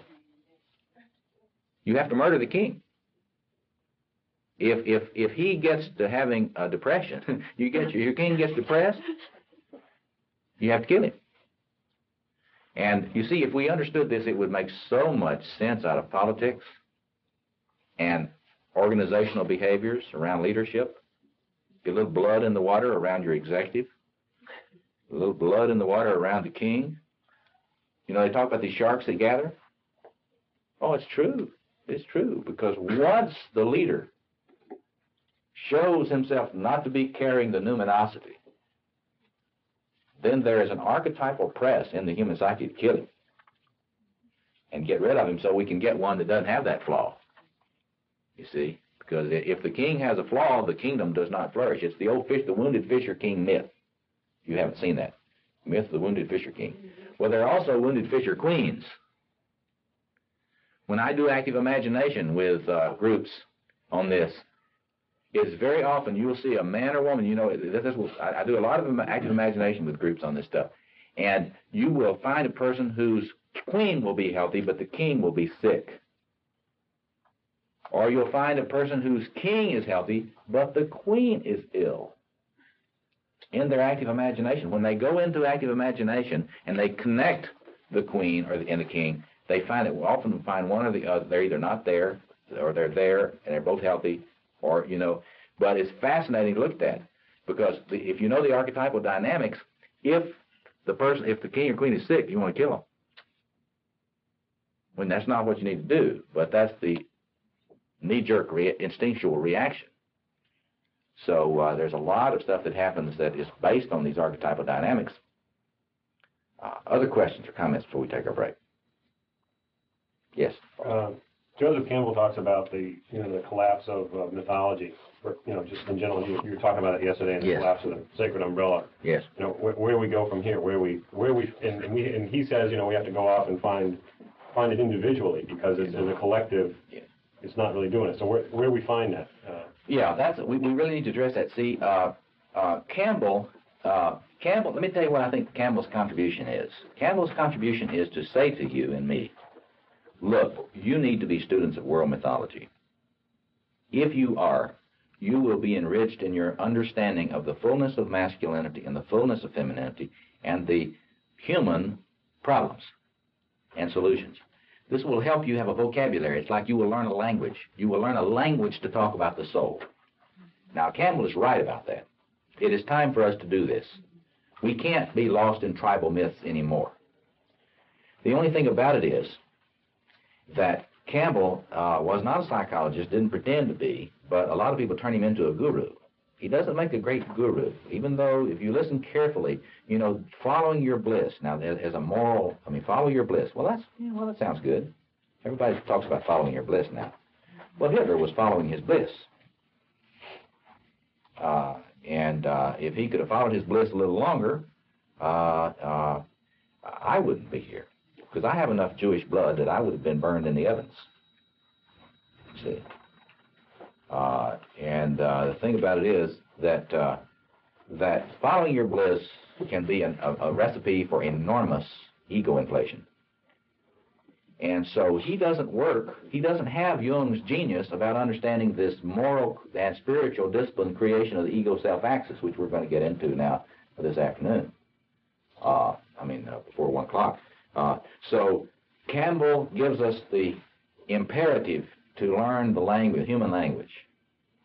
And he's one big move toward a new Pentecost, see, because the languages, you hear all these languages, but now you start thinking, oh, yeah, I can listen to this Islamic mythology and I can make sense out of it. This makes sense to me as a human being.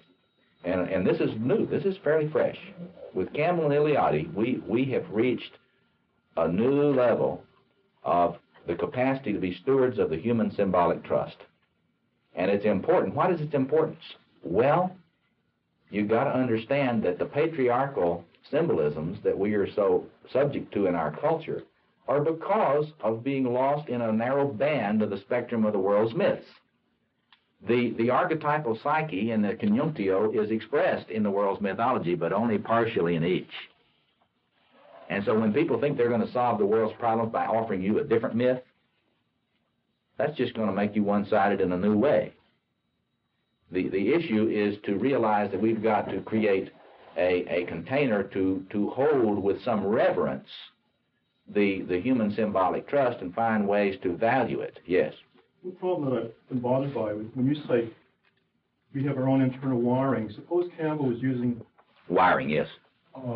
Bliss in a Sanskrit word like Satyananda, meaning bliss in a very sacred way, not in a profane way, that we tend to follow your bliss in the Western way. Yes. And I also wonder about Jung's comment about a Westerner not being able to grasp an Easterner's thought, vice versa. And so that to have a worldview of mythology would be wrong for us because our internal wiring would be maybe circuit A for Westerners. Yeah, but that's software, you see. The archetypal psyche is not software. How do you know? I mean, how do you know it's not differentiated? Well, because I'm not a racist. You see, that's probably a faith commitment, because Jung was attacked quite rightly for not standing up against Nazi mythology, racist mythology, and I think the quest must be for, it's not to say there are not radical differences in the, for example, in me, I carry Russian Jew, Cajun, French Catholic, and Scotch-Irish Protestant. And so I've got a lot of cultural unconsciouses in me, and I'm quite clear that they're different, and they're very different. The only thing about it is that that is important to study, and you need to study ethnic differences and cultural differences in the way they impact the unconscious. There's no question that there's a cultural unconscious. But you see, in terms of Jungian theory, I'm just being a Jungian. You don't have to be a Jungian. But in Jung's thought, the cultural unconscious is not the archetypal self. The cultural, the instinctual unconscious is species-wide in Jung's thought. And I'm just a classical Jungian. That's what I think. Nobody has to agree with that. But I think it's much more hopeful if you assume that there is a human unconscious at base, upon which we've got a cultural unconscious, a family unconscious, an ethnic unconscious, a family unconscious, and a personal unconscious, and then the consciousness, you see. And it's layered like that. But any hope for unification and cooperation in the human race is grounded in our affirmation of a common, deep psyche, which we can then reach out to each other from. And that's where Campbell and the people that are lifting up world mythology for us to look at are very useful. Now, after our break, we'll come back and talk about some other ways of working at this. See, I don't think we're ever going to get psychic wholeness by adding up myths, dividing by, adding up 100 myths and dividing by 100, that's old syncretism, you see. And the Jungian point of view is different from that. Jungian psychology in these issues is not theosophy. Do you know about theosophy? It's where you study all the world's religions, you say they're the same, they're basically the same, and then you try to develop a theology which unites them all. That's not Jungian. That's not a Jungian approach, because the products of the imagination will be diverse and different, and they will, any particular product of the imagination, a myth or a dream or anything else, will be one expression of the deep self, and it will be structured and it will be partial. So we've got to find other ways to relate to the wholeness other than adding up myths and coming up with a new theosophy. It just won't work. And that's another reason that people like Campbell and Jung would say, don't just grab onto if you're a Westerner, don't grab onto the Eastern stuff, or if you're an Easterner, don't grab onto the Western stuff so quickly. That's probably not the best way to proceed. But the thing that troubles me is I don't think it's useful to tell people not to study other people's mythology just because they may not want to convert. I think it's very useful to study these other positions. Let's take about a 10-minute break and come back. Let me say a little bit. I realized yesterday one of you came up and was having difficulty following the relationship between this and tribalism. I just want to say a word about that just dynamically before we go on. And the way that it looks like to me that the human psyche develops is that in human history, the grandiosity was carried by individuals that were leaders. And then gradually who were, in fact, if you study, for example, study the Pharaoh, the way in which the Pharaoh in ancient Egypt, the early pharaohs functioned. Now it's fascinating. Of kingship, and John Perry in his book, The Heart of History, talks about this some. John Perry's work is useful on this, and I've been very influenced, and I'm very indebted to John Perry on this work. But anyway, you start out, and the king is not a human. See?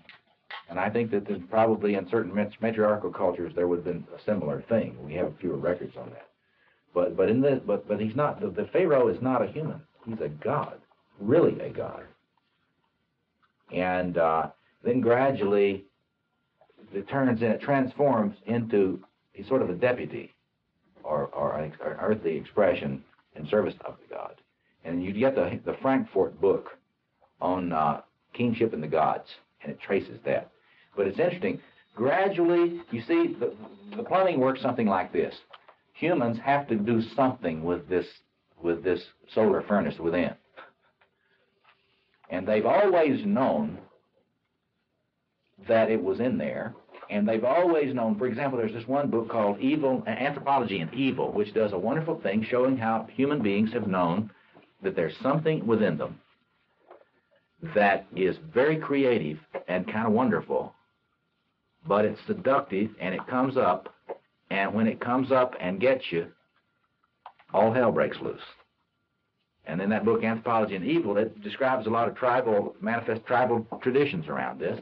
And all of us humans have our different languages about this, but the fascinating thing when you study Anthropology of Evil, you find that human beings all figured out that there's something in there lurking about, and on the one hand, it's creative and exciting and kind of wonderful, and on the other hand, it's very easy for it to kind of go bad and start creating enormous problems in human community. And that book will help you kind of just look at the anthropology of that. I forget the editor's name, but it's the only book by that title, Anthropology of Evil. It's an English book. It's published in England.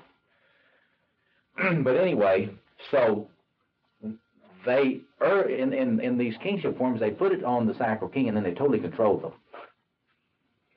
See? And gradually, with the process of secularization, you see, you enlarge the sacralization. You get it? You enlarge what you sanctify, but it still carries a projection. So, in other words, it may become your group, or your tribe. Then is sacred.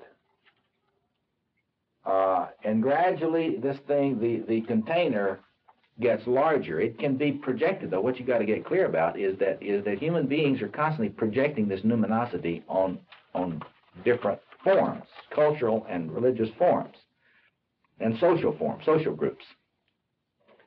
And so tribalism is a sort of stage in human consciousness in which, although I don't consider myself to be God, see, and you're talking to me, and I may not seem all that, if I'm seem very humble, you may talk to me and you think, well, this person has sort of resolved their problems of grandiosity. This person seems like just an ordinary person. If you were in the South, you'd say, this is a good old boy. It's a good old boy. He's not lording it over me. But then you get to know me a little bit more, and suddenly you discover, say, let's use another Southern example, you discover that I'm a member of what is known in some parts of the South as the Church of Christ. I don't know whether you've ever heard of it. I started out in the Church of Christ. In what part of the country? Kentucky. Okay, so you may know what I'm talking about. I don't know whether. Well, let's just say this is the Church of Christ as it exists in Texas and certain parts of Arkansas, and so I don't want to generalize too much. But say you talk to me a little bit longer, and you learn that I'm a member of the Church of Christ, and that's fine because there are a lot of churches around. And you talk to me a little bit longer, and you discover that I believe that only members of the Church of Christ are really in a right relationship with God. and I find out that you are a Baptist or a Methodist or a Catholic or a Jew or a nothing or whatever, and all of a sudden our relationship changes, because I realize that you are a goat and I'm a sheep. See? And there's an enormous struggle if between us, to the extent that I am a very devout member of this. I have family members who are a part of this particular group. And it's a very, very difficult thing to have members of your family who believe that you are condemned to eternal damnation because you are not a member of the Church of Christ. Is that right? That was true in my family. We had members of my family that were not a part of that church, and there was a lot of pain. Oh, enormous pain, because you love, they love you, and they want so badly for you to be saved. In fact, when I was 9 and I had converted, I became a Baptist at that point, got baptized and the whole thing. My father was so much in crisis about my moving out of the church, about the Church of Christ, that he stopped going to church. It was like he couldn't believe. He believed I wasn't going to hell, so it was a real faith crisis for him. Of course. And he never resolved it. Well, you see, now in terms of our study together, see, this created for him an enormous conflict. And it caused him to start fragmenting, that is, emotionally fragmenting, because he could not keep together his love for you and his feeling, his self-object relationship to that denominational group. You see, we form these in technical terms, we form these self-object relationships to a group. And see, technically, in a self-object relationship, it's not separate. I am the self-object. In other words, when you are a self-object to me, you are me. I am not me unless I have you. And so when I have a self-object relationship to the Church of Christ, or say, whatever, there are not too many Methodists that have a self-object relationship with Methodists, as far as I can tell. But I suppose it's possible. But anyway, if you have a self-object relationship to, say, this particular church, and there are many other groups like this, then if that group is not seen to carry the numinosity, the God complex, if it is not divine in a special way, then I fragment, because you see, its role in my life is a self-object relationship. And I cannot maintain my human ego structure or self-structure without that carrying my numinosity. You follow that?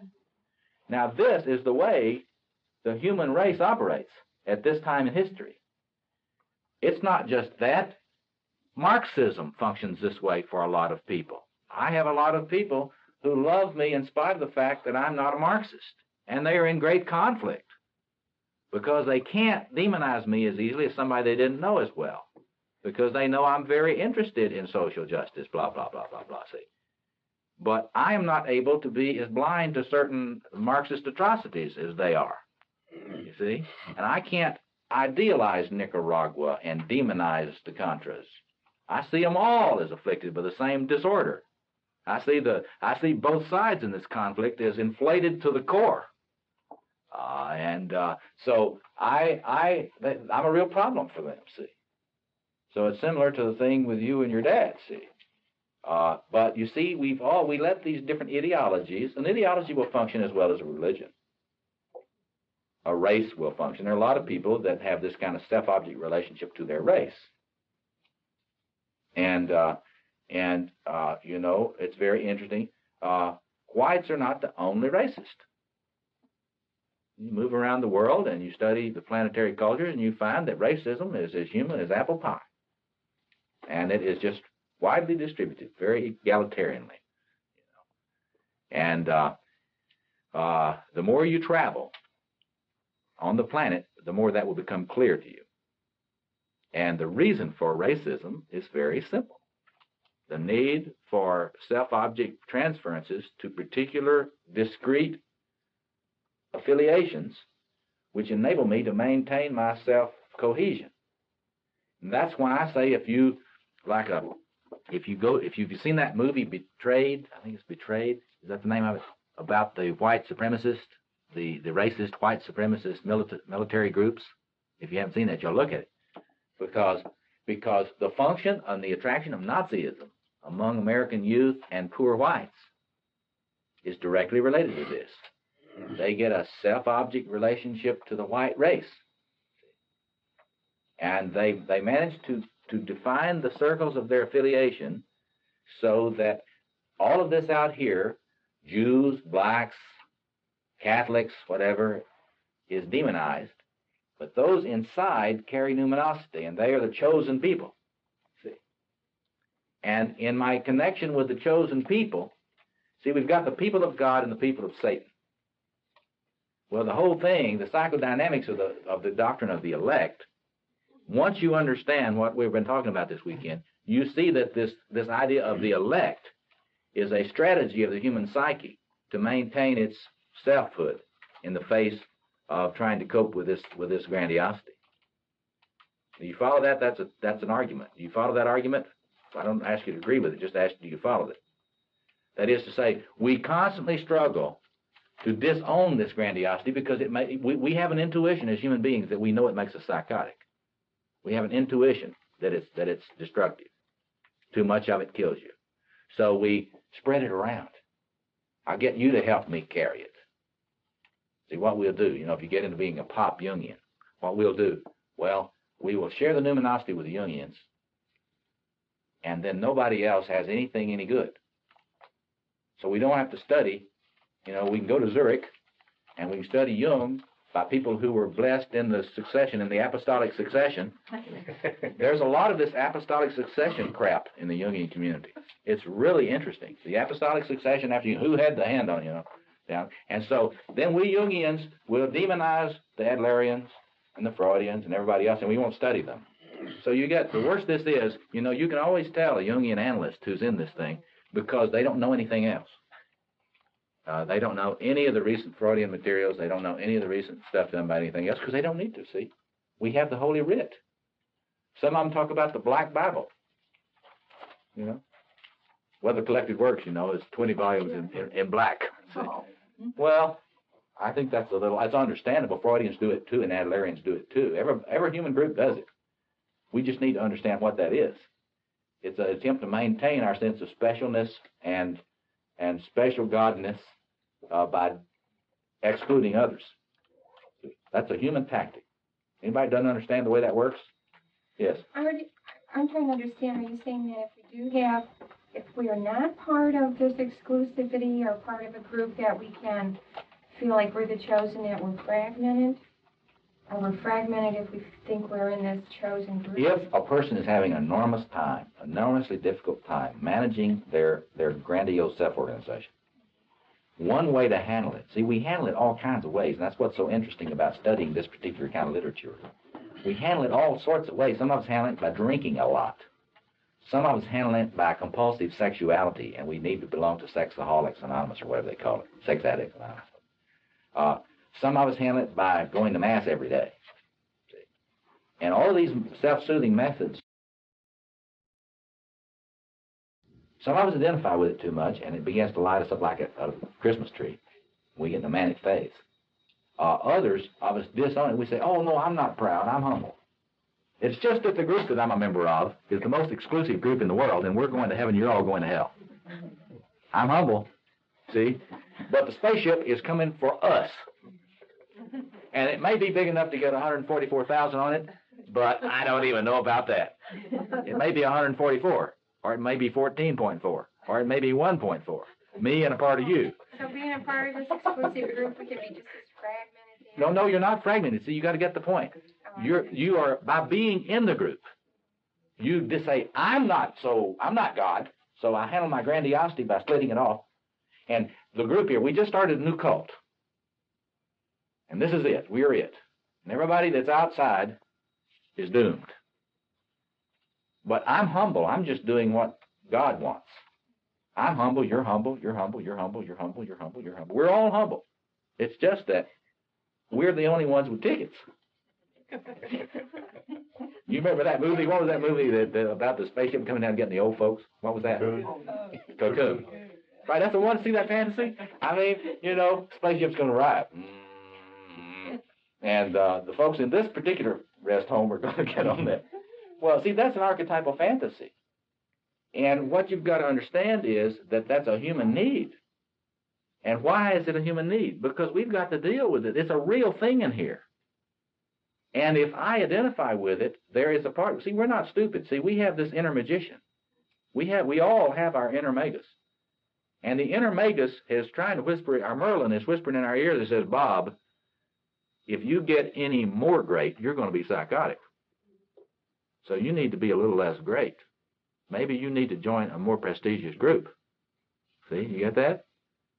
Maybe you need to get in a more prestigious group where you can be less great, but the group is great. So we can carry your dragon can be carried by all those people. You get it? See? So you got all of us lined up, we're carrying his people. You know, we all line up to carry each other's dragons. See, all of us are humble, but we got this huge dragon that we got. See? And of course, the little god king and the little god queen is really angry about this, see? Because they still get allowed to exist, but they're not adored enough consciously. So all of us that are humble really hate the fact. See, the little God King and God Queen within really hate the fact that we have to not acknowledge them. So there's a lot of violence in the human race, you know. And if you understand the way this stuff works, you understand why there's so many people that would love to blow up the world. Because you have to understand how a God King or God Queen feels when they're not adored directly.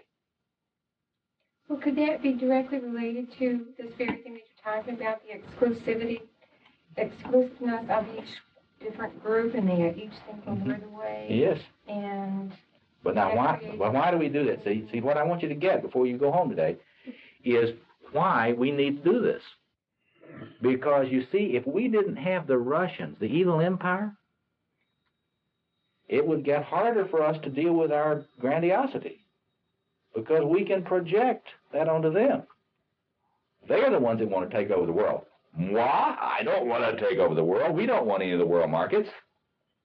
You can't do that anymore with Gorby. I know. Now, see, this Gorbachev is creating a psychological crisis for the West. He's not acting like Satan's supposed to act. Now, if he would just invade some more countries and do like the Chinese are being helpful. You see, the leaders of China are helping us in a wonderful way deal with our satanic projections because they're acting just like we want them to. So that helps. Well, you say, all those evil over there. But if they stop doing that, then it's going to we won't be able to project as easily. And then we're going to have to start dealing with our own stuff, our own shadow. And we'll have a psychological, I'm not kidding you, this is the way this works. And if somebody refuses to carry your projection, it creates a psychological crisis for you.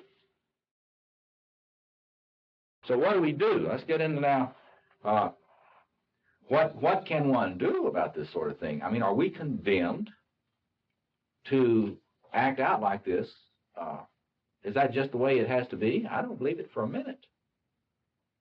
I think if you're going to ask me about, if I'm Jimmy the Greek, and you're going to ask me what the odds are that we're going to keep this up until we destroy the planet, the odds are probably pretty good.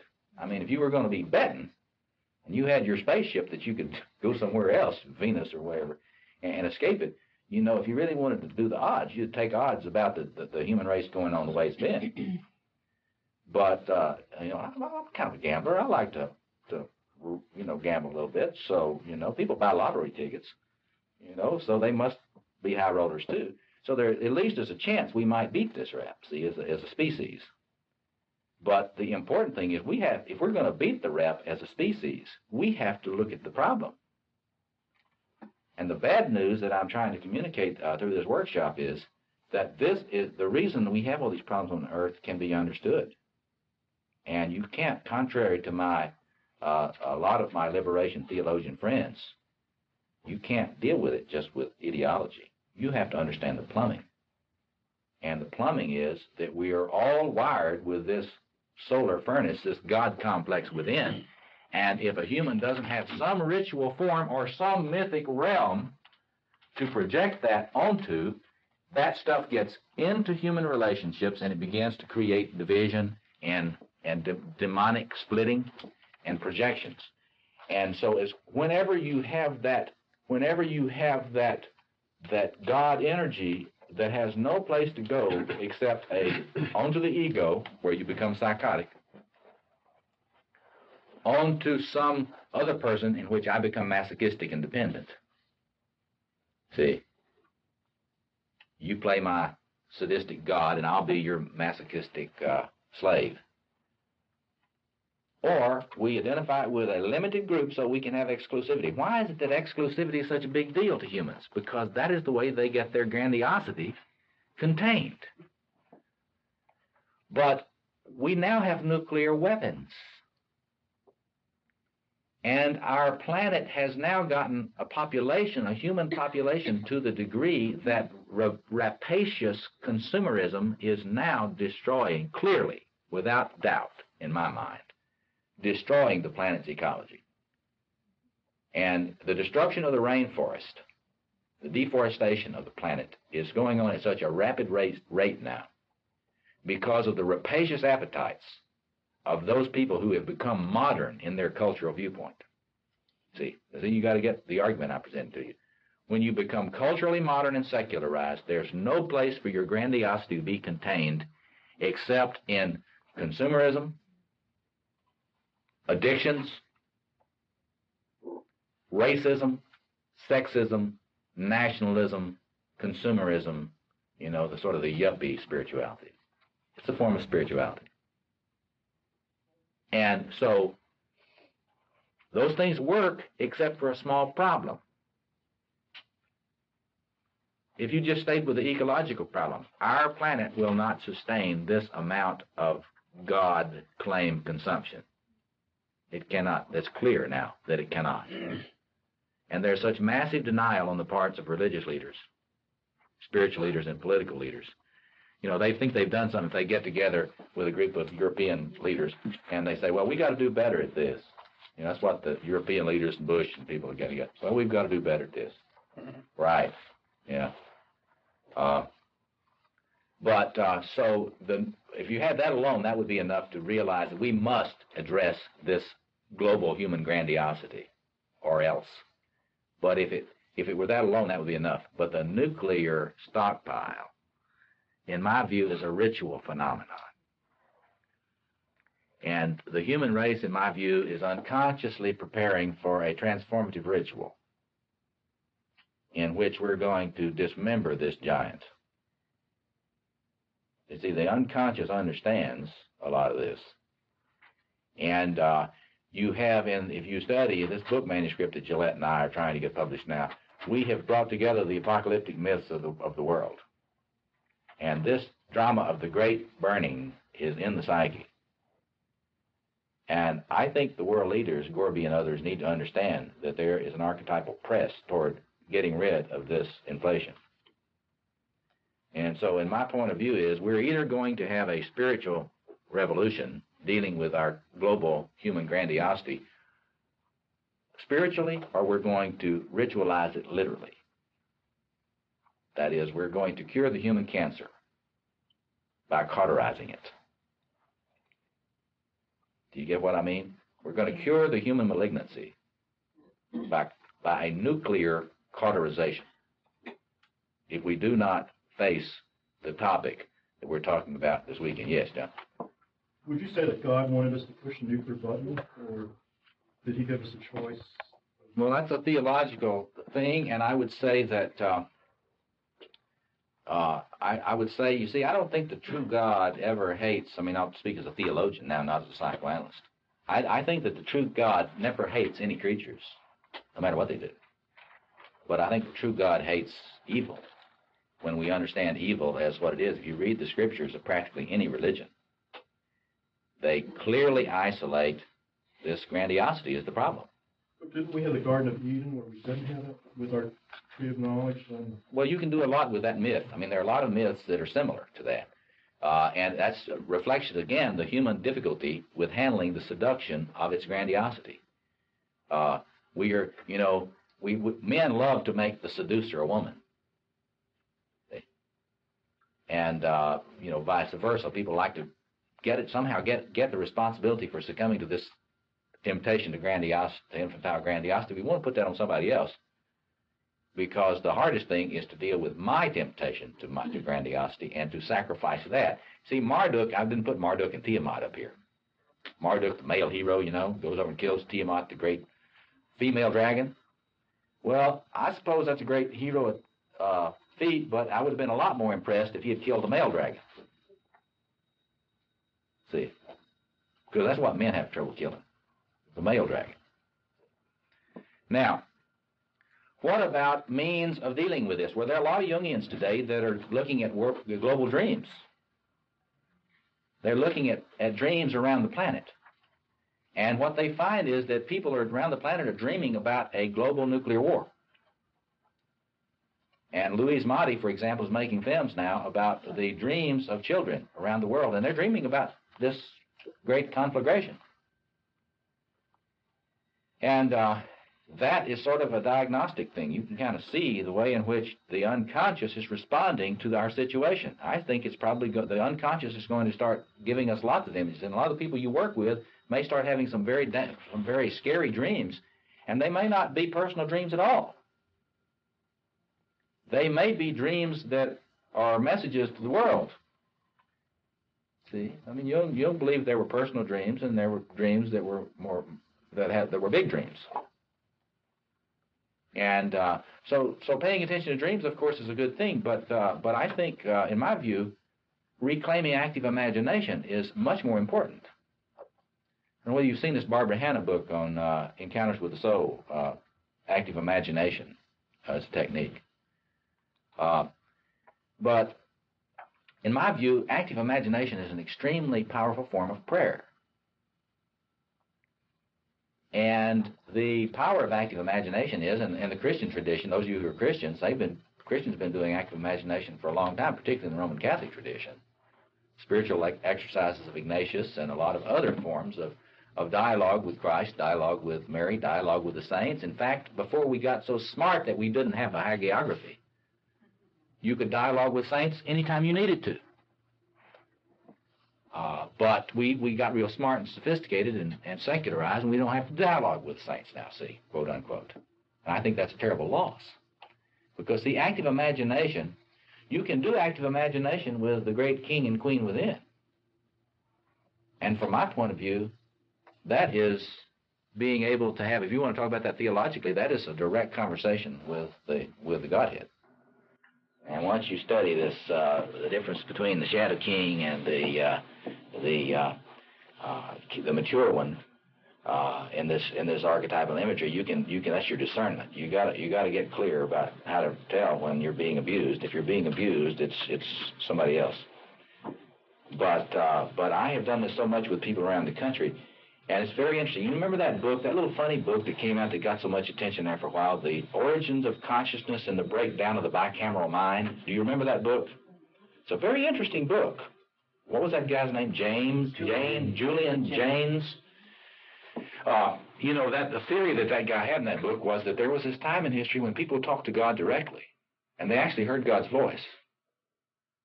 And then there was this period of evolution which we came to, and human beings lost the capacity to talk to God directly. He thinks that was a change in brain structure or something. I don't think that's what it was at all. I think that's when human beings forgot how to do active imagination. What do you mean? You mean to say that human beings can still have conversations with the gods directly?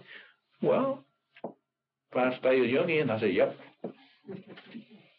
That is to say, if you are in direct contact with the king and queen within, you will not project it on the person outside nearly as easily. In other words, if you're dealing with the sacred king or queen inside, that will give you enormous power not to project that on some human being in the outer world. And the interesting thing about it is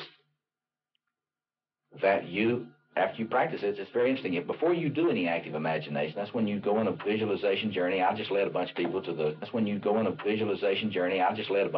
the chambers of the royal couple, and they had conversations. Some of them didn't get a king, some of them didn't get a queen, some of them didn't get either one. It's real interesting.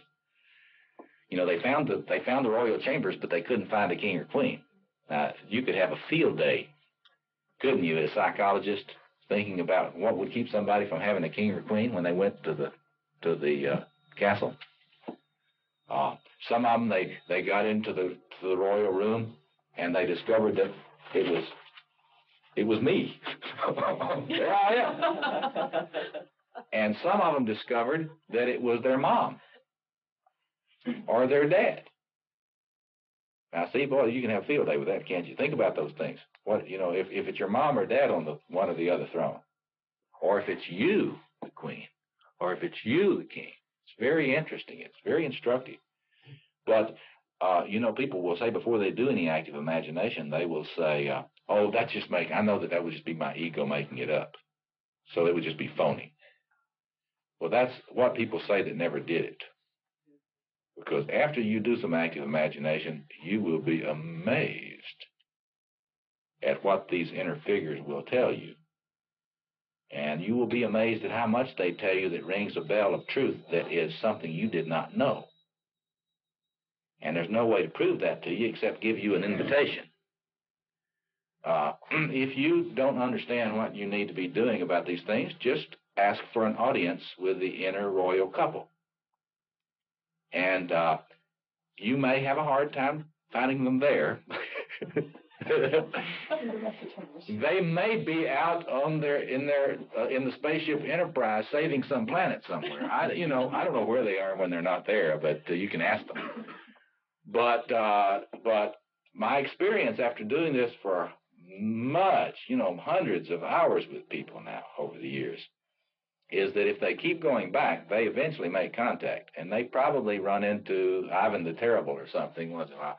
But, once you understand the way this works, if you run into Ivan the Terrible, you follow Jung's advice and you say, I know who you are. And I know why that I had such a bad experience, because I've been thinking that you were my father. See? And you speak up to them. You in active imagination, you make sure you can get out and run. You set it up so that you can escape. You're not Ariadne's thread. You've heard of people that take Ariadne's thread down into the labyrinth. I don't recommend thread. I recommend, at the very least, 100-pound test deep sea fishing line. At the very least, maybe a nylon rope or, something, so you can find your way out fast if it gets ugly. But you can study Robert Johnson's inner workbook on active imagination techniques, and you can study Barbara Hanna on active imagination, and study John Sanford on active imagination. And one of these days, I hope I can do something on active imagination and spirituality, but there are a lot of people writing about this. Don't let them scare you to death about it. It's not as dangerous as a lot of people want to. If you have a real megas inflation, I want to say to the group, well, now be very careful doing this. Only us initiates know how to do this right. Well, be careful, but don't be intimidated by these people telling you to be scared of it, because then you won't do it.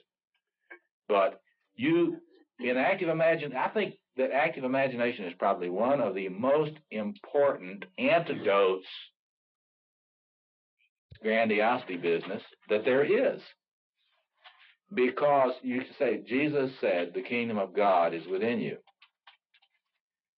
Well, I think there's a lot of merit to that comment. And you might even say, but somebody took out the thing, the king and the queen are within you. It's one thing to have a kingdom within you, and you go in there and there aren't any kings and queens. But if there is a king and queen, a Rex and Regina, that is within you and has got it all together, it might be useful regularly to go in there and talk to them about what's happening to you and what you need to be doing. You see, if you go talk to the king, for one thing, my experience in working with people is that if you are having a tremendous amount of anxiety and you do active imagination with the king and queen, your anxiety level drops radically, quickly. Try it. See what you find out.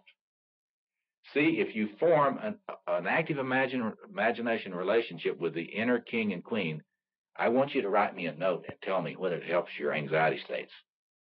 Now, it may not, so I'm not guaranteeing you it will. But I would like a little research on your part. So if you will tell me, and if you want to share your written active imaginations with the inner king and queen with me anonymously, and let me use that for part of my research, I'd appreciate that. You don't have to, but if you'd like to do that, I'd appreciate it. At this point, about 10 minutes of discussion was lost due to problems with the speed of taping. They've never had enough therapy to work this stuff through, but it's very interesting.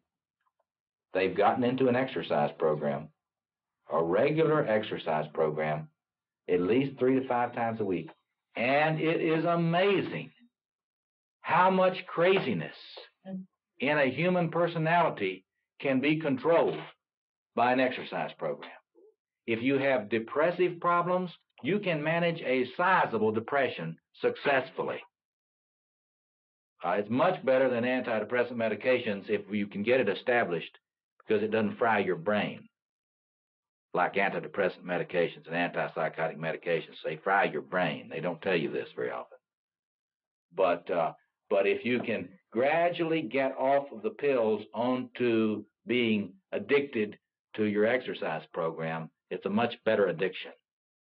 And people that say it's addiction is right. They're right, because it's not a substitute for dealing with this thing more consciously, psychologically, but it's a part of the package. It's a part, what I think must be a human spirituality package. You work on your regular exercise program, it becomes a liturgy. And it gets to where if you do not run Monday and Wednesday and Friday, or if you do not work out Tuesday and Thursday and Saturday, you feel crazier. You will notice it. And it's because your grandiosity is kicking up on you. See?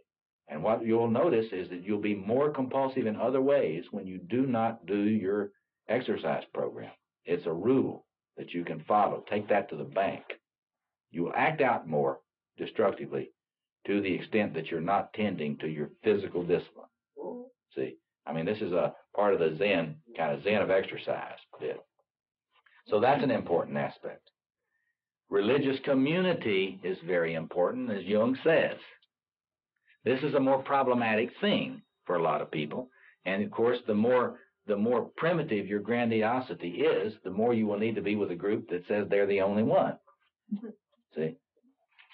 And yet that will help you. If you don't have that grandiosity, then you don't need to be with it. Well, everybody's got the I grandiosity. stop arguing with you because I'm sort of a theosophist, I guess. Well, okay, well, maybe you have transformed, maybe you're one of those persons that have transformed that transmuted and internalized their grandiosity. And my analyst says I'm fragmented, and I'm arguing with him. Oh, I see. And he's Freudian. Well, of course, the thing about it is, you just have to ask yourself, how do you contain it? What do you do to not be the goddess? We all do something. Some of us do these variety of things. Others of us we act it out. Some of us get adored by people. If you get adored by enough people, you can kind of manage it that way. But anyway, group is important. It's important not just carrying the numinosity. It's important to have people who will remind you when you're getting a little crazy. Like AA. If all else fails, join AA. You can make out like you were an alcoholic. I'm serious. Go in there and make up these great stories about how you used to beat your husband or your wife, and and tell them, I'm Bob, I'm an alcoholic, and that way they'll let you stay, and then you can have the benefit of the group. Because what I love about 12-step programs is that these people are into guerrilla spirituality. These people, you go to any of these 12-step groups and you pull up their britches leg, they got dragon bites all over them. And these people are not people that are just, they don't theorize about the dragon. They've met the dragon, and it's almost killed them. And they know it. And they're serious. And that's what makes them so different from other religious types. And that's why I admire them so much, because this is guerrilla spirituality. This is survival spirituality. They know that we don't pray to be sweet. I mean, if you're praying to be sweet, it's just a part of the inflation. You pray to deal with this giant, because you know you're not equal to that. And you go to meetings if you're in AA or NA or OA. You go to meetings because you know you're not going to do it by yourself. You know you're going to be back off the wagon again in some way. So you have this kind of great group support for attacking the grandiosity and making it conscious. So the 12-step spirituality, to the extent that they're not trying to secularize it, which is a terrible mistake in my view, is a model for humanity to get serious about coping with this. As I said yesterday, we need to have humans anonymous.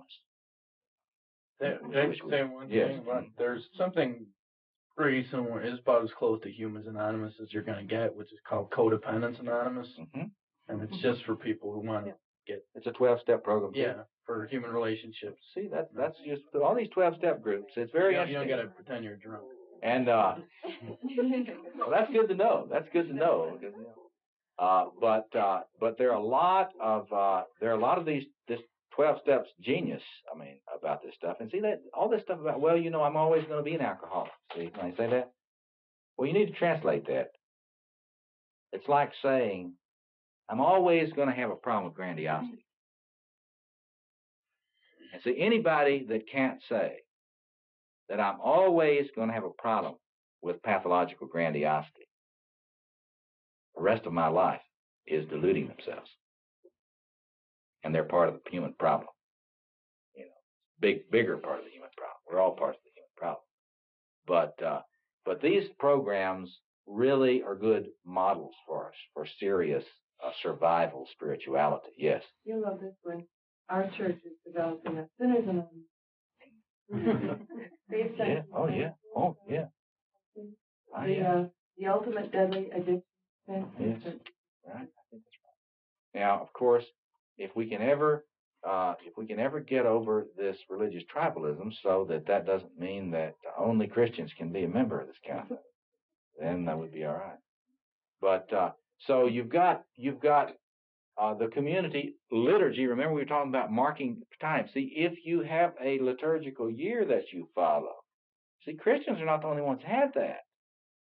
If you study human history and human mythology, you find that most people in the world before the modern era marked time, marked sacred time. And they used this to contain themselves and help them be sane.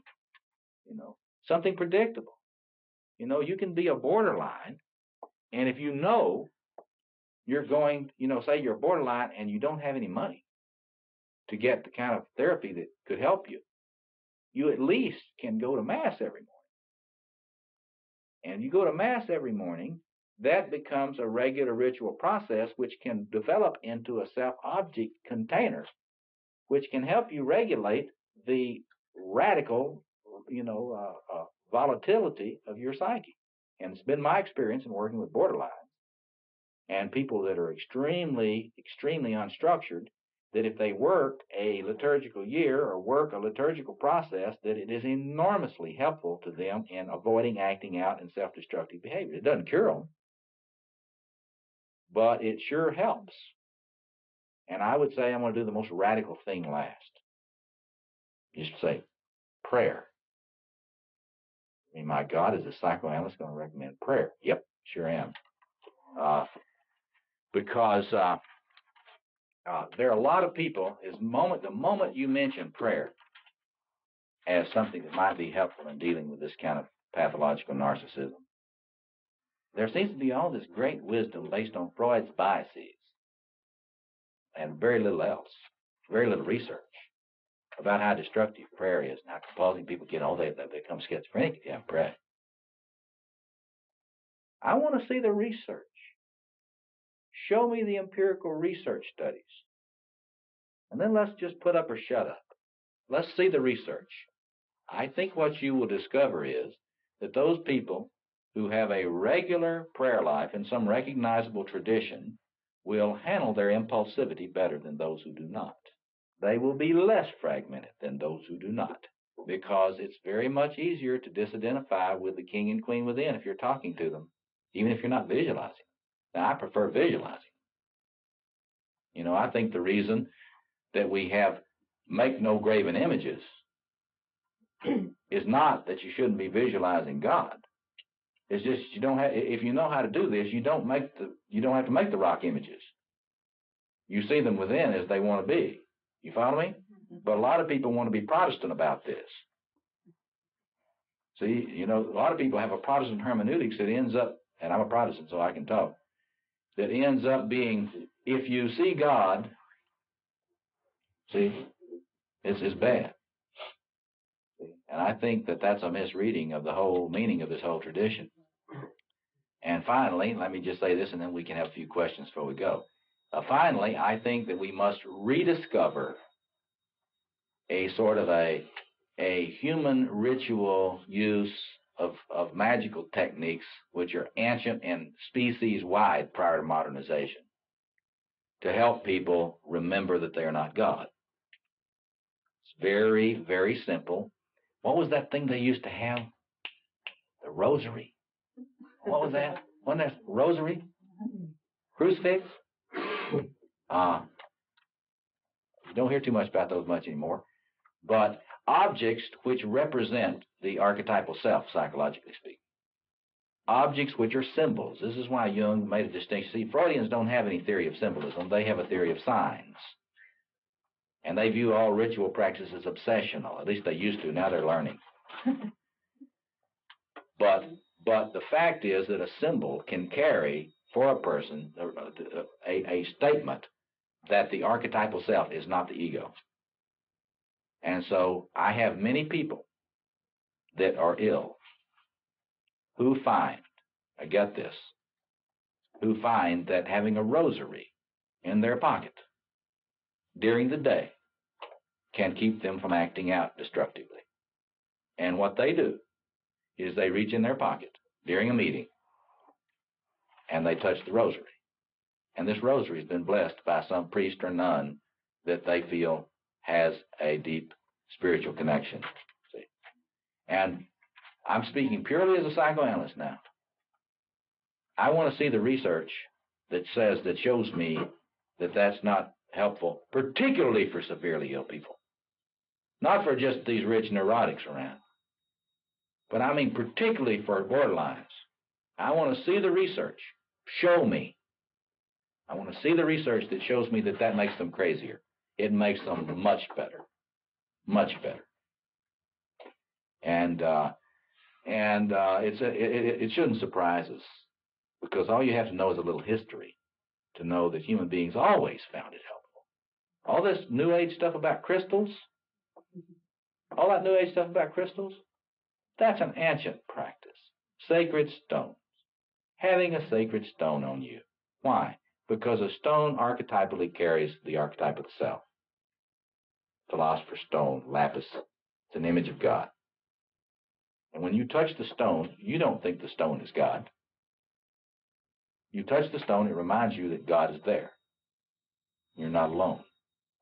So this is an antidote for identification with the self that is not explored enough. We're only now finding psychotherapists that are educated well enough in anthropology that they begin to look again at the whole use of objects, of rituals, of gift giving. All of these things which we've been taught are dangerous. We're just now getting enough group of therapists who are educated enough to take another look at that. See? So, I mean, we don't have any more time. There are other, I've lectured on a lot of these things in other places, and you can get the tapes. But you should be able to see the argument that I'm making today, that human beings have to find ways to cope with this innate temptation to infantile grandiosity. There are techniques that help us. There are perspectives that get us out of our tribalism. And the most important thing, if we don't push it soon, we're going to act out a ritual solution, which is not going to help the human ego too much. Let's take a few questions before we stop. Comments? questions. Yes. I think it was Marx said that, cynically, that religion is the opium of the masses. Yes. In the sense he was right. That's right. That's right. Oh, absolutely. Absolutely. The thing about religion, in some of its forms, in some places, it tends to be less destructive. Not always. If you get into the kind of religious fundamentalism that legitimates your inflation against other people's, then you get very destructive acting out. But it is clearly psychoactive. And if you take contemporary self-psychology, you can see it in a vastly different view than Freud. Other comments or questions? Yes. The idea, the notion of a literal hereafter, don't you think that's, or do you think that's been destructive, or get on with this planet, move on for the pie in the sky? Well, there's a lot of rap on that, but I'm not, I tend to be an empiricist. I tend to look at what actually happens to people with actual, these actual points of view. And what I work with people that work in the black community a lot, for example. And I think if a lot of black people didn't believe in a literal hereafter, they wouldn't struggle in this world. And my guess is belief in the other world, the homeland, probably gives you courage to deal with this world rather than weakening you. We got all these people that say it weakens us. I don't see it.